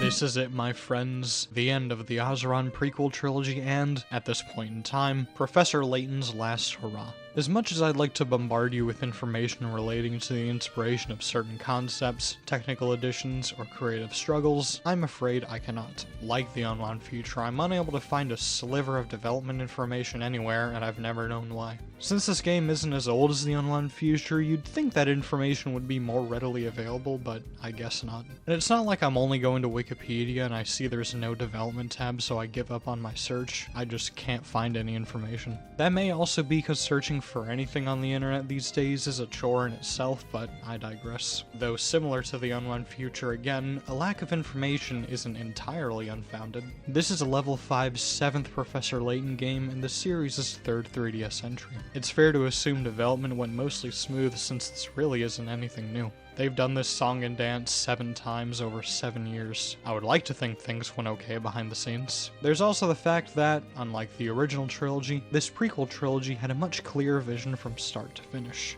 These games and the movie have been deliberately building up to something in the background of their respective stories, and it's time to finally uncover what that is in this new entry. Just because I couldn't find any information doesn't mean I wouldn't like to know anything, though. I'm a sponge for knowledge on the conceptualization of things I enjoy, so please let me know if I somehow missed anything. Releasing in Japan and much of the Western world throughout 2013 and in North America early 2014, Professor Layton and the Azran Legacy was met with a positive reception from both critics and longtime fans at launch, and from what I can gather, it sold right over 1 million copies. Decreasing physical sales and secondhand prices seem to have a stronger correlation than I thought. The general consensus seemed to be that the Azran Legacy was another great game, shocking, with some high quality puzzles and another over-the-top mystery rivaling that of the fan favorite. At the same time, said mystery was criticized for its pacing and how the middle of the adventure feels like filler. There were also those who echoed the feeling of this simply being another Professor Layton game. A great game with investing stories and gameplay to be sure, but still just another entry in the series, which is a more understanding sentiment 7 games in compared to 4.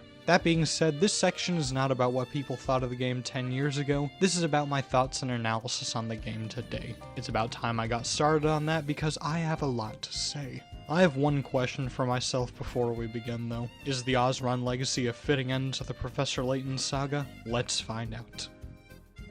As we've established in these discussions, each new Professor Layton game has added something to the core gameplay experience. The Diabolical Box made puzzles more relevant to the story at hand, the Unwound Future had a stronger focus on their theming and more varied challenges, the last Specter experimented with computer-controlled opponents and environmental set pieces, the Miracle Mask introduced 3D models and isolated changes in gameplay, and Layton vs. Wright provided accessibility in puzzle solving and investigations. What does the Azran Legacy bring to the table in this regard? Honestly, not much. In fact, it actually takes things away from the table. We no longer have the button controls or map indicators from Layton vs. Wright. I can deal with the hidden coin and hidden puzzle counters being removed. These games are structured very differently, with certain puzzles and areas being inaccessible until much later on, but button controls? Come on. Touch controls do work, they've worked for 7 games, but to introduce button controls and then remove them in the very next entry seems kind of silly.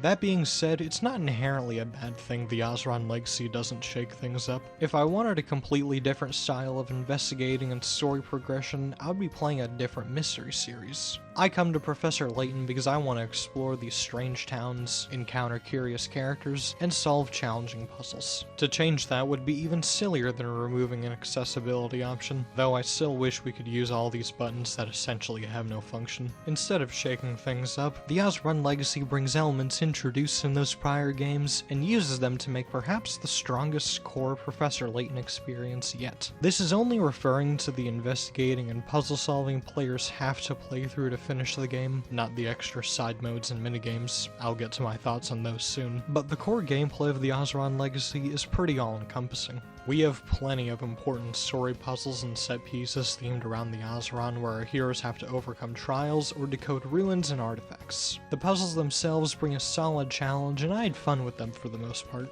I'm not gonna get into the nitty-gritty on what types of puzzles there are because I've done that more than enough times by now, but just know I enjoyed solving them. You know Layton vs. Wright's puzzles were on the easy side when puzzle number 1 of the Azran Legacy gives me a run for my money. The harder variants of this puzzle were easier for me than the original though, that felt kinda backwards. Repetition in puzzle types and their theming was a bit more noticeable than other entries, but it's not a big deal when the actual problems themselves are different. Computer-controlled opponents continue to return with puzzle battles, and there are still times where you solve non-traditional puzzles, answering questionnaires and overcoming small challenges before receiving the Aura Stones. And like the Miracle Mask, there are brief diversions in gameplay for certain story sequences, but we only get one change of pace this time around. Early on, we get to play through a beautifully presented airborne chase against Targent where we have to shoot down drones under the gun of a timer. Not only is the set piece equally gorgeous and intense, but things like this perfectly show the scale the Azran Legacy was trying to go for. Remember that this is supposed to be a conclusion for the series similar to the Unwound Future,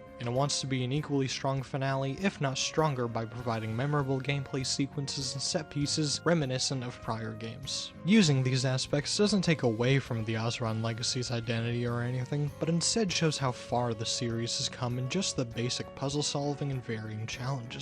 There are other ways the game shows how far the series has come since its inception, but I have to explain a side mode first. While investigating, if you tap certain spots, you'll have that spot added to an inventory in the challenge menu. In this menu, you can send and receive challenges through the 3DS's Street Pass feature. In the olden days, if you passed by a fellow 3DS owner, you would receive information about them, their Miis, games, or even content related to games you both own. This is a cute idea on its own, and I can see some players getting mileage out of this mode.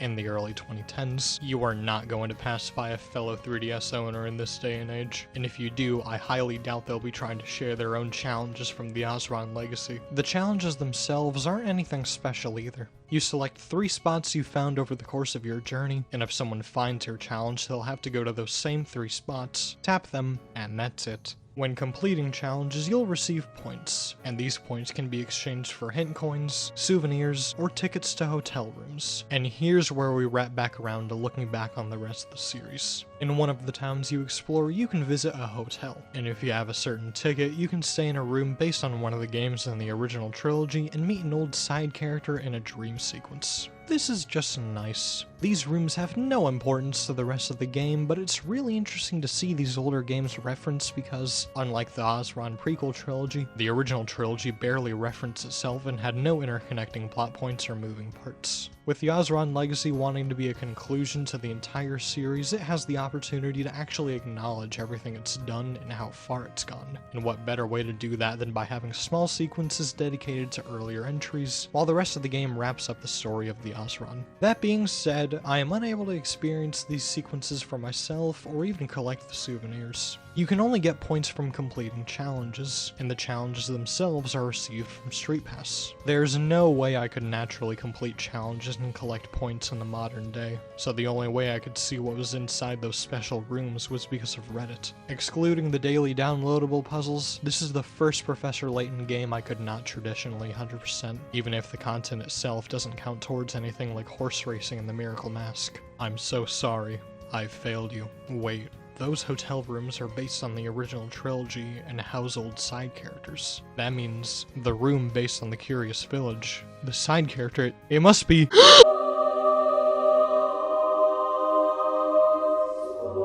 Continuing the trend of things the average player won't pay attention to, but it was designed and programmed to be experienced, so I have to talk about it, we have the World Times. Upon finishing chapters or collecting an Aura Stone, you can read articles detailing strange scenarios happening all around the world. If you visit the towns the articles were talking about, you can unlock more puzzles, items, or bear witness to the average side character's silliness. Like the Street Pass challenges, these articles are a harmless addition. It keeps with the theme of global exploration by revisiting certain areas to see what's going on, and it makes the world feel bigger with events happening independently of your presence. By the third or fourth time I unlocked more articles though, I started to grow tired of revisiting areas I was just at to solve a few puzzles before continuing the supposedly intense race against Targent. It's a harmless addition like I said, but a major pace breaker for completionists. When solving puzzles this time around, you will, say it with me now, unlock episodes and stages for minigames! Hooray! The episodes are fine. I don't know what to say about them that I haven't said already when talking about each game that has them. It's nice to see what certain side characters are up to as the story progresses, but you're not gonna get anything major from these short interactions. I almost feel spoiled going from Layton vs. Wright's episodes to these. Those were so much more memorable and charming thanks to their humor and fourth wall breaks, while these are just fine bits of side content.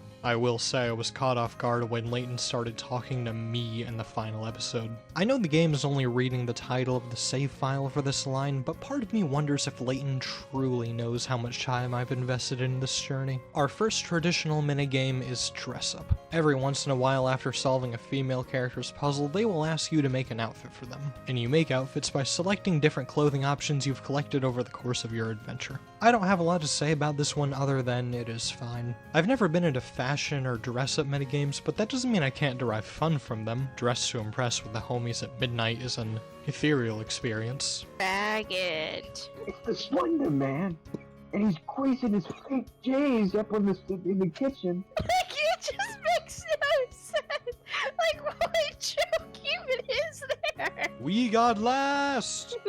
Let's go. But this minigame is just fine. I also didn't like how, just like the picture book in the Unwound Future, it takes until the very end of the game to collect every clothing option. It is cute how those requesting the outfits try them on afterwards, but that's all I have to say. Definitely on the weaker end of the overall minigame list for me. Next is Nutty Roller. This is another move around the area to get to the big red square while conserving energy minigame, but instead of a big red square, it's a tent. And instead of conserving energy, you're conserving resources. You guys are starting to push your luck too. Like other minigames in this style though, it has its own twist. Instead of creating a path for the nut or directly moving it, we have to create a path for it as we go, filling gaps and creating obstacles with rocks and acorns while moving the nut at the same time. At first I was expecting to really like this one. The first 5 or so stages brought a good challenge and it felt satisfying to find the solution, be that through trial and error or by working my way backwards. After that, the nuts overstay their welcome. Later stages aren't bad or anything, but they become so much more convoluted and tedious, to the point where I want to look up the answers and get it over with. It also doesn't help how both the side and top-down perspectives have pretty bad depth perception, making it hard to tell why something may or may not have moved. It's a good minigame that I did have some fun with, but after a while it tends to drag.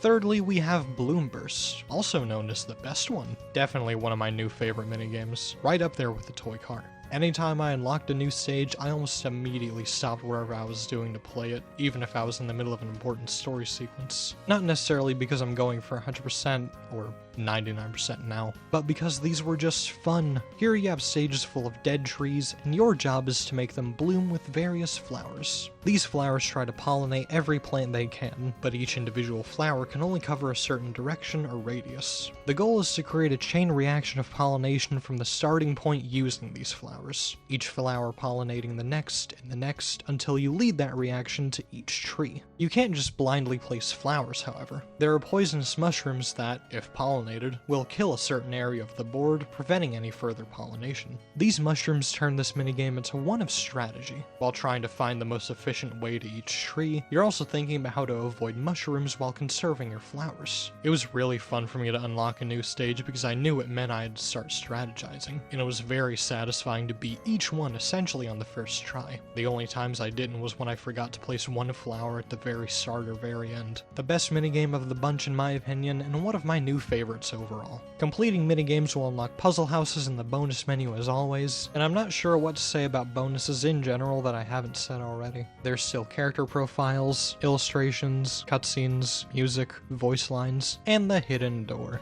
If we enter the Azran Legacy's code into the Miracle Mask, we get a scene featuring Descalay talking to Emmy and Luke about the Azran and how there's more to them than meets the eye. An interesting ending sequence that perfectly transitions to the start of the Azran Legacy. The Azran Legacy's hidden door, on the other hand, frustrated me for like 30 minutes. To unlock it, you're supposed to download the Miracle Mask's daily puzzles onto your SD card, and the Azran Legacy checks the data to see if you've done so. Downloading the puzzles was annoying and a bit worrying. Not because I'm playing on a hacked 3DS, or, ahem, you can still download daily puzzles despite all that, but because I couldn't get them to download at all. To fix this issue, you have to go to your system's settings and delete downloaded content for the Miracle Mask, and that allows you to finally download them. Once the Azran Legacy checks the SD card, you'll unlock more puzzles and a batch of concept art for the entire series with notes similar to Layton vs. Wright's concept art. These were really cool to see, I wasn't expecting it. Some illustrations we'd already seen, in reference to images from the Curious Village, but they're in a much higher quality, and there's plenty of things we'd never seen before in a variety of styles for every other game. With all that being said, the Azran Legacy's gameplay is pretty good in my opinion. It may not have as many bells and whistles to call its own like previous entries, but the core experience is just as solid as before. With the Azran Legacy being the final Professor Layton game, taking cues from everything the series had done up to this point and using them to create the most refined gameplay loop we've seen yet wasn't a bad play in my opinion. This is a Professor Layton game, and like I said, I'm not going into these games expecting something wildly different each time mechanically, otherwise I'd be playing something else. You go to the Xeno series for that kind of thing. Is that Mr. Bible himself? The gameplay is consistent and serviceable, and that's good enough for me and the average player. As for the side content, it's what you'd expect. The extra modes are neat, the hotel rooms were cute, the minigames were fine but skewed on the more positive side, and there wasn't a ton I could say about the bonuses that I hadn't said already. The core Professor Layton gameplay loop is solid much like any other entry in this series, but the extras, while interesting in their own vacuums, don't have a ton going on for them in the grand scheme of things. Except for Bloomburst. She could do no wrong. Bloomburst, my beloved.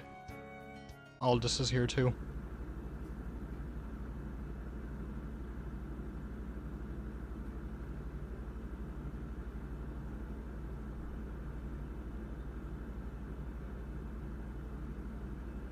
As for the game's visuals and overall presentation, it's about what you'd expect at this point, being on par with previous 3DS entries. The illustrated, layered backgrounds are still very high quality, and the 3D models look pretty good too. Main characters don't look too different from the Miracle Mask, but the slight tweaks to their models and textures go a long way in refining the 3D visuals as a whole. The texture work specifically brings us ever so closer to how things looked in 2D, using more muted colors compared to the Miracle Mask's brighter ones. Surprisingly, the game also performs better than prior 3DS games, running at 60 FPS instead of 30, and things feeling much snappier overall. I am not a performance snob by any means, but there were times in the Miracle Mask and Layton vs. Wright where things got pretty choppy. The Azran Legacy, on the other hand, has no choppiness or frame drops whatsoever, at least from what I could tell. When viewing a recording captured at 30 FPS, it's impossible to tell what I'm talking about, but actually playing the game yourself will show a difference. Either way, better performance is a plus in any type of game. When looking at the areas we explore, we both do and don't have a lot to talk about.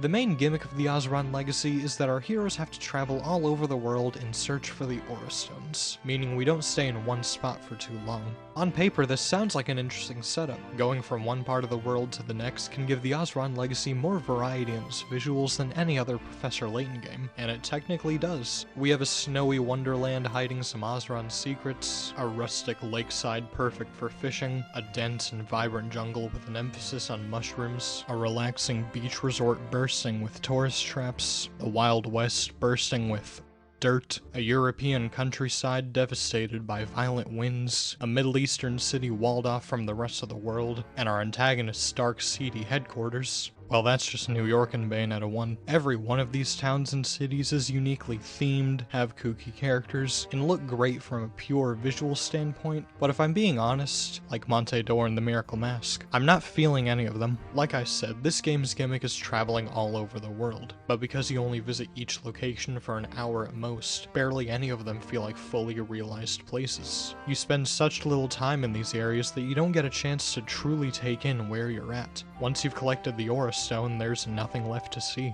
which is a real shame. There are so many places to visit, and yet none seem to want to leave a lasting impact. That's not even mentioning that, while each location is uniquely themed, they're all pretty basic design-wise. Those short descriptions I gave for each town are genuinely all I can say about them. I couldn't even tell you most of their names without looking them up first, let alone think of any memorable set pieces. We do find Azran ruins every once in a while, but those are very separate from the towns themselves. I actually really like these ruins and facilities. I love the metallic blues of the structures, the engravings on the walls, and the bright blue lights emanating from it all. They're a lot more visually distinct from the ruins than the Miracle Mask and Layton vs. Wright. The only non-Azran setting that feels properly developed, lived in, and relevant to the core story and mystery at hand is Frohenborg, and that's partly only because it's where the game begins and ends. As for every other location, they're all small, uninspired, and only exist to serve the purpose of being somewhere the Azran once lived. I mean, shoot, to really hammer home the simplicity of these towns, look at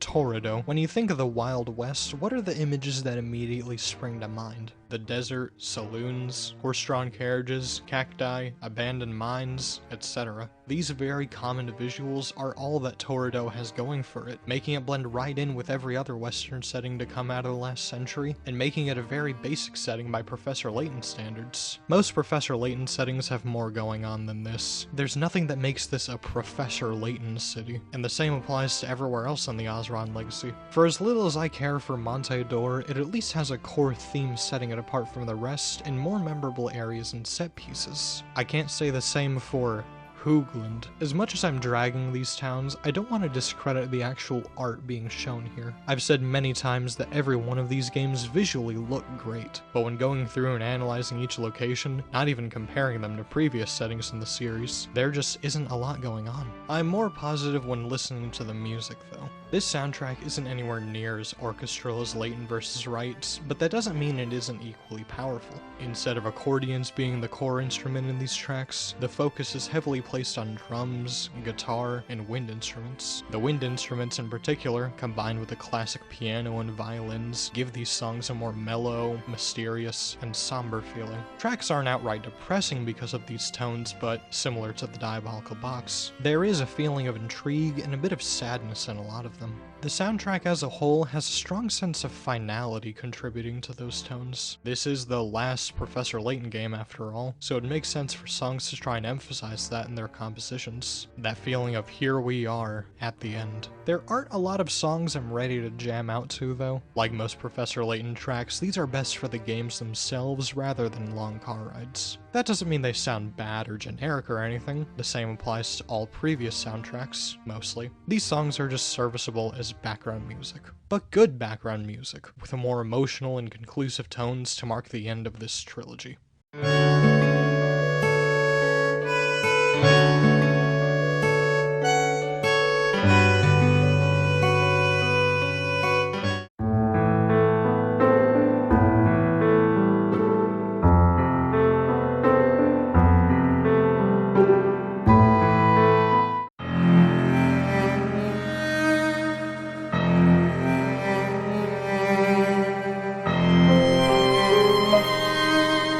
I must ask though, why are so many bangers unable to be heard outside the game itself? A powerful rendition of Layton's theme and several emotional ending tracks are locked in cutscenes and were never released alongside the full soundtrack. It feels criminal that the only ways to hear these songs are either to watch the cutscenes they appear in, or uploads online where people try to isolate the music from the rest of the audio. One track you can hear outside the game is Surely Someday, sung by Miho Fukuhara. If any song were to hammer home the sense of finality the whole game is trying to go for, it would be the credits theme. A genuinely beautiful song with powerful vocals and an equally powerful composition. I really like this one. I want to quickly take the opportunity to highlight every other credits theme in the series. Ever since the Diabolical Box, each Professor Layton game has had an original song performed by a popular Japanese singer for the credits, and I think they all sound pretty good. I may not be able to understand them in detail, but they're songs, they're pieces of art. I can still feel the emotion and messaging they're trying to convey regardless of language. However, when these games were localized, the Japanese lyrics were replaced with accordions and saxophones. The instrumental versions of these songs still sound good, but I much prefer the originals. In particular, the Miracle Mask's Mysterious Flower and the aforementioned Surely Someday. I wish there was a way to listen to them in-game or even as part of their respective soundtracks. It's hard to listen to the original versions in general. Most uploads of them are taken down due to copyright and licensing issues, but that may only be a problem for me because I'm not normal and listen to music on YouTube. I can't say if they're available on actual music platforms or not, and unless I want this video taken down like the rest, I will only be playing the instrumental versions in the background, but please listen to the originals in your own time. Speaking of taking things down, hi Level 5, big fan of your work if you couldn't tell. Please don't take down this project and let over a year's worth of work be for nothing thanks to your silly internet rules. I'm surprised at how split I am on the Azran Legacy's presentation. On one hand, you have environments that, while just as visually solid as everything else we've seen in this series, are pretty basic upon further inspection. I have to bring up the western area again. It really is one of the most generic settings I've ever seen, not to mention a pretty lacking one by Professor Layton standards. It feels like there's a lot more quantity over quality with these locations.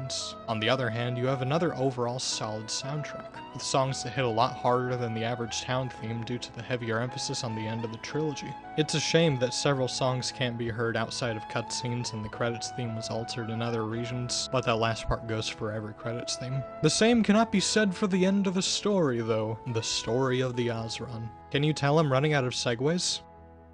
We've reached the end once again, this time the end of the Azran prequel trilogy. The beginning set up new characters and rivals and shifted the mystery's focus into archaeology and ancient races. The middle explained who those races were and what they were capable of, and introduced a new group that wants to take advantage of their power. The trilogy ends by pitting our heroes against the criminal organization in a race to prevent them from uncovering the Azran Legacy and using it for their own desires. Whoa, it's the name of the game. I like this premise. From this setup alone, it should make for a solid third and final act, tying it together with the rest of the trilogy for a strong conclusion and allowing for an adventure and mystery with stakes higher than ever before. We're not talking about that classic Professor Layton terrorism and destruction, we're talking about the fate of the world, and I couldn't think of a better introduction to Layton's last hurrah. That's just the SparkNotes version of the general synopsis though. Allow me to go into greater detail about what we're getting into here, and by allow, I mean I'm going to anyway. One day, Layton receives a letter from Professor Desmond Sycamore, a fellow archaeologist specializing in all things Azran. He says that he's found a living mummy trapped in ice and wishes to fly Layton to Frohenborg for further investigation. Once Layton and co arrive, they eventually meet with Sycamore and the mummy mentioned in his letter. Now, a mummy that's still alive and is estimated to be over 1 million years old is fascinating and all, but this Sycamore character has a familiar air around him.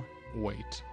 Lesbians! Layton and Sycamore solve a puzzle to free the mummy from the ice, a young woman with a strange appearance, but soon after, heavily armed infantrymen come to take her away. These people belong to Targent, and the one leading them is a man named Leon Bronev. Targent has essentially been trailing Layton for the last several adventures, gaining control of the various ancient sites he's investigated. Thorough examination of those sites led them to Frohenborg like Sycamore. Their ultimate goal is to gain access to and use the Azran's ancient technology and infrastructure for their own plans, and the girl in ice is crucial to their success. When the girl is taken, Layton and Sycamore give chase through air, but their rescue mission doesn't go according to plan. After recovering from a crash landing, the girl soon finds an Azran chamber hidden beneath a lake. Once inside, she reveals her name is Aurora, the emissary of the Azran people, and that the engravings on the walls reveal the locations of 5 aura stones, egg-shaped Azran artifacts. These stones are what Targent is really after, as they're the key to unlocking the Azran's power. Wishing to prevent Targent's schemes, Layton, Emmy, Luke, Sycamore, and Aurora join together to track down the stones all around the world before Targent can. Like I said earlier, I like this premise. It ties the whole trilogy together together by concluding the overarching mystery of the Azran while answering other questions along the way, and it's an investing start in its own right by concluding the series with an intense globe-trotting adventure. I said a long time ago that you don't need an end-of-the-world plot to tell a good story, and you definitely still don't, but given that each Professor Layton story has only continued to up the stakes with each new entry, I couldn't think of a better premise to end with. Similar to Layton vs. Wright though, I've gotta talk about some things I didn't like that can't be crammed into just a few sentences. Nothing to do with big important reveals or anything, but instead the game's overall pacing and how I feel the characters and overall mystery suffer because of it. This story has a strong opening that expertly hooks players into experiencing Layton's final chapter, an ending that wraps up the trilogy very well with a climactic finish leaving no puzzle unsolved, but the middle, which is a majority of the game, kind of sucks. I said earlier, the main gimmick of the Azran Legacy is that you're traveling all over the world looking for the Aura Stones. During this sequence, you visit 5 different towns and cities, each with their own problems and strange occurrences they need help with. The idea of traveling to a bunch of different places solving a bunch of mini-mysteries is neat and all, but it grinds the entire game to a halt. The reason for that is because players can visit any of these locations in any order they want, causing characters and story events to remain incredibly static in this section. Nothing can truly develop or change during this sequence because players are able to experience it out of order. If someone visited one area before another, they could possibly miss key story or character growth, or they could learn this information at the wrong time. If I'm being honest though, who actually is going to look at this and say, I want to visit the country first, then the beach, then the walled city, then the jungle, and end with the Wild West, instead of visiting them in order? You have to visit all of these places at some point anyway. What good does it do to give players the option to go to one before the other? All this really does is prevent anything important or interesting from happening to our main characters or the overarching conspiracy. Not to mention, it completely kills the tension for a large chunk of the game. There's a lot of untapped potential and engagement in this story because of this lackluster middle. It felt as though I was checking off boxes instead of immersing myself in these mini-mysteries because nothing was happening. These mini-mysteries aren't anything to write home about either. Almost all of them boil down to someone has the stone, solve their problem to get it. I did like the beach town's Paponio tradition and how Aurora had a hard time grasping it, but that's it. Real missed potential comes with our key characters like Sycamore. He's a brilliant professor and archaeologist on the same level as Layton, and he's given the title of the authority on modern Azran knowledge. But he keeps his cards close to his chest, giving him a certain allure. We also know he has a strong vendetta against Targent, as it's heavily implied that Targent is so ruthless that they killed Sycamore's wife and child. And that's all we get to explore in his character for 90% of the game. Sure, his personality is great and he bounces off our main group very well, but we don't learn a thing about him until the very end of the adventure. You may be saying, oh, but Sycamore looks and sounds just like a certain somebody. Shouldn't we have explored his character more if that's the case?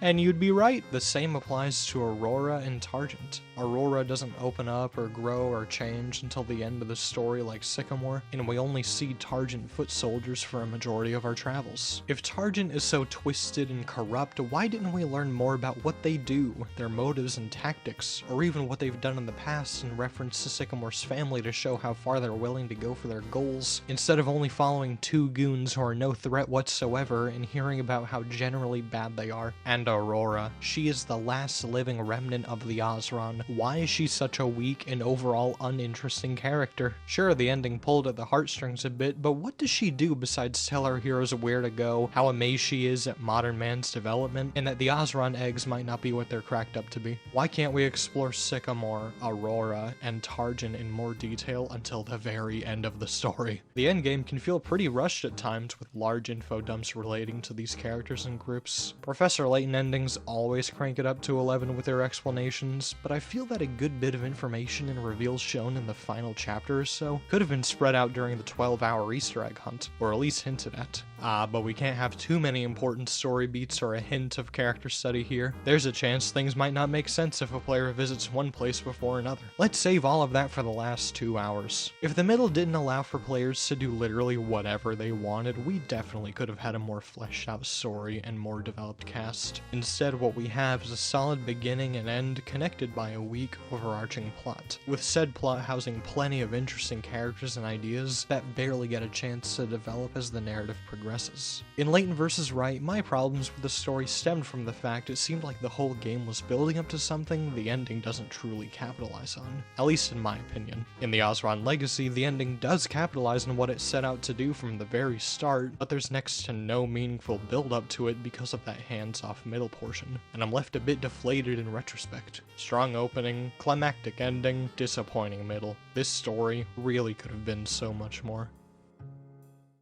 Wait a minute. So much more? Are you ready? Go! 走ったぞ取り急ぎさスタートうつむかない振り向かない明日は絶対もっとシャイに自分したい掴み未来今すぐスタートボタン押してみよう私はこんなんじゃないはず Oh my god, I'm so sweaty.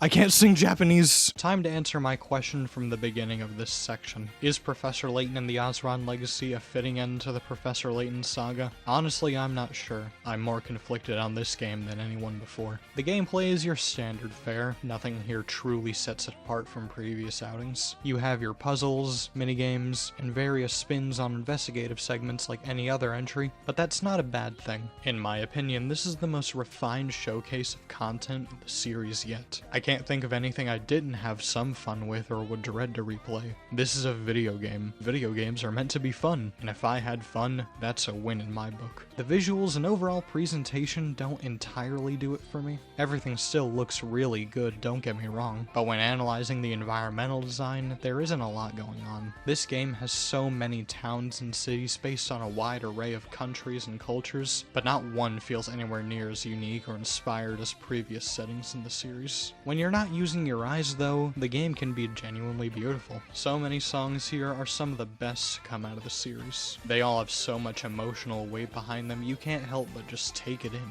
And I think that's one of the soundtrack's strongest suits. The story, I'm not gonna pull my punches, feels undercooked. Allowing players to visit any location in any order for a majority of the game forces writers to prevent anything meaningful from happening out of fear of sequence breaking. By the time we're finally able to learn more about our characters or get a hint towards the bigger picture, the game is almost over. Despite that, I can't bring myself to say I don't like it. This is a world-spanning expedition unlike anything we've seen in the series up to this point. A race to uncover the truth behind the ancient civilization we've heard so much about in these games. With stakes so high, the fate of humanity practically rests on our favorite gentleman's shoulders. The ending may feel like you've been hit by 4 bricks worth of exposition, but I still liked it. It's precisely because I like the game and the series that I'm being so critical of it. Is this a fitting end to the Professor Layton saga? I can't say. There are things I adore, there are things I question. There are things that left me hollow, there are things that left me wanting more.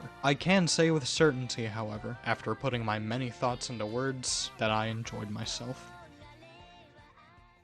We've got to talk about the elephant in the room though. On March 23rd, 2023, Nintendo shut down the 3DS eShop, preventing anyone from purchasing and downloading digital 3DS games. This sucked back then, and it still sucks over 2 years later. It shouldn't be shocking to hear that this shutdown means it's very hard to access the 3DS Professor Layton games, as well as hundreds of other 3DS titles. I was lucky enough to have bought these games years before the eShop shut down, but if you wanted to play them now, take out a mortgage, or yo ho ho he took a bite of gum gum. It's a real shame there's no readily available way to experience them. I really wish Level 5 would take the Capcom approach on this. Capcom loves to re-release their games. Not only is it very profitable, but it allows for new generations of gamers to experience their classic titles. I briefly mentioned their Ace Attorney collections earlier. Capcom made it their mission to re-release these games on modern platforms soon before and after the 3DS shut down, meaning every Ace Attorney game can now be played and preserved for many years to come, except for one of course. The only re-releases we've seen from Professor Layton on the other hand have been the mobile versions of the first 3 games. Does Level 5 not see the money in properly remastering and re-releasing games from their most successful franchise? If these re-releases were to be mobile only, why stop at the original trilogy? 3DS games can play on modern phones just fine as shown by Ace Attorney and Professor Layton. It was actually thanks to these mobile versions that I was able to experience Ace Attorney beyond Phoenix Wright. Before before they made more collections many years later. If Level 5 were to do the same with the Azran trilogy, I guarantee thousands and thousands of people would jump at the opportunity to play them. Or even better, release them on PC and modern consoles like Capcom. That'd definitely lower the barrier to entry for the series. I truly hope one day new players will be able to easily experience these quality titles, but until then, their options are to either spend a stupid amount of money, sail the 7 seas, or to not play them at all. Circling back to the Azran Legacy though, where do we go from here? This was supposed to be the finale of Professor Layton. Why is there still so much runtime left in the video? Well, I just got done talking about mobile versions of these games. Let's open the App Store and search for something else.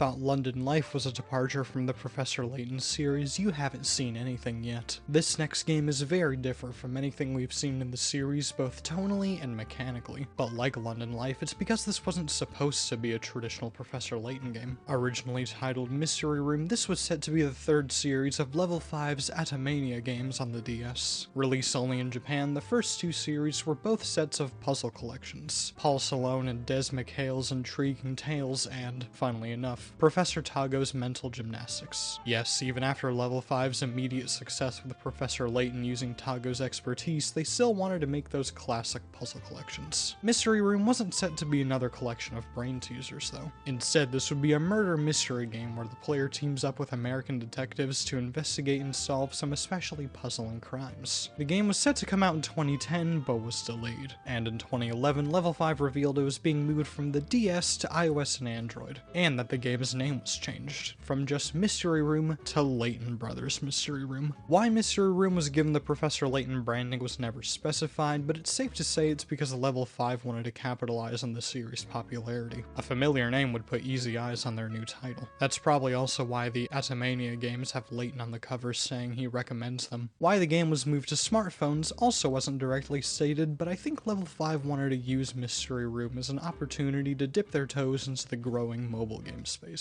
Despite a change in series, the game itself didn't see many changes gameplay-wise, or even in its story. This was still a murder mystery game where players explored and solved various criminal cases, and because of that, it's largely detached from the rest of the Professor Layton series. I wanted to talk about Mystery Room after wrapping up Layton's story, specifically because it's so detached from the rest of the series. And this is the first entry where the prof isn't the star. It also felt easier to structure things this way instead of bouncing between things where he was and wasn't the primary focus due to the game's release dates. That would just be annoying. Releasing in September 2012 in Japan and worldwide that next summer, Layton Brothers Mystery Room was met fairly well by critics and fans of the series and has since received over 1 million downloads on both the App Store and Google Play Store thanks to the fact the first 3 cases are free, the rest costing $5 altogether. As an aside, the game also received a manga adaptation in 2021 written and illustrated by Telman Yaminabe called Layton Brothers Mystery Room Perfect Crime Puzzle. As much as I'd like to talk about this manga similar to how I did with the Cheerful Mystery, I almost feel it'd be pointless to.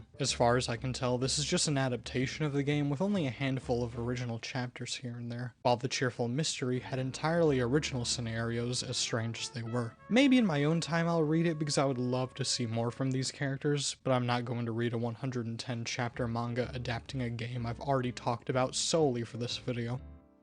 I will watch a 50-episode anime doing the same thing though. Back to the game itself, most seem to agree that Mystery Room was a solid murder mystery game not unlike Ace Attorney, and each case was detailed and fun to unravel, but you shouldn't go in expecting that classic Professor Layton flair. And I think that's how I describe the game best to myself. A solid mystery game with moody and intriguing cases, but not at all a curious, puzzle-filled adventure. This not being a traditional Professor Layton game isn't a bad thing though, far from it. This is a spin-off, and so I plan to meet this game on its own terms, just as I did with London Life. I do hope the section isn't super long though. I have an imaginary deadline looming over me. As of writing this in 1 month, I'm about to do some really cool things with the freaks I call my best friends. With that out of the way, it's time we enter London's new Scotland Yard Serious Crime Division Classified Investigation Agency headquarters, otherwise known as the Enigma Chamber. Whoa, it's It's not the name of the game. I said a second ago this game was different from anything we'd seen before in its gameplay, but that was kind of a lie. Performing investigations in Mystery Room does feel a bit familiar to prior Professor Layton games and mystery games in general, but how you actually interact with these areas is what sets it apart. Instead of pointing and tapping on a certain part of a room, here you zoom in and out of and rotate entire crime scenes. This method of investigation works well and is very natural on a touchscreen, but I do wish you were able to zoom in and out whenever you wanted. Throughout the scene, you'll find highlighted markers to tap, and tapping them will let you zoom in for more detail. You get used to it after a while, but I feel like being able to zoom in on anything, anytime would feel way better. On top of collecting evidence in these 3D crime scenes, you're also able to read up on victims and suspects in the case files. Having information and testimony from key players of the case is very handy, as a lot of details from these files can make or break the case. At the same time, some of the information you receive feels a bit too helpful, and in comes my only real problem with Mystery Room, the difficulty. For the first half of the game, I would skim through the case files, give the crime scene a good once-over, and after only a few minutes I will have already figured out the culprit, method of attack, and maybe even the motive before Alfendi can ask me to discuss some of these points further. It may be because I've played more than my fair share of mystery games, but a good chunk of my playtime felt like I was going through the motions. Almost every revelation in these early cases were things I'd seen coming a mile away thanks to the overly detailed case files, and it was very tiring to wait for our investigative duo to slowly come to the same conclusions I did many minutes before. It also doesn't help how a lot of these crime scenes are pretty small, limiting how detailed investigations can be and making it even easier to figure out what happened. Cases being simple isn't a bad thing. Professor Layton games are known for keeping things as accessible as possible, but it does make it to where I was much less invested in this first half. It's not until the second half that Mystery Room shifts gears. Cases become way more involved now that you're investigating places on site. Crime scenes have more depth, taking place in entire buildings as opposed to a small room or floor, and the actual investigations are more engaging with simple but unique environmental puzzles being used to find evidence and open pathways. Some investigations also have red herrings that the game leads the player into exploring in a natural way, and it doesn't feel disruptive to have to take a second look around after your progress is halted. Not only are these mysteries more immersive and interesting thanks to their increased scope, but they feel way more important and pressing with the final few cases being connected to the narrative of what happened 4 years ago, compared to early ones being more episodic. I also really like how generally dark the second half of the game is. Brutal serial murders, psychotic split personalities, major corruption in the force. These are not things the average Professor Layton game touches on, and I really dig it. Once you've thoroughly combed through all possible information and narrowed down the culprit, it's time to bring them in for questioning, and these are almost always the best parts of each case, no matter how simple they are. It is very satisfying to hear these terrible people conjure up falsehoods, only to be immediately refuted with evidence and testimonials you've collected during your investigation. Lie after lie is torn down, and the killer becomes more and more frustrated as they continue to be cornered, and eventually you'll have literally broken them once they realize they're done for. I love these interrogations. Each one is very intense and exciting because you know how the entire crime played out while the killer tries to be none the wiser, and that excitement is amplified tenfold by the incredible presentation and music. Mystery Room's music is genuinely awesome. It's a major deviation in feel from other Professor Layton soundtracks, but that's not a bad thing in the slightest. These bombastic, brassy songs fit these scenes way better than the slower tracks we've heard before. Songs are very jazzy and funky. They all feel like they've been ripped right out of an old detective film. Pianos, violins, and basses are featured in these tracks, but the instruments doing the heavy lifting are the drums, trumpets, and saxophones. The feel of this game would not be the same without the prominent jazzy soundtrack. It really completes each and every scene. Even when the tone is slower and more dramatic, the overall funk doesn't take a back seat in favor of something else. Honestly, I get major Lupin the Third vibes from these songs. Music from the Lupin series is just as jazz-heavy and bombastic, but each song has a strong sense of wonder and adventure, like your heart is racing at the thought of uncovering something huge. And I think all of that applies to Mystery Room's music and then some. If you thought I was going to bring up Persona 5, I can't blame you, but if I ever genuinely compared any soundtrack to Persona 5's, just Pull the trigger, Piglet. Audio isn't everything in presentation though. The visuals also play a major part. Mystery Room is mostly 2D like the DS Professor Layton games, and everything looks really nice. I will say if you're playing the game on a modern smartphone, it can look a little crunchy. You would think the image quality would be sharper with a more powerful phone, but instead character sprites are pixelated and blurry in their line work, which is weird because the interjection sprites look buttery smooth. It's not a huge deal, but still something worth mentioning. This game was meant to be played on a lower resolution screen. I briefly mentioned the 3D crime scenes earlier, and they look fine. They aren't as detailed as they could be, with victims and objects looking very chunky, but they get the job done in giving a decent 3D visual of what happened. Dude's looking more like Palmer from Final Fantasy VII than a charred corpse. We don't have a ton of backgrounds and illustrations, but when we see one, it is something to behold. They're all done in this gorgeous watercolor style, and I can't get enough of the cool and warm colors blending together in every environment. When I think of this game, these are the images that come to mind. Characters generally adhere to the same design philosophy as other Professor Layton games, but with their own Mystery Room spin.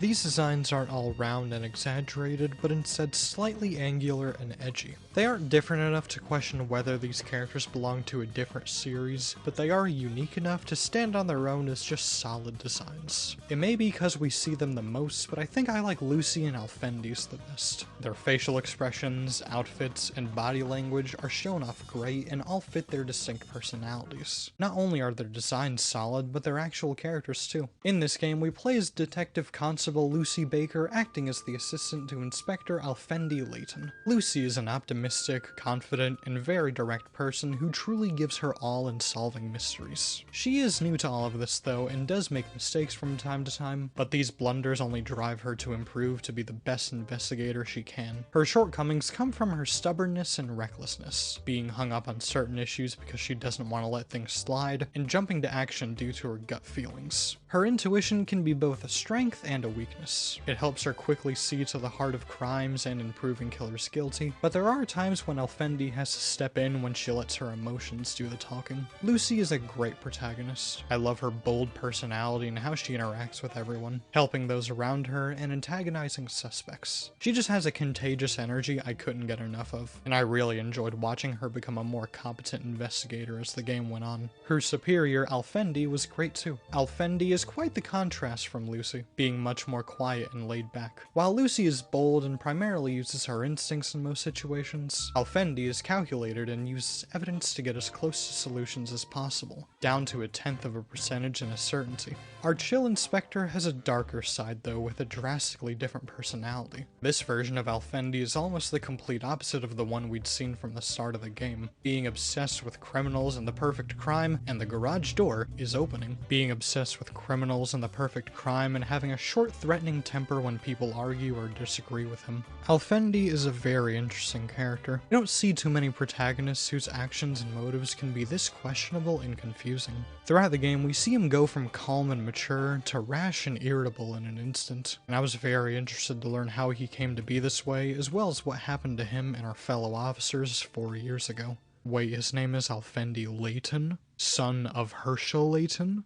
Oh, but the game does essentially nothing with this information? Okay, cool. Even though Layton Brothers Mystery Room isn't a traditional Professor Layton game in any sense, I still think it's an overall good time. No, you're not going to explore a strange town and solve puzzles, and you shouldn't go in expecting that. This was a murder mystery game first and foremost, with Professor Layton thrown in after the fact. And as a murder mystery, I think it's a good one. Sure, the first batch of cases were easy and didn't feel too pressing or interesting, but I still liked investigating these crimes and piecing everything together. When the game changes its focus onto uncovering what happened 4 years ago though, it becomes so much more engaging in pretty much every way. I would recommend a Mystery Room based on the last handful of cases alone because they're that investing. I'm a big fan of the presentation as well. The game visually looks great, it's a nice change of pace from the 3DS graphics, but the music is what truly sells the experience in my opinion. Bombastic, brassy tracks that constantly make you feel like you're on the cusp of revealing the truth. I couldn't help but scat along with the trumpet trumpets and saxophones because every song was exciting and memorable.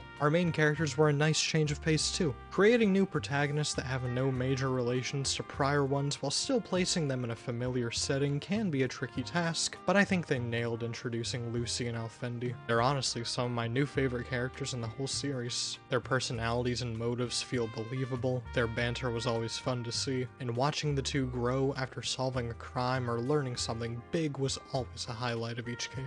This section was shorter than many of the ones before, if intentionally so, but I hope I did a good job showing that Mystery Room is a solid game and how there's so much for a murder mystery fan to sink their teeth into, and for Professor Layton fans to try and take a crack at. It's also pretty short, taking me just a little over 6.5 hours to finish. It's a very complete and easily digestible experience. That's generally all I have to say about Mystery Room, so why don't we step outside the office and go on a little trip, an excursion, a pilgrimage, perhaps even a journey.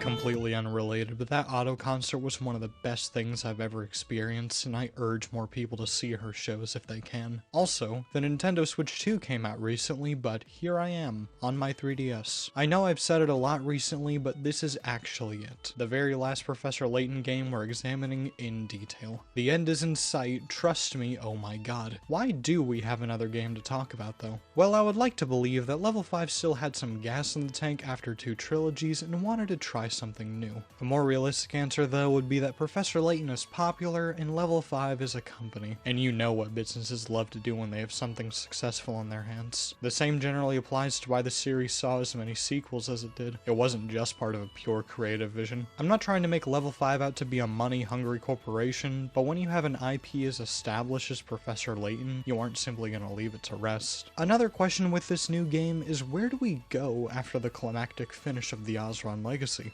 Back to where we started.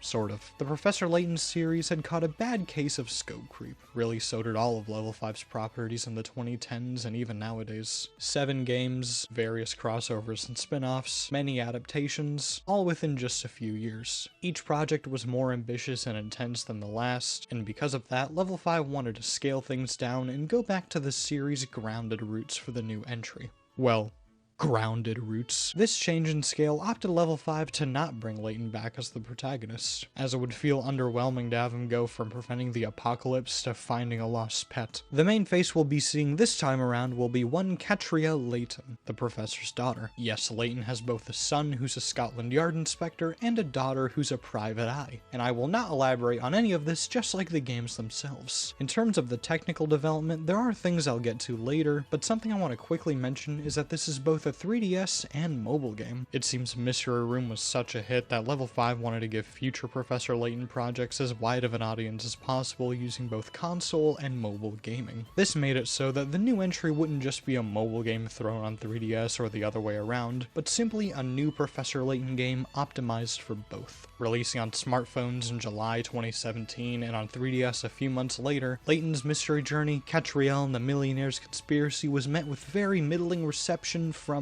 everyone. Just a bunch of 6s and 7s across the board. The key points of criticism were that puzzles were easy and uninteresting, and that the overarching story was very lacking, which is a big problem when quality stories and puzzles are what the series is best known for. In 2018, the game was ported to the Nintendo Switch, which is how I first played it years ago. It's also how I didn't play it. I don't remember the reason why, but I couldn't get myself to finish it, making this the only mainline Professor Layton game I had never played in full before. This seems to be a recurring trend for me, not finishing the latest game in a series until I force myself to for a big project. That changes today though. Putting whatever reason I didn't play it years ago aside, I'm still here to give every one of these games a fair shake. I want to see where Level 5 wanted to go with the series after concluding Layton's story, and see if I can find some good in the game myself regardless of what others think of it. I hope the passive-aggressive notes I took while playing the game aren't a bad omen in that I can still provide a detailed deep dive and analysis. Just because Mystery Journey is a new take on Professor Layton doesn't mean it plays any differently to prior games, but there are a handful of additions that help this one stand out a bit. One that I got a lot of use out of was the ability to revisit cases. Instead of a chapter-based structure like before, Mystery Journey uses cases similar to Mystery Room and Ace Attorney, and while I'll get to my thoughts on the narratives of these cases later, I think mechanically they work fine. Once you've completed a case, you don't have to immediately jump into the next. If you want, you can go back to ones you've already finished to find any missing puzzles, hint coins, or items. The hint coin and puzzle counters returned from Layton vs. Wright, but their re-inclusions were nerfed. These were very handy for 100%, but you can only see them when revisiting a case, instead of being visible at all times like before. We also see a couple additions with the hint coins themselves. Every once in a while, you'll find a red coin called a fashion farthing, and these can be exchanged for outfits for Cat to wear. I'll get to my thoughts on customization elements later too, but on top of that, at some point in every case, you'll find spots with 10 hint coins. The first couple of times you strike gold, it's really cool. More hint coins can only be a good thing. As you near the halfway point of the game though, the feeling loses its luster. There are 402 hint coins in the game, but you'll soon realize you probably won't use most of them, so why the absurdly high amount? Also, why 402 specifically and not a flat 400? 402 is a silly number. The final additions to the core investigative gameplay are the clues. Throughout a case, Cat will receive key points of information that she can use to put together a puzzle in her head, the puzzle being what really happened. This is another really neat feature on paper. These clues can make it feel like you're actually putting together the bigger picture alongside Cat, while simply listening to Layton's explanations in previous games could feel like whiplash if you didn't catch on to something yet. At the same time though, these clues are very redundant. Clues either barely relate to one another or practically spell out the answer if you couldn't figure it out already. There's no middle ground to how some of this information is presented. I also didn't like how there were always 6 clues per case. I feel some could have had more or less clues than others given the severity of the situation. That's about the extent of the main investigative gameplay on display, meaning we can, for the last time, take a look at the puzzles.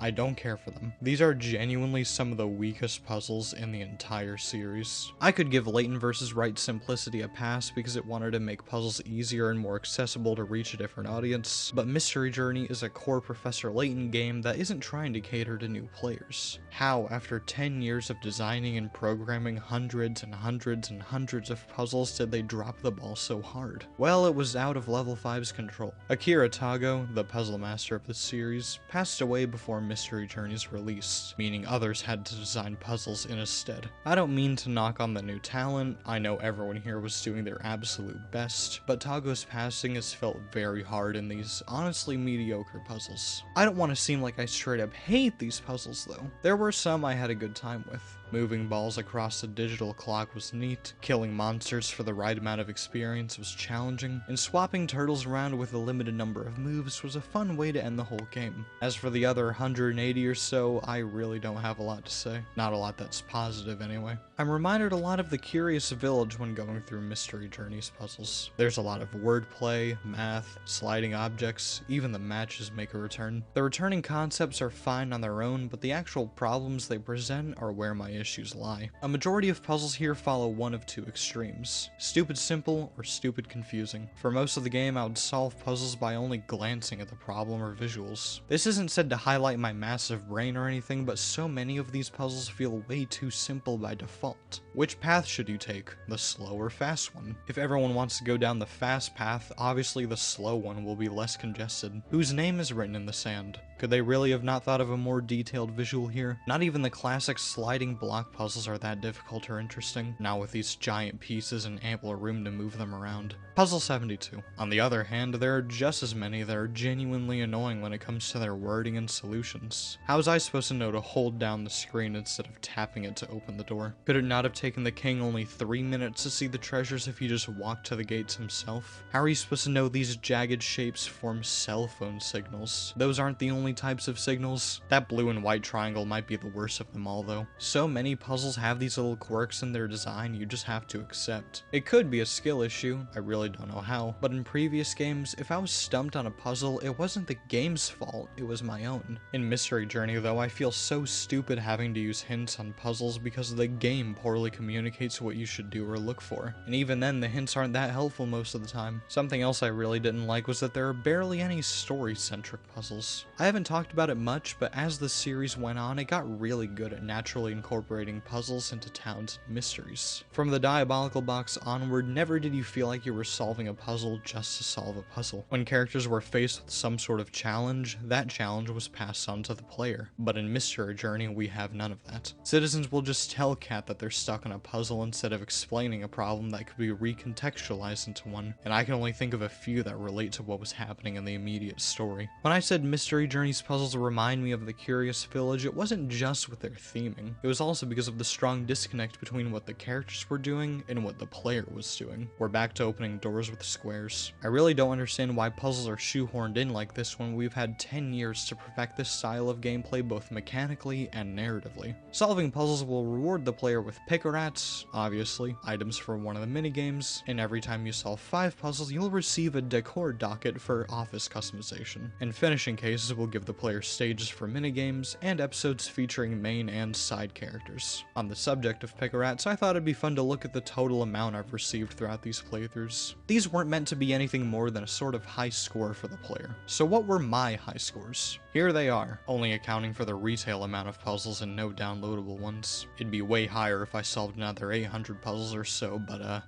I don't want to. If you think you can do better, do it. Play every game to 100% completion and show off your scores. It'd be fun, trust me. On the topic of customization elements, I think they're handled fine. All of Kat's outfits look really nice and have a lot of personality. I think my favorite of the bunch might have to be her monotone mini dress. Being able to change out the furniture and walls of the office was also really neat, and I could see people having a lot of fun making the detective agency their own. I'm not people though. I'm not one to play around with visual customization in games unless it's encouraged and is part of the experience, or if I'm on a second playthrough and want to have some fun. In a text-based adventure like this, I prefer to keep things default. There's no need for me to change things up like I could in other games. But that doesn't mean I'm not terrible at interior design. When looking at the rest of the bonuses and minigames, I'm sorry, but I don't have anything interesting to talk about with these. The extra content isn't bad or anything, but I really have nothing to say about it. The episodes were fine, just like the rest from the prequel trilogy. The minigames were very uninteresting, and the bonus and top secret menus have all that you'd expect to see in them at this point except for concept art. Could I simply be speeding through this part because I've been working on this whole project for way too long? Maybe, but that doesn't take away from how lacking this content is compared to prior entries. I can't bring myself to passionately dissect these bonuses like I have before because what's here is just uninteresting to talk about and generally lacking on its own. And I think that's how I describe Mystery Journey's gameplay in general. Lacking. You may be wondering why. You're still exploring a town looking for clues and puzzles just like any other Professor Layton game, and that is true, but the investigative gameplay simply isn't as engaging to me as before, and the main content on display definitely isn't either. Kat's clues and customization elements are interesting to see, and I can see their benefits on paper, but in execution their inclusions feel redundant and out of place. The puzzles are the worst offenders here though. I can only think of a handful that I liked of the 185 total. The rest are either incredibly simple and leave me empty after solving them, or are very annoying because of their confusing wording and unclear solutions. It's a shame that the gameplay is this much of a step down, because like I've said multiple times, these people have been doing this for over 10 years. When Level 5 said they wanted to scale things back to the series' roots, I thought they were talking about the game's storytelling, not its mechanics. I can look at the Curious Village doing all of this and give it a pass because it was the very first entry in the series, but I can't do the same with Mystery Journey because we've done more before this. Hopefully the presentation can fill the gaps left behind in the gameplay department.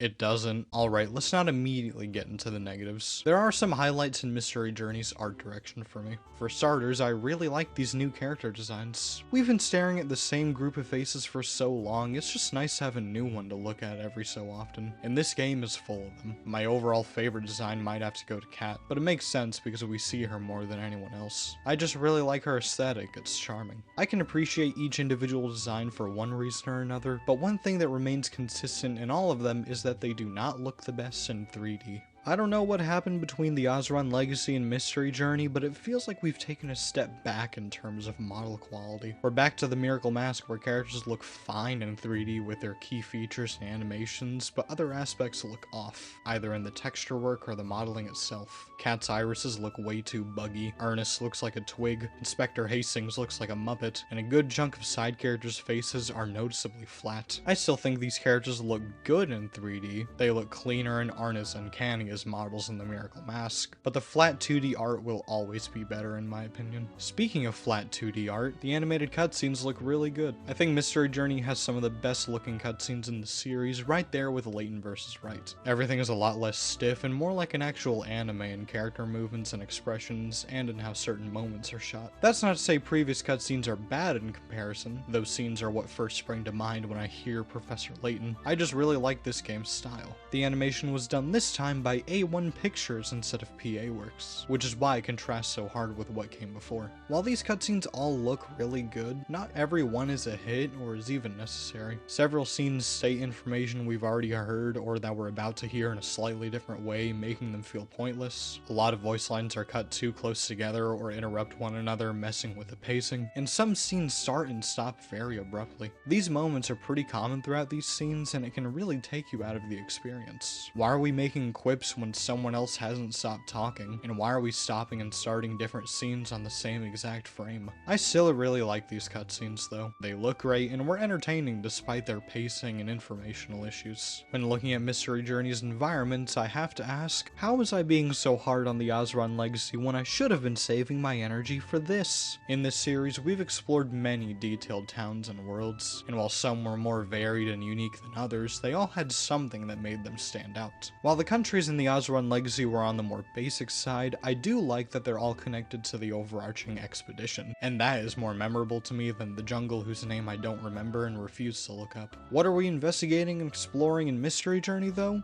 London. Not a new take on the London we know, not an alternate version or anything, just normal London. This is where my friend lost it when I was telling them about the game on the drive back from the concert. There's not a narrative purpose for this. The game just takes place in London. Why? Why have your brand new entry in a series known for its fantastical locations take place in a boring real-life one? We don't only explore the same empty streets. There are some set pieces like a movie theater, a bank, a cruise ship, but in all honesty, these are just as uninspired. These are unique locations compared to something like Scotland Yard, but they have nothing going on in them. No unique flares or twists on what we expected. Just what we expected. I somewhat liked the final area we explored, the old castle. It reminded me a bit of St. Myster's Tower with its old decrepit rooms. But that doesn't make up for the rest of the town being as uninteresting as it is. I don't think Kat should be traveling the world or anything, especially if they wanted to scale things down for Mystery Journey, but I do think she could be somewhere more unique. St. Myster and Miss Tallery came from lower stakes entries, but that didn't mean these villagers had to be simple. They were actually anything but. Why not have Kat also explore a strange town with strange puzzles, a village or city with more to its problems than meets the eye? Get weird with it, get creative. Anything like that would be better than having to visit the Thames for the 100th time across multiple cases. London is not a bad setting on paper, we visited it multiple times before, but when every other town had something going on in its environments, theming, or relevance to the mystery, it's hard not to feel disappointed when you see that this version of London is just London. What about the sound of Mystery Journey? Surely there's something there that will pull me out of this rant. I've got another comparison to the Miracle Mask building within me. This soundtrack is harmless and serviceable, but the overall quality isn't anywhere near as high as what's come before. Similar to the Miracle Mask, Mystery Journey songs follow the same general melodies, and instruments all have the same high tone. I assume this was done to make things feel more whimsical and upbeat, but I don't care for the feel that much. I've always preferred Professor Layton music when it's slower and more thoughtful, but it'd be hard to achieve a tone like that in a game as lighthearted as Mystery Journey. I may not be a fan of the main background tracks, but I really liked Catriel's theme. Like father, like daughter, it's a really good listen. The beginning with the flute and oboe makes you think this will be another song full of whimsy that shows off Kat's direct and positive energy when she goes about solving mysteries. As the violins and accordions begin to swell though, you realize it's quite the opposite.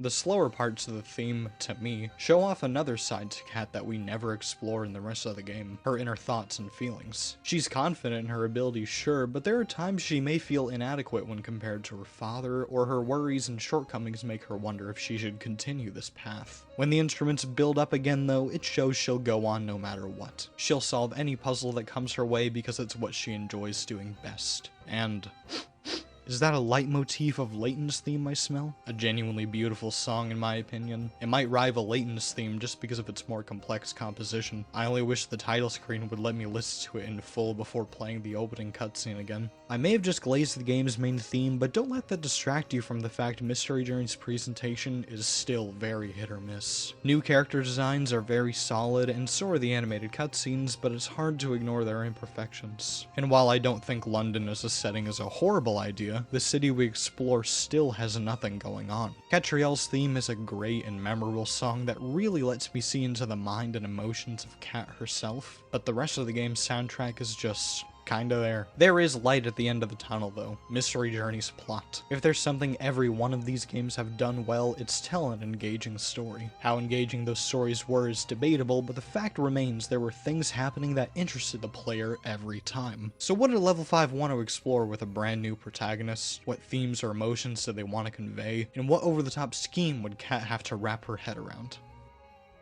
I've got to stop setting myself up for failure. We've explored many unique stories in the Professor Layton series across 7 games, and everything finally came to a head in the Azran Legacy. While not everything was executed well in its story, I do think it did its job well as a conclusion to everything we'd come to know. Years pass when suddenly Level 5 announces a project called Lady Layton, bringing the Professor Layton name back to life after 3 long years. That's such a small amount of time compared to today. There would be a big change with this new entry though. Layton wasn't coming back. His story was finished after the Azran Legacy, and Level 5 didn't want to change that, meaning this time around we would follow his daughter Catriel Layton, also called Cat. I like Cat. She was a highlight of the game for me. She has a very different personality from Layton, which was a nice change of pace, similar to Lucy and Alfendi in Mystery Room. Cat is a very quirky and cheerful gentlewoman who recently opened her own detective agency. Just like her father before, she enjoys solving puzzles and helping others out of curious situations. She also has a very active imagination when going about solving crimes and mysteries, most likely because she's seen and heard her fair share of the fantastical from her father. To her, the truth is stranger than fiction. When investigating, she relies on what she calls her miraculous instinct, while others around her think she blindly follows her interests and only stumbles upon clues and solutions, which isn't entirely wrong. She may not be that serious when tackling certain problems, but she is shown to be very determined and persistent in more pressing situations, which I really like to see, specifically in the case where she's accused of murder and is on the run. No, I won't elaborate. I also liked how the game toys with the idea of her standing in Layton's shadow. When people visit the Layton Detective Agency, they're going because they've heard of the famous Herschel Layton, not this random girl. When this happens, she has to prove herself capable and show that she's more than the daughter of the professor, and I really like that too, though we only explore this idea very briefly. Again, I like Cat. She has a fun personality and makes a good addition to the series, but I can't take her seriously most of the time, and this is due to Mystery Journey's writing and tone as a whole. How am I supposed to care about Cat solving mysteries when she acts so obnoxious? It doesn't help how most of what she says is either a quip or the setup or punchline to a joke. For someone who wants to help those around her, she can seem pretty uncaring at times, as shown in the first 10 minutes of the game. You're doing wonders for the agency's credibility, Cat. Keep it up. The surrounding cast doesn't fare much better. Ernest, Cat's unpaid assistant, is just a suck-up and offers zero input when exploring any new crime or mystery, apart from becoming an exposition machine in the movie theater case. Is he supposed to fill a comic relief role due to how head over heels he is for Cat? If so, I never liked it. His obliviousness was never charming. There's also Cheryl the talking dog. He doesn't do anything other than look at what Cat and Ernest are doing, then turn to the camera and say, "That's just ridiculous." We also never learn why he can talk, so there's that. Don't tell me Level 5 wanted to give this game a self-aware, sarcastic creature to tag along with the protagonist because their new IP doing the same thing recently skyrocketed in popularity. I really don't like how insincere the game's writing is. It really feels like everything is a joke. I don't think Mystery Journey should have the exact same energy as previous previous games or force characters to behave in a similar way, but the Professor Layton series is known for its investing narratives and complex characters. This game has neither of those. It's hard for me to get into these people's lives and to take situations seriously like I have before when everything is so overly cheerful and silly. I don't think the more lighthearted tone is an immediate bad thing. Again, Mystery Journey doesn't have to have the same feel as previous games, but you've gotta rein in the comedy at some point. But when they do make an attempt to be sincere, I end up not caring because the case and the game in general has given me no reason to actually care about what's happening. These cases have no actual stakes, literal or emotional. Which brings me to my next point, Mystery Journey's cases. Instead of each case leading into the next like Mystery Room or any Ace Attorney game, Mystery Journey's cases are all completely unrelated and don't develop any sort of overarching plot or theme. Mysteries don't connect, messages don't carry over, characters don't develop. By the time you finish a case, it's like you've watched a sitcom episode where everything resets at the end to fit the status quo. That would be bad enough, but there's also the fact the cases themselves are so uninteresting. Find Big Ben's missing hand. Explore a festival on the Thames. Who deleted the movie scene? Buy a present when every store is closed. These are so mundane, even compared to mysteries from the very start of the series. How do we go from uncovering the secrets behind a box that kills people when opened, to finding someone's missing pet when they don't even tell you what kind of pet they have? I also don't like how these cases end. Everyone just comes together to realize it was all a big misunderstanding and no one did any wrong. In a series full of characters who consciously do bad things for many different reasons, it was so annoying having this be the explanation and resolution of each case. The second case ends with us learning the mayor abused her power to create the most elaborate festival yet, and everyone thinks that's just okay? Really? These cases are not good. They have incredibly low stakes, they're uninteresting, they're overly whimsical, and they let you play them out of order, making extra sure none could lead into the next and build up an actual story. I still don't like how the Azran Legacy lets the player visit certain areas out of order, but at least you are working towards a goal in collecting the Aura Stones. In these cases though, you're working towards nothing,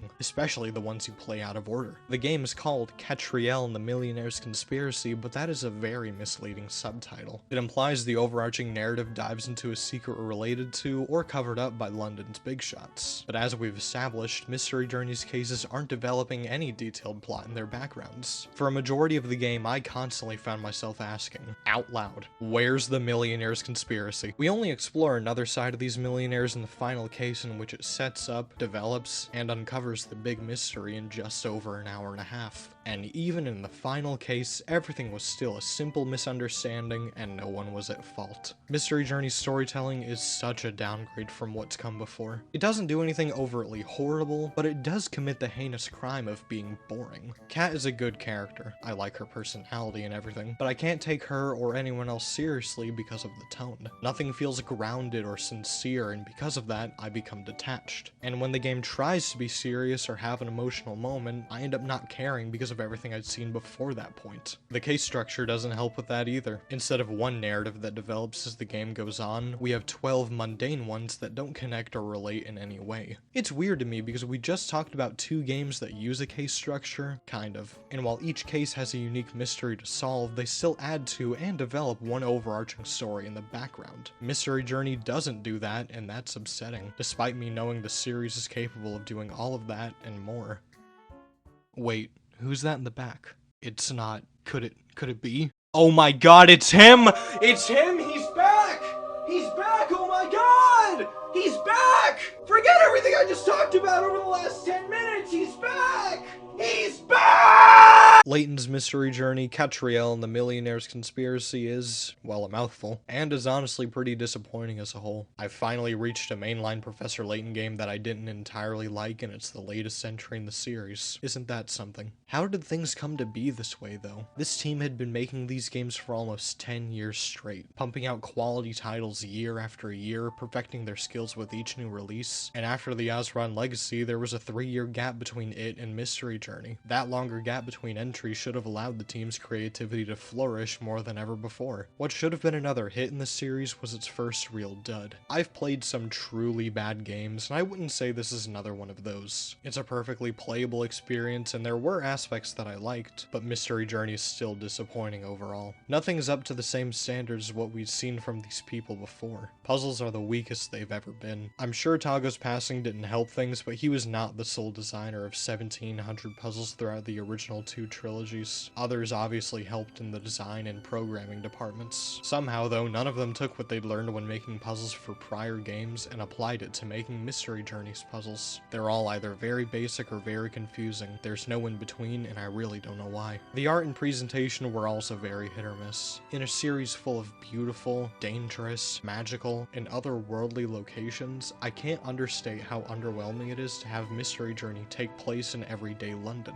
Normal towns have worked for Professor Layton before, but this iteration of London is just London with nothing else of note, and that's pretty lame. The story and writing might be the most disappointing of all, though. The tone is way too jokey and lighthearted. The fantastical mysteries are actually very average, and the cases themselves don't connect in any meaningful way. Mystery Journey is a story-focused video game, but it doesn't have a fully developed story. I'm almost fascinated by that sentence. It's a shame Mystery Journey is as middling as it is. This was meant to be a jumping-off point for the series after Layton's story concluded, starting a new set of games starring his capable puzzle-solving daughter. But that didn't happen. What we got was a new Professor Layton game that functions, and that's it. It falls short in every other aspect that made these games so great to begin with and fun to discuss. This screenshot is funny in retrospect, though.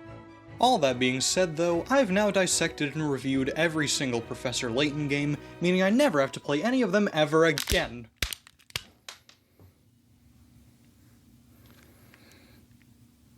Let's watch some TV.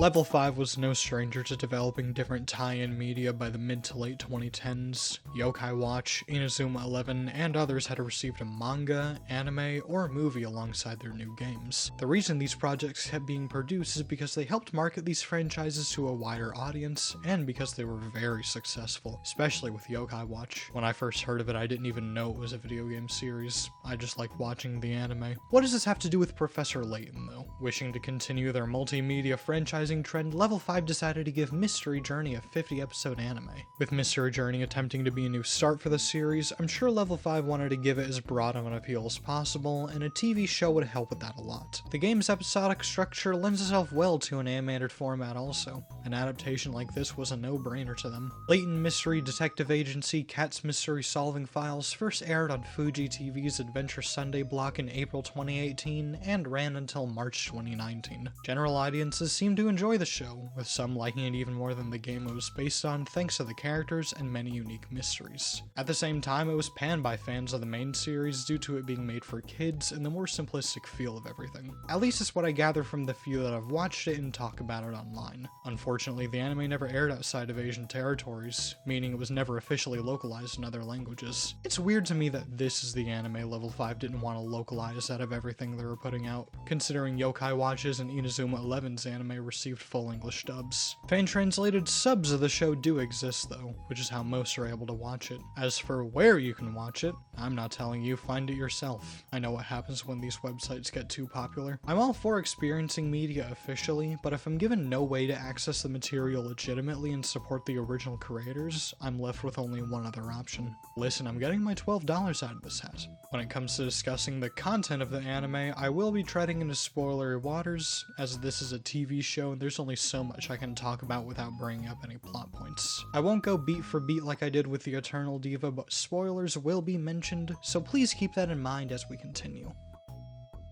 I think this anime is fine. It's not bad by any means. There were aspects that I liked that I will get to, but from what I watched, I thought it was just fine. Keywords being what I watched, because I didn't watch the entire show. I had already known what to expect before starting it, so I didn't find it necessary to watch every episode, just like when I looked at the Cheerful Mystery and how I didn't read every chapter. There are 3 types of episodes you'll find here: adaptations of cases from Mystery Journey, wholly original cases not seen in-game, and a split-up plot surrounding Layton's disappearance. episodes. I wasn't interested in watching episodes based on the game I just played. I didn't want to watch many original ones that I'd heard were simple and childish, but I did want to learn about what happened to Layton. Because of those reasons, I only watched 9 of 50 episodes, the first 3 and the 6 Layton ones. So maybe take my opinions with a grain of salt. I don't think my thoughts are any less valid because I didn't watch an extra 41 episodes, but maybe they'd be different if I watched the whole anime. What I did watch was just fine, like I said, mainly because this is first and foremost a kid's show. The main goal of this anime was not to continue the story started by Mystery Journey, but to instead be like a Saturday morning cartoon, and I'd say it succeeds at that. Each episode has a very similar structure, mysteries are simple and straightforward, and comedy is given more focus than ever before. If kids are the primary demographic, then these are good aspects to focus on, but the simplified, jokey nature of everything makes me not as invested as I could be, similar to Mystery Journey in general. This being a kid's show isn't a bad thing. There's plenty of kids media I thoroughly enjoy as an adult, but this isn't one of those. I'm just not the target audience for it.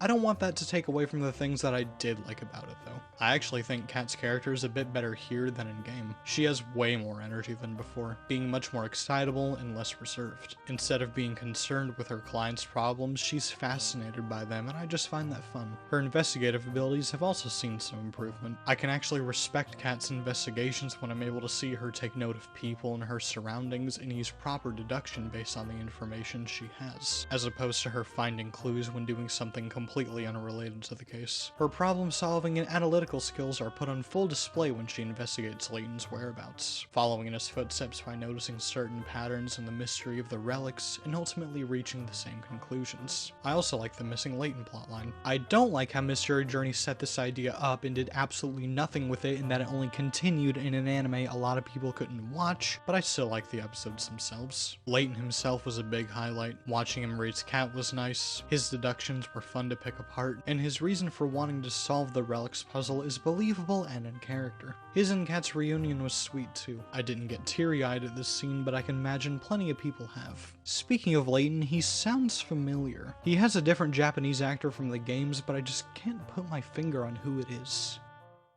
Oh yeah, it's Steve from the Japanese dub of the Minecraft movie. That'll still be irrelevant by the time this comes out, right? The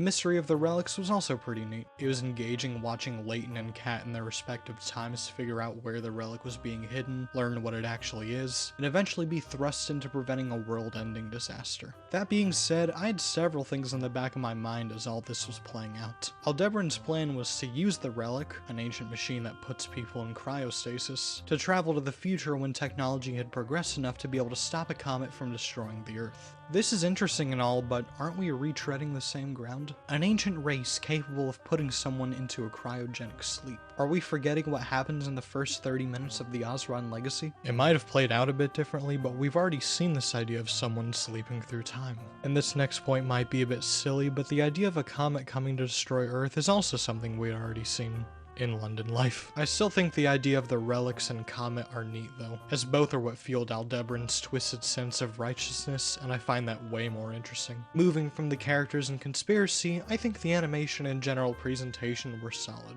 It looks about the same as Mystery Journey's cutscenes, which makes sense as both were directed by the same person. They were animated by different studios though, and you can tell. Instead of A1 Pictures returning, the anime is animated by Linden Films. The animation here is good, don't get me wrong, but it isn't as bouncy or expressive as Mystery Journey's cutscenes. There are hints of exaggeration here and there, but things are generally more stiff, kind of like older Professor Layton cutscenes. I understand why it's different though, different animation teams and everything. I don't have much to say about the music, and that's because almost every track is taken straight from one of the games or the Eternal Diva. I understand this too, you have to cut corners where you can, but it makes it to where the anime has no musical identity. I was actually taken out of a lot of scenes because of how often I recognize certain songs. I don't think you want your background music to distract the audience from what's happening on screen. I did like the 2 original openings and endings, but those are honestly just okay in my opinion. The music works, and it's not a bad thing tracks are reused from other entries, but that's all I have to say about it. Is there anything else I should take note of? One episode has Kat looking for a sweet shop, another has her playing a VR game, and another has her locating someone's alien boyfriend. Yeah, I think that about covers it. Just because my thoughts are brief, that doesn't mean I think Layton Mystery Detective Agency Cat's Mystery Solving Files is bad or anything. I just think it's fine and that it works for what it's wanting to do. That title, on the other hand, that's just annoying to say out loud. This was made to help promote Level 5's newest game and get kids interested in this world and its characters, and it does that very well. Because of that though, I can't see myself getting much enjoyment out of most of the episodes. Every episode has Cat investigating a curious case, her uncovering obvious but important clues, and her solving and explaining what happened. It's a simple structure that can be used to create dozens of mysteries, but it's also rigid and repetitive. A repetitive structure makes sense to use in a kid's show though, and it works. I just don't want to sit through that same song and dance 41 more times. That doesn't detract from what I did like about the anime though. I liked the characters, I liked Layton's side story, and I liked the concept of the end of the world plot. The show has substance. There's a lot more a Professor Layton fan can get out of here compared to the Cheerful Mystery and its abrasive silliness, but you have to sit through a lot of kid show isms to get to it. If I see Ernest turn to the camera to talk to the kids in the audience one more time, I'm going to scream. This anime is fine in my opinion. It's a comedic kids show, but there are some solid moments here and there, and that's good enough for me. And now, I have nothing to transition to. I have no more big topics to talk about, no more cool intros to make, nothing to praise, nothing to critique. There's nothing. It's over. Well, there are a few things I can mention before we wrap this up. This ending sequence is going to be a bit more casual than the rest of the video because, like I just said, there's nothing left to take a detailed deep dive into. You've been on this ride for over 5 hours, I've been on it for almost 2 years. We both want off. So let's end it by first taking a quick look at some things I didn't get into before. Firstly, there are several games I never mentioned, a few Japanese-only mobile games. One was Professor Layton Royale, a collaboration between Professor Layton and DNA's Kaito Royale. In Kaito Royale, you play as a group of gentlemen thieves stealing from the corrupt. You combat against and steal from people using a rock-paper-scissors type system, where each playable role is weaker and stronger against the others. The 3 roles are intelligent, macho, and sexy, but in Professor Layton Royale, those are replaced with detective, civilian, and criminal.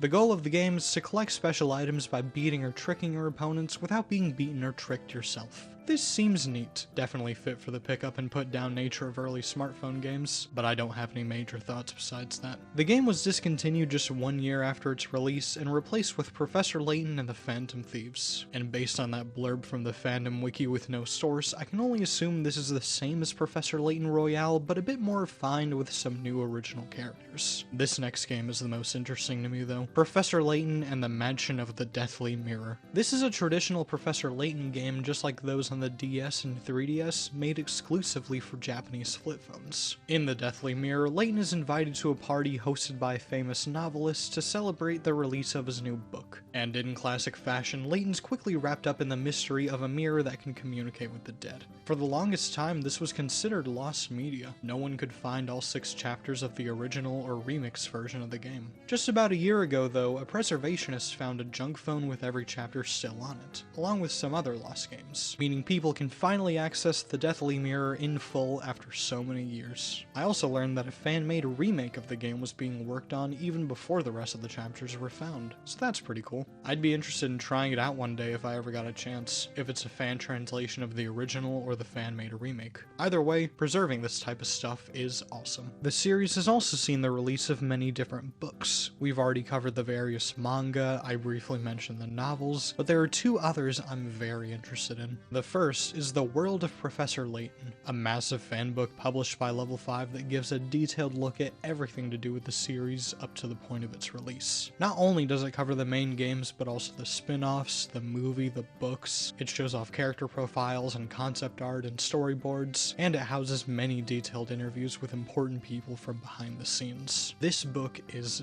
dense. I love learning about what went into creating the things I enjoy, even if it's only a small tidbit, and there's so much to see and unravel here that I would not be able to put it down. It also received an English release, making me want it even more. Then there's The Art of Professor Layton vs. Phoenix Wright, Ace Attorney. This book doesn't give any insight on the game's conception or development or anything. It's just an art book, but I don't mind that at all. It's also only in Japanese, but I don't mind that either. I'm used to not being able to read these. I said before that Layton vs. Wright was my favorite looking entry in this series, and that hasn't changed after playing through every one. Labyrinthia is by far the most distinct setting we explored. Each location is crammed with fitting detail. The characters are also colorful and unique. The cutscenes are genuinely gorgeous. A fat, heavy book that covers all of that, as well as how the artist's initial concepts evolved into what's in the final game, is something I need in my hands. I love these types of books. They're so interesting and bursting with detail, but I don't know if I love them that much. Scans of these books do exist online, so anyone can read them, but I would love to have them in my hands and be able to actually flip through them. Let's get back to the main timeline though. Where were Professor Layton and Level 5 after the release of the anime?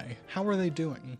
Not good, especially overseas. In late 2020, it was reported that Level 5 had essentially given up on their North American operations, as a bunch of employees were laid off from both Level 5 International America and Level 5 Abby. The reason for this was seemingly because of low sales and a lack of interest from Western audiences. They weren't willing to pour money into these divisions if there wasn't a good reason to, so they had all but shut them down. Years passed and games would still be released, but only in Japan. Even then though, these weren't anything substantial. They were almost all free-to-play games or spin-offs or both. Not a word was said about the future of Professor Layton, and new entries from other franchises would either never release in the West or would receive delay after delay after delay. The sun was not shining bright on this company as it entered the 2020s, and Professor Layton fans seemed to accept that the series they loved was basically over. Layton wouldn't explore any strange new towns, and Kat wouldn't be given a chance to show what she was truly capable of. And that would be where the story ends, on a pretty melancholic note. The series was over simply because not enough people were interested, and even if a new game was made, it likely wouldn't release overseas. But imagine this. You're me. It's February 8th, 2023, and you know there's supposed to be a Nintendo Direct today, but you're at work. Thankfully, you get to go on break right as the Direct starts, and this presentation absolutely floors you. Not only is the expansion pass for Xenoblade Chronicles 3 shown off, but a brand new Professor Layton game is announced and slated for a worldwide 2025 release. And now your break is over, and you have to go back to scanning groceries while your brain's running at 100 miles an hour. Professor Layton wasn't dead after all. It was actually back, and so was Level 5. In this same Direct, they showed off a new Fantasy Life game and a brand new IP, Deca Police. It seemed things were finally looking up, that Level 5 was getting back on their feet, and that they're ready to show the world they've still got it. Years begin to pass again though, and nothing. New information would be given on these projects, sure, but it was almost never anything good. Fantasy Life was constantly delayed, Deca Police was constantly delayed, Inazuma 11 was constantly delayed, and while Professor Layton and the New World of Steam hasn't been delayed, it's only been given a couple trailers and a single demo at Tokyo Game Show 2024. Besides that, it's been radio silent for years with most of Level 5's properties. Fantasy Life only just came out, and Inazuma 11 only just got a final release date after both received a comical amount of delays, but we don't know hardly anything about the New World of Steam, and it's still slated for 2025. When the Nintendo Switch 2 was shown off, it was announced that all of these games would be given Nintendo Switch 2 versions, but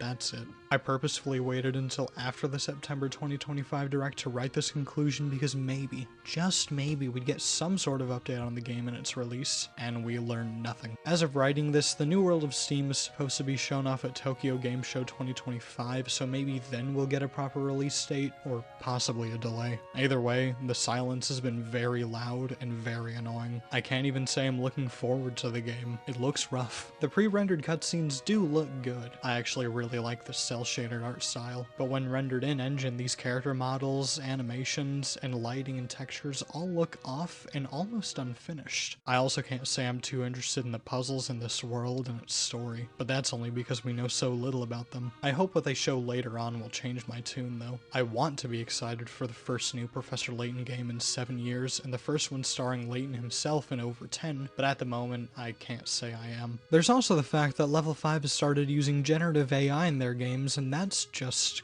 gross. Who needs concept artists and dedicated software developers when you can have AI slop instead? I hate where modern AI has taken so many industries, and the fact level 5 is starting to use it too puts a pit in my stomach. If we learn that the new world of Steam uses AI for its visuals or puzzles or anything like that, I honestly may not pick it up. Video games are pieces of art created by people through creativity and passion, not algorithms with the press of a button and stolen information. Editing this project has made me hate generative AI even more. I've been using PowerDirector for almost 10 years on both my phone and computer, and I can confidently say it is terrible and borderline unusable thanks to the amount of AI features they constantly push out. I can't even use the app on my phone anymore, and if I look at my computer funny, the software will crash and I will have lost all progress on my timeline. Yo, I've done my best to not curse throughout this whole video because I don't think it's necessary when you want to write jokes or you want to get your points across. You don't have to curse, but this editing software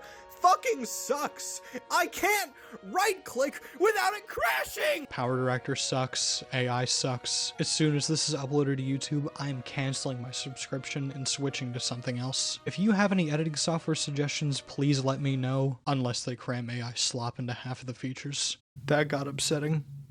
Let's rank everything to lighten the mood. Just a reminder that this is all my opinion. If one thing is listed lower than the other, that doesn't mean it's terrible or anything. There's something I enjoyed in every entry, but that I just like some things more. Now, from worst to best, what are my condensed thoughts on each game and the various pieces of media I brought up? In last place, we have Professor Layton and the Cheerful Mystery. I think this is pretty self-explanatory. It's a non-canon children's manga. There are some weird and silly ideas here I can see people enjoying. I had some fun with it myself, but there's not much else to it. You might have a good time reading it, but once you've read 1 or 2 chapters, you'll be able to guess how every other one plays out. It's not bad. I like how weird it is in some cases, but again, there's not a lot to it. I also don't own any of the actual volumes as much as I'd want to. This is just taped to my copy of Mob Psycho 100 Reagan. Next is Layton Mystery Detective Agency Cat's Mystery Solving Files. I still hate that name. I don't have any props for the anime, so I just made this 5 seconds ago. As an adaptation of the game it's based on, it works, and so do the many original cases. There's just not a ton for me to latch onto because this is a kid's show where comedy is the main focus, and mysteries are made simple so children will understand them better. And last I checked, I'm a grown man. I did think Kat's character was improved though. Her energy works way better in TV show form than a methodical investigative game, and I like the missing Layton plotline. But this is still just a kid's show at the end of the day, even if there's a bit more substance than the Cheerful Mystery. Our final non-video game on the list is Professor Layton and the Eternal Diva. You may be wondering why it's so low since I seem to really like it, and the simple answer is that it's a movie. There's only so much you can get out of a movie based on a video game series compared to a traditional video game from that same series. That's not to discredit the actual film. It has a great story with plots and writing on par with the games, and the animation and music were very solid. It's one of my favorite video game adaptations because it knows exactly what it is, a Professor Layton movie, and it's great at being that. You'll notice this is a different copy from what I showed earlier. In May 2025, Discotek Media re-released the film on Blu-ray in North America for the first time, meaning if you want to watch it now, you don't have to browse a questionable website or buy it secondhand. You can just buy it. This video was outdated even before I was finished with it. Professor Layton's London Life is the first game on the list, and I think it's just fine. I appreciate Level 5 wanted to experiment with the series, and that this paved the way for Fantasy Life, but there isn't a lot to do. Once you've played for only a few hours, you'll have already seen every type of quest, every job, every character, and while there are plenty of customizable elements, you'll quickly find a style you like and stick with it. There is fun to be had here. I really like the customization, and the writing was genuinely funny, but the minute-to-minute gameplay is very repetitive. I don't know how they expected players to sink 100 hours into the side mode when I saw everything I had to offer in barely 15. I don't have a prop for this one either because my old phone was stolen, so we're gonna do a thing called reusing jokes. I liked Layton Brothers Mystery Room a fair amount when I looked at it, but it isn't exactly what people are looking for in a Professor Layton game. But that's not a bad thing. I found the game to be a breath of fresh air after doing nothing but solve puzzles for months on end. I really liked the new cast, the more intense mystery was investing, the funky atmosphere was very fitting, and the interrogations were always fun to go through. It's not flawless though, the investigative controls are a bit cumbersome even if I got used to it after a while, and the first half of the game felt very basic when going about piecing together crimes and their motives. It's still a good time despite that, and I recommend it to Professor Layton fans and mystery fans in general. Our first mainline entry on the list is Layton's mystery journey, Catriel and the Millionaire's Conspiracy. This is also the one I've had the least good to say about it, so why isn't it closer to the bottom? Simply because this is a traditional Professor Layton game, you explore the world while talking to characters and solving puzzles, but it is my least favorite one. The gameplay is weak, the environments are boring, the writing feels insincere, I can't take our new protagonist seriously, and the overarching plot. What overarching plot? There are glimpses of a good game here, and these elements could have been improved upon and refined if we ever got a sequel, but as it stands, it's my least favorite traditional Professor Layton game. Moving from the latest in the series to the very start, we have Professor Layton and the Curious Village. This being around the middle of the list seems fair to me. It's the very first entry, and you can feel it. It's a good game. I enjoyed every minute I spent with it across multiple playthroughs, and it's what pushed me to start creating scripted content like this, but everything here is so basic. I think the simplicity adds to its charm though. You're going into it knowing this is where it all began. Of course some things are going to seem weaker or more basic compared to everything the series did afterwards. A good game, a charming game, but a very basic one too. Next is Professor Layton and the Azran Legacy, the grand finale to Herschel Layton's story. Until it wasn't. I'm still a bit conflicted on my general thoughts on the game after all this time. It's better than everything on the list before in my opinion, but there are several things that hold it back from being truly great. The main culprit for that is the hunt for the Aura Stones, where the entire game just stops as you travel the world. The locations you explore aren't that interesting, the mini mysteries you solve aren't that engaging, and because you can go anywhere at any time, nothing and no one can further develop or change. I can't hate the game though, I actually really like it.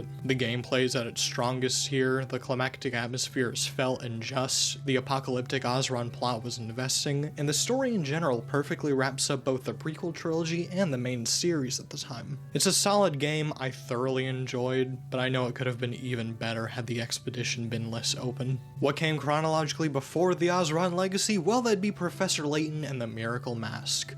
Typing that title enough times finally helped me learn how to spell miracle correctly. I'm surprised at how much I enjoyed the game, considering my first time through years ago wasn't as positive. The gameplay is solid with a ton of variety, and the story was investing with it probably being the most personal to Layton in the series. It's not all sunshine and rainbows though. The new 3D visuals work, the 3D models are fine, and the layered 2D backgrounds look nice, but everything still looks just a bit off and uncanny. The game doesn't look bad, but it is the most rough looking in the series. It's still a good game that I had a good time with though. If I'm being honest, the Miracle Mask and Professor Layton and the Last Specter are pretty interchangeable on this list. Both are very good games with an equal amount of strengths and weaknesses, which one I like more just depends on the day. As for its strengths, I really like how this is the start of a proper trilogy. It subtly establishes the Azran and makes Layton's profession relevant, and it introduces great new characters and recontextualizes old ones. The world is very calm and homely with its visuals and the more atmospheric music, and the gameplay is more refined and experimental. As for its biggest weakness, it feels familiar. Professor Layton fatigue was starting to set in around the time of its release, and a fourth entry in just 3 years wasn't helping things. It's still a very solid time in my opinion though, probably the strongest of the prequel trilogy, but again, it depends on the day. Professor Layton and the Diabolical Box is really good. I honestly don't know how this is so high on the list, but here we are. It's just a very strong entry in my opinion. It took everything that made the Curious Village good and made it great, while also addressing its shortcomings. The many different locations we explore are very interesting too, and visually look great. The story is one of the best in the series due to its dark, bittersweet, and emotional tones, and yet you'll come out of it smiling because it was all about love. The music adds to the generally sad and depressing atmosphere also. I couldn't get enough of certain tracks. Actually, I do know why this is so high on the list. It's because it's a great game. One that's even greater though is Professor Layton vs. Phoenix Wright Ace Attorney. I love this game. Not only is it a crossover between two of my favorite franchises, but it's just great in general due to its originality and heart. It seamlessly combines the gameplay of Professor Layton and Ace Attorney. Labyrinthia is a genuinely beautiful setting with so many creative creative and diverse locations and set pieces, the soundtrack is magical and bombastic and I wouldn't have it any other way, and the story both allows for Layton and Phoenix to team up and creates one of the most unique and emotional narratives seen in either series, thanks to the fantastical premise. I did almost nothing but gush about the game for 40 minutes, and I could go on for 40 more. Talking about it again is making me want to make a bad financial decision and buy that art book. But if I supposedly love the game so much, why isn't it in the #1 spot? Well, the puzzles are basic and a majority follow the same movement-based gameplay, and you have to play through Ace Attorney trials, which not all Professor Layton fans will want to do, and both of those points are going to affect its placement on our Professor Layton ranking. There's also a single twist at the end of the game I do not like. I still don't like it. I'm over here theory crafting what they could have done differently. I genuinely can't get enough of the game in general, though, in this world and its characters. Massive props to Level 5 and Capcom for going far beyond just a simple crossover. At long last, we finally have the best Professor Layton game, Professor Layton and the Unwound Future. I feel so lame saying that, of course this is the best one. It's been the fan favorite ever since it first released, and for good reason. This was supposed to be the end of the Professor Layton series, and because of that, no one wanted to pull any punches. More refined and thematically appropriate puzzles, engaging side content, an imposing but intricately designed setting, climactic music, and a conclusive, emotional, over-the-top story that lets us examine Layton and Co. in a different light for the first time. Yeah, this is the best Professor Layton game, there's no real debate. As much as I adore Layton vs. Wright, this is the quintessential Professor Layton experience. And with that, I'm done. There's nothing else I want to talk about. Just about everything in the Professor Layton series examined and discussed in roughly 5.5 hours. I'm tired. I never want to look at a top hat ever again. Thank you for watching if you made it this far. This was a massive undertaking and I'm glad that it's finally finished. Now if you'll excuse me, I need to decompress. I'm gonna go play Xenogears, then Xenosaga Episode 1, then Xenosaga Episode 2, then Xenosaga Episode 3, then Xenoblade Chronicles, then Xenoblade Chronicles X, then Xenoblade Chronicles 2.